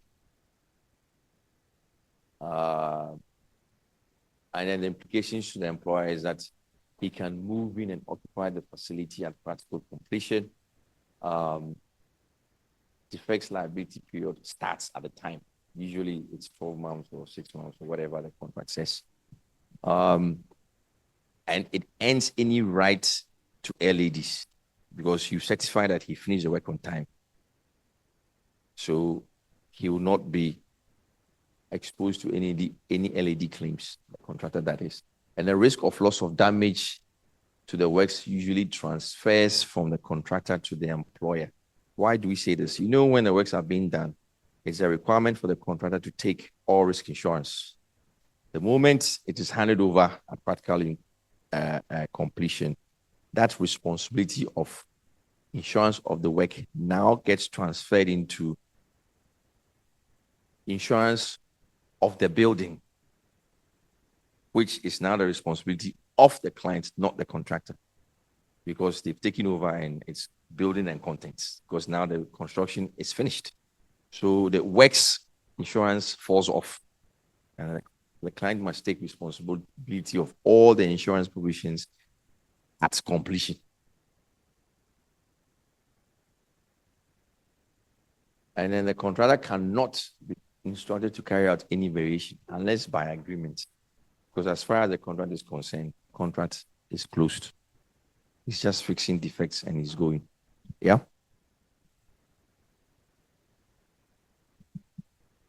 So we move.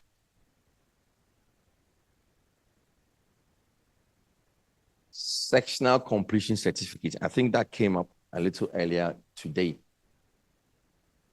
This is where sections of the work as per contract should have been substantially complete. Sectional completion is set out at contract, not in between.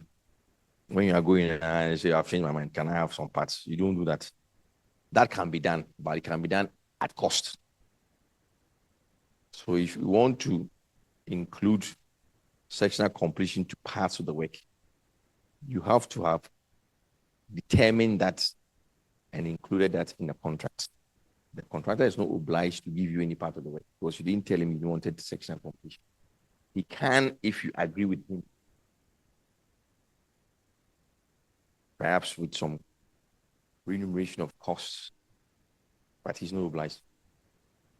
You can say no. You should have known that you wanted that and you didn't tell me. Because it affects his sequence of work and how he's planned everything. And again, documents such as the as-built drawings or manuals must be ready and available at sectional completion for that section of the work. So, for example, for some of the things we're doing, if I use the FOB work, where you have harbors and you have residential, currently we've handed over the residential to the Navy. They are using it. The harbor is not finished. It was clear. Ideally, we should have had a sectional completion. They didn't tell us they want sectional completion. We went and they said, now they can't put the soldiers anywhere. They want to come and use their facility. So we have to hurry up and then give them that portion under an agreement that will because the two, although it was one project, there were two distinct facilities. So we could do that. But you can imagine where you have just an office block and it's okay, can you give me the first 5 floors? How am I going to go past you first 5 floors and do 6, 7, 8, 9 going?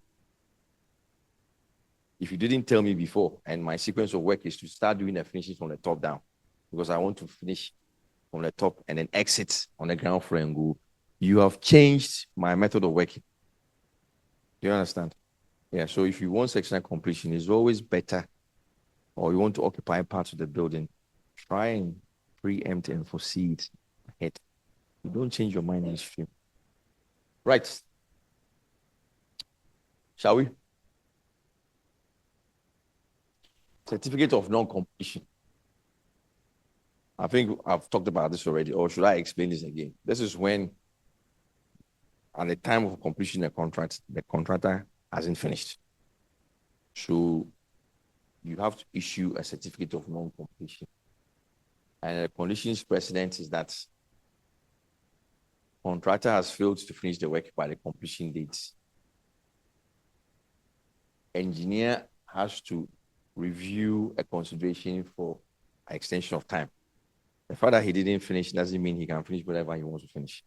We need to agree when we think he's going to finish. So he says, okay, I didn't finish end of February. I think I can finish end of June. We have to agree with him to say, fine, maybe we'll give you up to May. Finish the work. And then if he fails to also finish the work by the revised completion date, you also give a further extension of time. But the non-completion certificate is doing one thing for you, that from that time to whenever he finishes, you calculate the LEDs from that day right up until when he finishes. Sometimes if you get lazy contractors, they could spend almost double the time to finish. So the contract being fair caps the LED at a certain amount, because he can end up spending the value of the contract in charges on LEDs. So the contract actually attempts to be fair, so they cap it. So otherwise the guy will go bankrupt.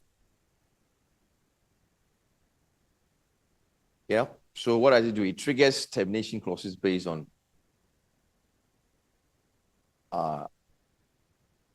well, let me do this properly. So what are the implications? It triggers the clauses on LEDs once the non-completion certificate is issued. It triggers termination clauses based on a contract being used. The client can terminate the contract if you are continuously not finishing.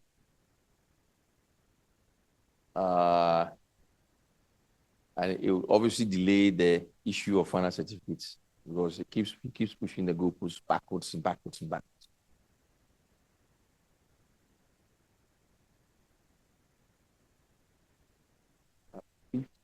Slides. How many more slides do you have? We have to skip some. Certificate of final completion and defects liabilities to performance. This is when notice of expiry of defects has been given. So you've signed the certificates of defects liability period, everything gone, defects have been fixed. You certify that all defects have been done. That is when you start with your final certificate. Engineer would satisfy himself that all identified defects have been corrected and signed off. That is all part of defects period. Documents are all ready, O&M manuals are ready. Practical completion and taking over has been issued previously. Final accounts should have been agreed. That is when final certificate is issued. All of these things must happen. Because if none of them happen, or even one out of the lot doesn't happen, you can't issue a final certificate. Final certificate is final. Everything done, works okay, O&M manuals provided, payments paid, accounts closed. Yeah. So the implications are no claims can be made against any outstanding balance. It implies that the work is complete and is accepted.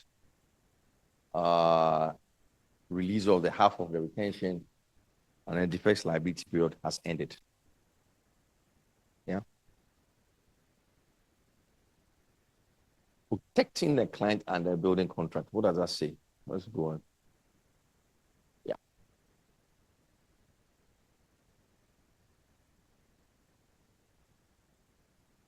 So these are some of the risks that the projects can lend themselves to. Injuries or death, risk of damage to property and works, risk of non-performance, risk of defective works, risk of payment, risk of delay, etc., etc. And these are how, on the right-hand side, is how the contract covers for these risks. So, for example, risk of insurance and death, you have the contractor's all risk insurance that covers the works, and then persons and injury, and then death. It also covers risk of damage to properties and the works. Now, what happens is that we could be digging a big hole here, and out of vibration and subsidence, it can collapse the next door. So the insurance just doesn't cover the work we're doing. It covers neighboring properties as well. Because if, as a result of our work, our neighbor's house develops cracks, you can come and claim it against us. Yeah.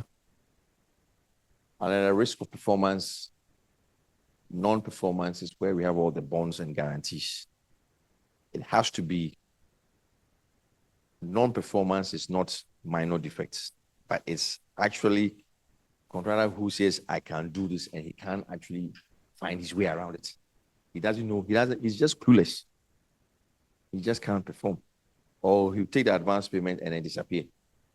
Does no work for 3-4 months. Readily, you can go and take the bond or the guarantee. No issue. But if he's working, but a little slow and maybe he has some 1 or 2 defects, it's not deemed to be non-performance. And risk of defective works, that's where you have the retention. It's only for minor defective works. We're not talking about major cracks, which is primary and fundamental. You know, these are some of the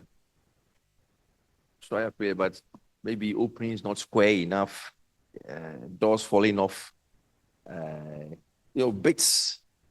That's defective work, not necessarily fundamental work that is wrong. I mean, the building itself is not aligned. Something like that is basic error. Yeah. So retention covers those things. Yeah. Somebody had a question. Yeah.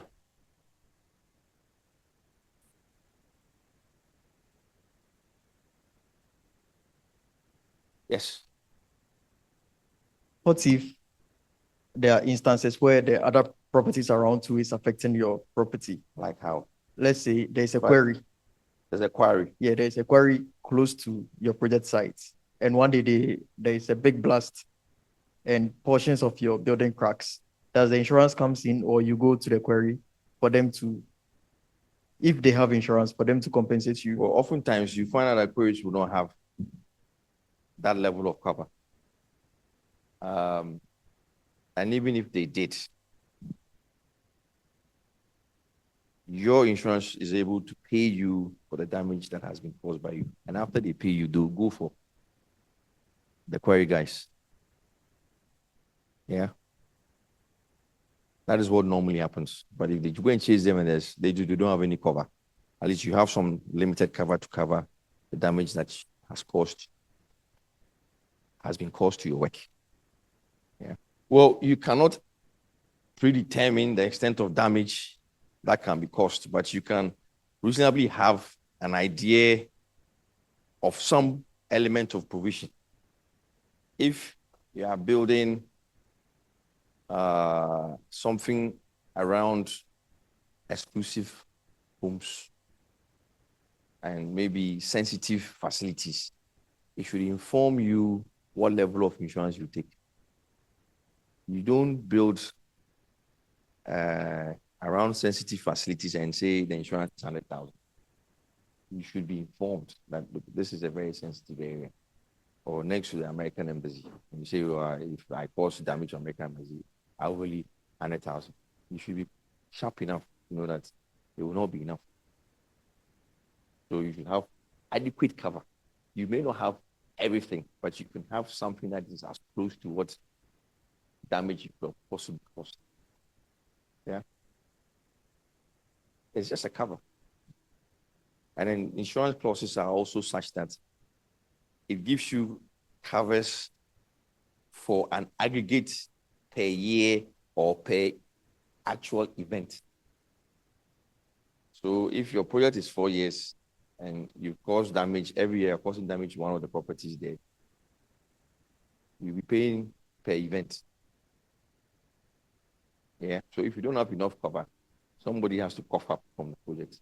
That is why the insurance is there. There is a law that sort of requires that neighboring properties should insist that construction works or contractors should get that insurance before they start construction of maybe high-rise buildings in some areas. I'm not aware of that.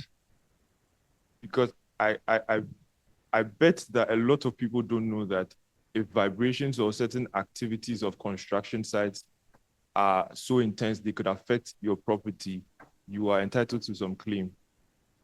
Well, I'm not aware of such situations happening, but clearly you can only predict to the extent that you can foresee.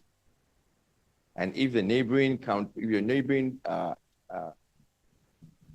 neighboring and adjacent properties know that, how would they know you were come to build a high-rise building?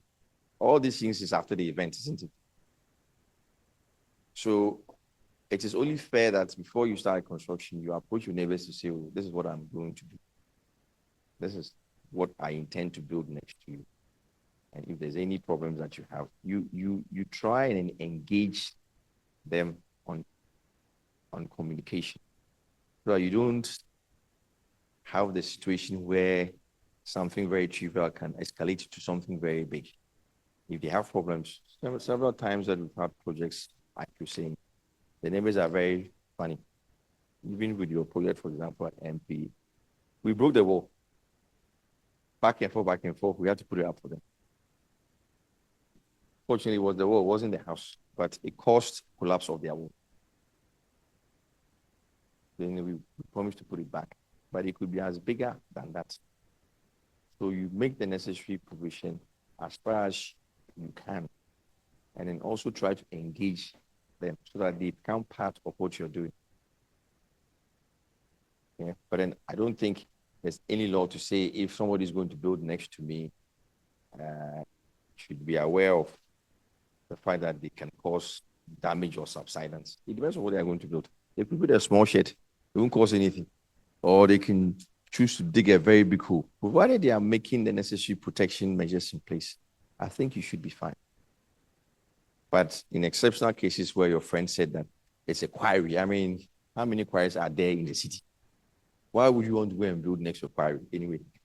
The quarries are all in the bush somewhere. But would you go and build a house next to a quarry and say, what's the place that we used to Assassin Trail or something beyond Anchorful or Crawford area? Who's going to build a house there? But then, well, fine. But have you ever seen a house close to a quarry before? You see, what the regulations doesn't enforce is that if there's a quarry, there's supposed to be a clearance area, but people are building on a clearance area. You can't have facilities, residences close to a quarry. But have you all read the building code? Is it there somewhere? Go and check, because you can't, certain things you can't do, but we close one eye and then do anything we want. All the rezoning and things we've just put aside. We are just building anything, anywhere, anyhow we are going. So then, risk of payments. We have interim. The reason why we have interim payments that are paid regularly on time is that you want to limit the exposure to paying the contractor too much money on so much work. So you limit it to periods of payment, so that he doesn't have the opportunity to claim unnecessarily. He's only claiming so much per time. So it limits the risk of exposure to the client.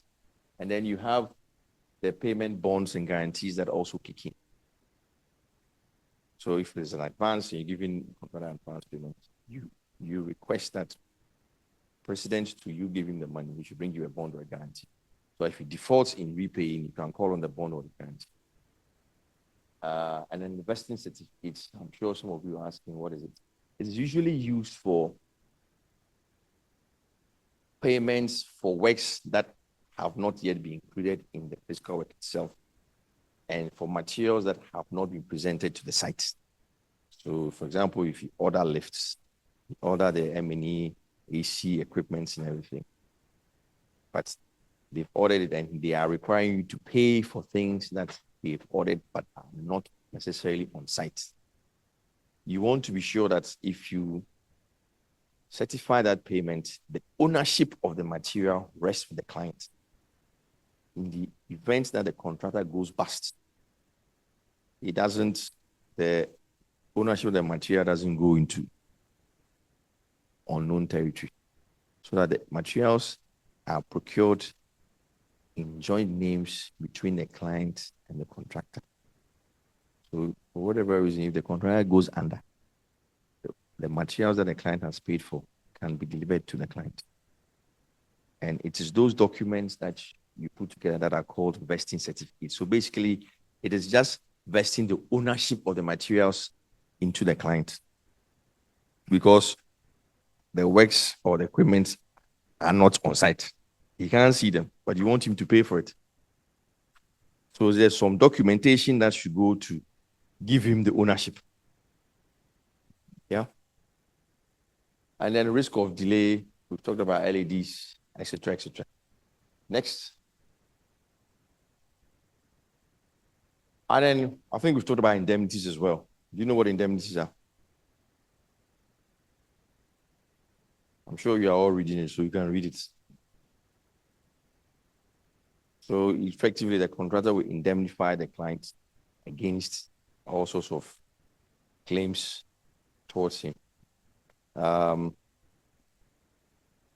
example, insurance for the works, as we've talked about, if it's taken out, it's usually taken out in joint names it's taken out in favor of the contractor and the client. So that if a third party is suing the project, they won't sue the client separately from the contractor. They'll sue them all as one person. It's called something, subrogation of contracts. I think you should go and read about that. But I won't spend too much time on that. You should just know it for information. Yeah.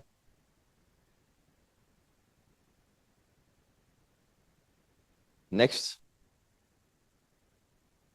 I want to have done this already.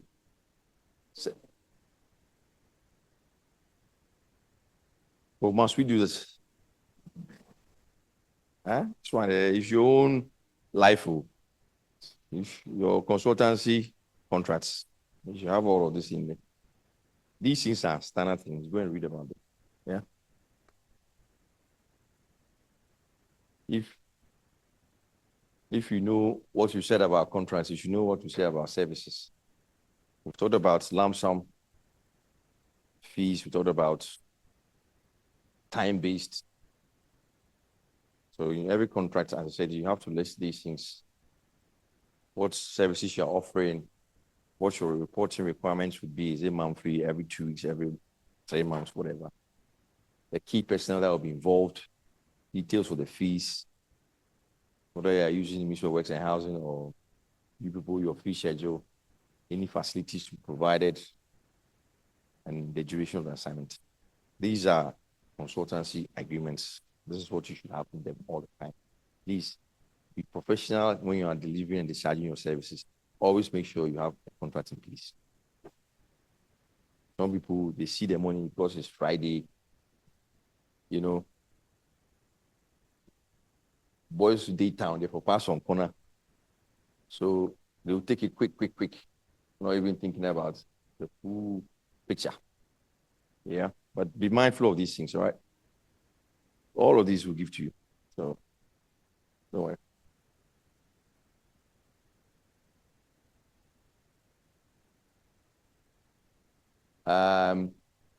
So risk of inadequate service and advice. That is what, do you know what PI is? You all know what professional indemnity insurance is, right? Okay, so it is there to protect who? You or the client. Yeah. For bad service that you deliver. Full design. Yeah. Risk of non-performance. Some we talked about this. This is all what under services contracts. Okay, so all of these apply under services as well. Yeah, some clients would want your fee to attract retention. Some clients will say, okay, I'll pay you, but I'll take some 5% off. If I'm happy with your service at the end of the day, then I'll give you that money. Some clients insist on that, others don't.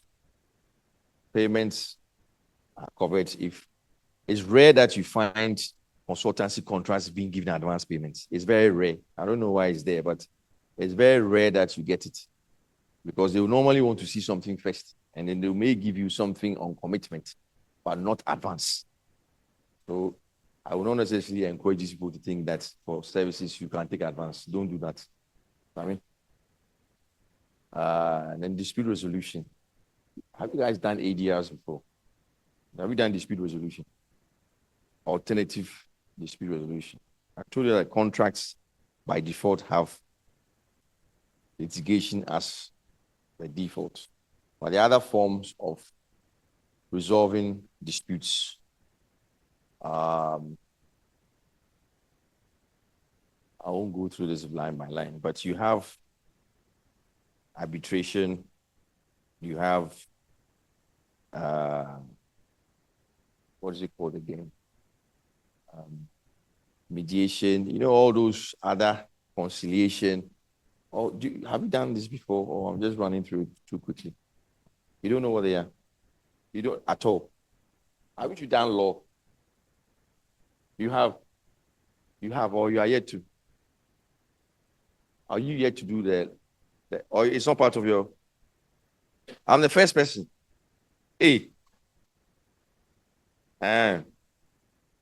Wow. So these are various forms of dispute resolution. Now, contracts by default go to the courts, but because they take too long, there are these alternative dispute resolution mechanisms, which has to be prescribed at the beginning of the contract and enshrine the contract that if we have a dispute, we would use this order of resolutions. We will try negotiating. If it fails, we will try arbitration or adjudication. If that too fails, then we'll go to court. So these are various forms that I'll leave for you to go and read about. I want to leave the next few minutes for questions and answers. Someone, apart from these slides, what else is left? I just want to be sure we have enough time to talk about. We'll leave all of this with them to go in. They are very educated people, this lot. I must say in the last 5 years, you've asked the most questions. Even with larger classes, you are the smallest that I've ever dealt with. I think you are quite smart. So we'll see how the results come out. Father, are you with me? Sharp. I'll leave all of this for you. Sammy, put on the next slide.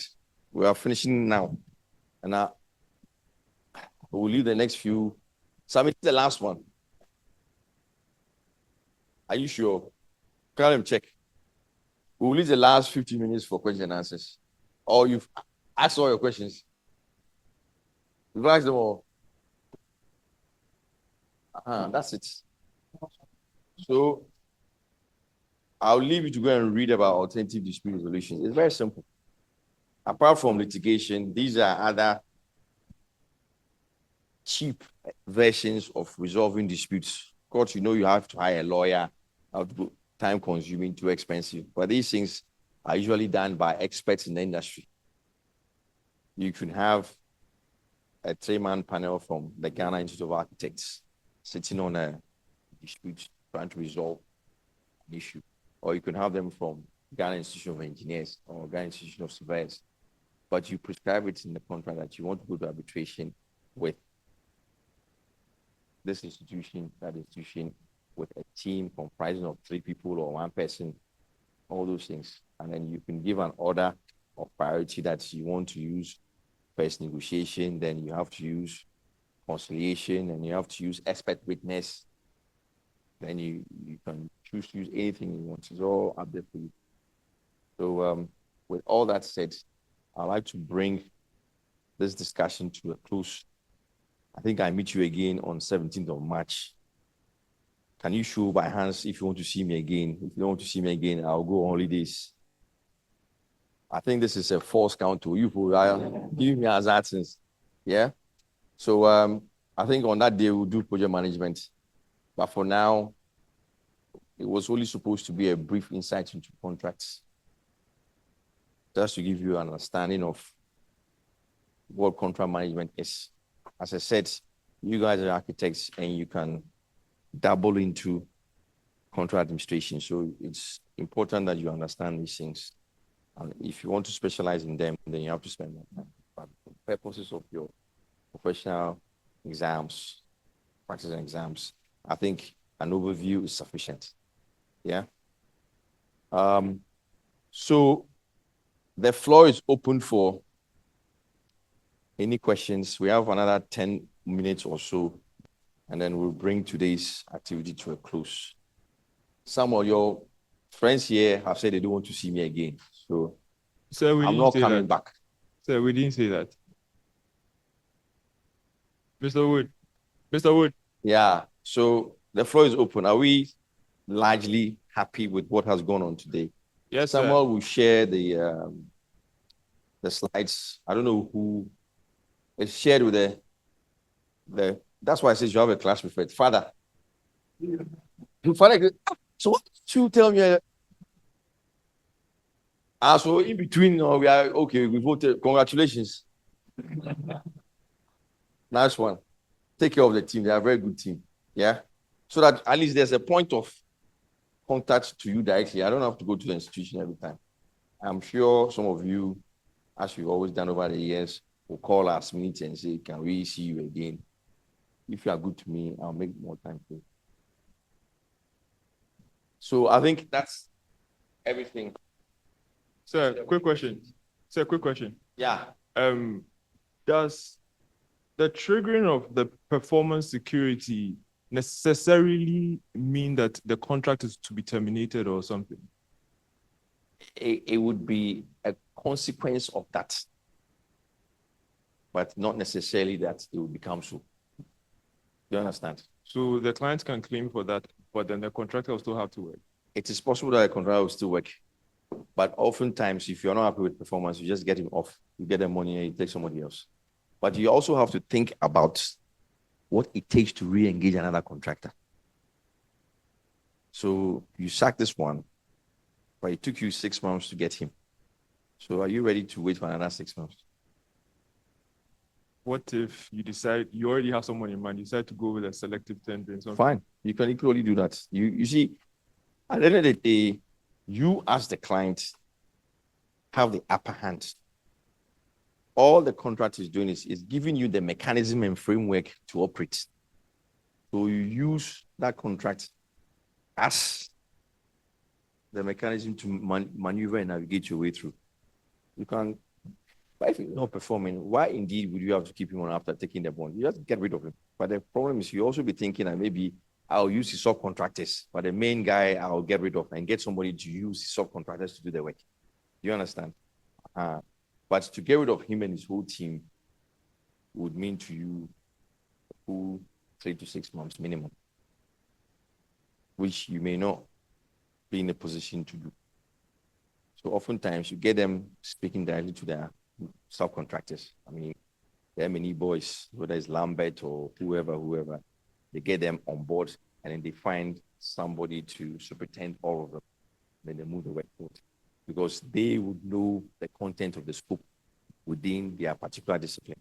Okay, so for non-completion certificates, in a case where delays were due to client's variation in the natural climate, and then the request for extension of time, is non-completion certificate still issued? Yes, you have to issue it just to signify that the time for completion scheduled in the contract has not been met. The implications of that non-completion certificate would be now be reviewed over time. It could well be that the delay analysis that you will do, client costs some, contractor to cost some, but you might see that the net benefit or the net effect goes to one party. So if you find out that indeed the client delayed the contractor by so many days, the contractor delayed the job by so many days, but there's net delay against the client, then you have a case to say, well, then we don't have to charge LADs. It is a result of an assessment called the delay analysis. You have to do that analysis to understand who delayed what, when, and how. Okay, so I believe on every project we do harden and find security and provide security for the site.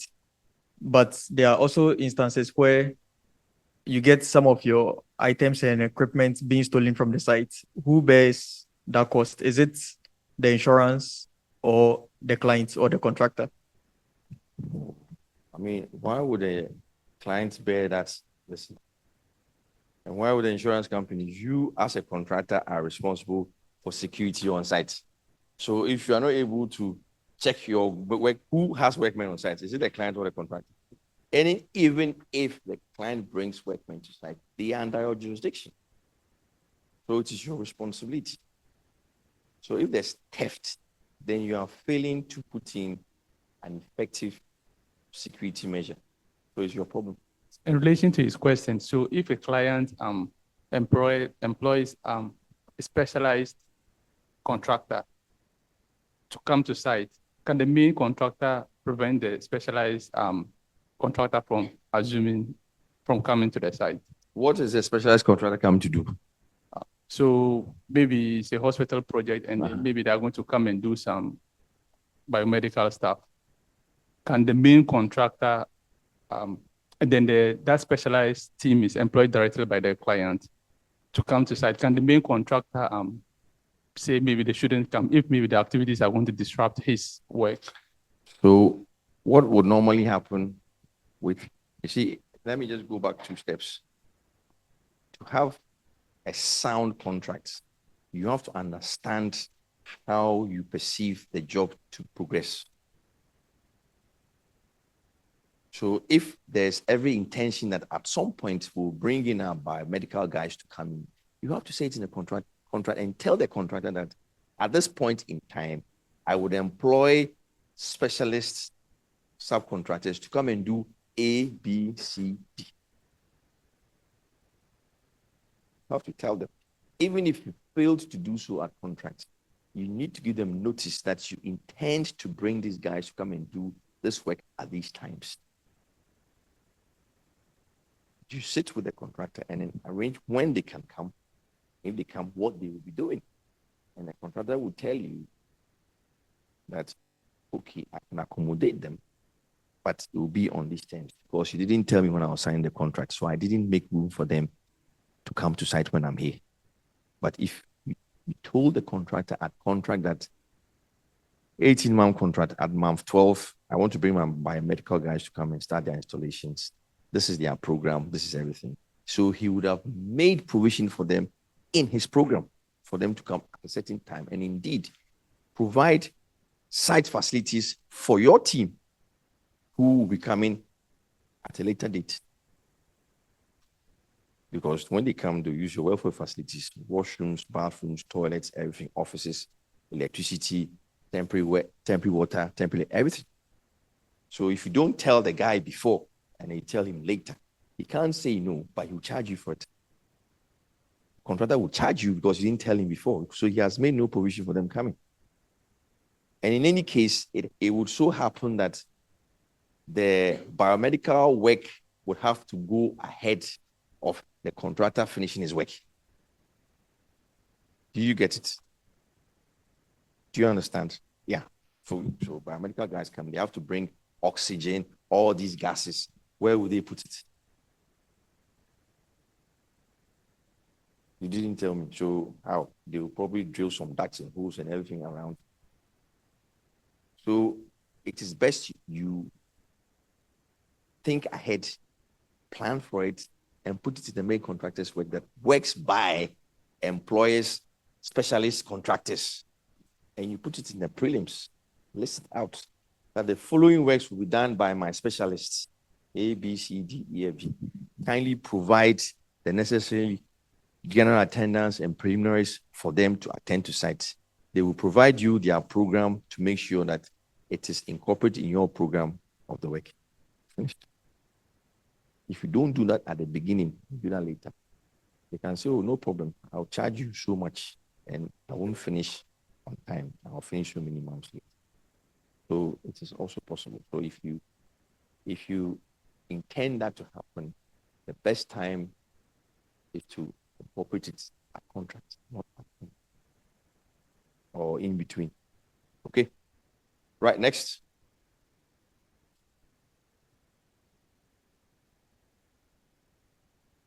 Yeah. I want to know if there's what is a substantial completion, and is there a difference between that one and practical completion or sectional? Okay, thank you. Please, on the subject of the specialist contractors, would you say they are subcontractors? Because the reason why I ask this is there are some subcontractors that are sourced by the client, and then some are sourced by the contractor themselves. And then from what I understand, when the subcontractor is nominated by the client, they enter into contract with the contractor. So is this something that happens at the beginning, or if it's a specialized contractor who can also be called a subcontractor, do they have to enter into contracts at any stage of the project, or it's only said in writing that they are coming, so accommodates for them or something like that?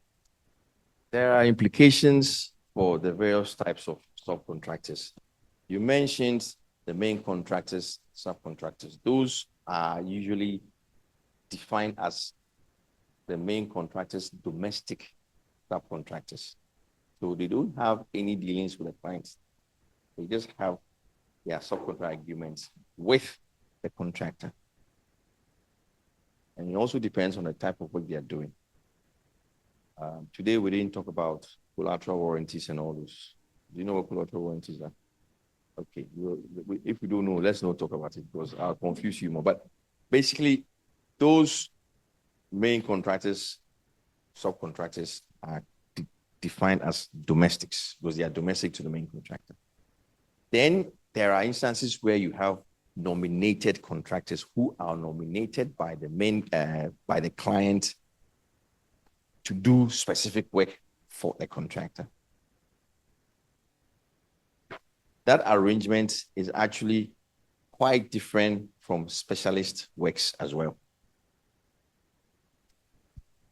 So when the client identifies some work that he wants to be done by his nominated subcontractors. Basically, what he's saying is he wants to pass on that responsibility to the main contractor for the works. So if it's say lift, he wants to use Otis lift. He wants to keep the Otis guys at home. He wants to tell the main contractor, use Otis lifts for me, but I want to nominate them to you. There are implications. The main contractor becomes responsible for a number of things. Program, and then at times payments. Now, it is not a favored approach to use nominated subcontractors because of the way they've been procured. So current construction contracting kings, because of that risk of dual responsibility, because the main contractor and the client, the domestics, sorry, the nominated at times don't even know where their liability lies. For example, if a nominated contractor delays the job, who is responsible for that delay? It's the client. Because you brought him. So if I brought my own people, I could have managed them well. You are now telling me to use your guy.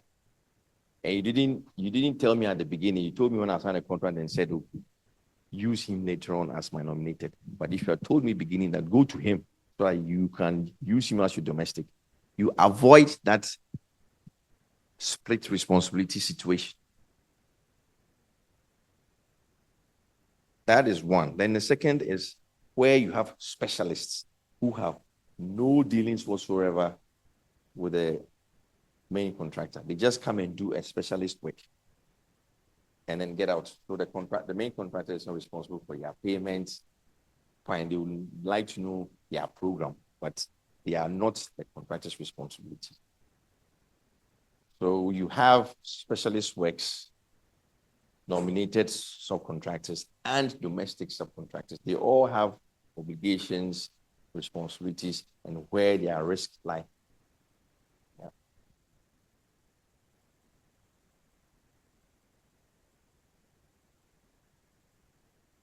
I think it's 4 o'clock. So Mr. Wood has to run to start his day. Thank you very much for your time.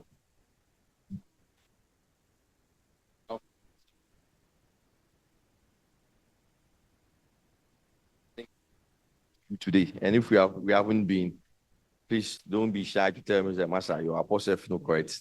It's okay. All right. So hello, hopefully sir. we get to see you. Yes, you have one question. Not a question, but I want to clarify.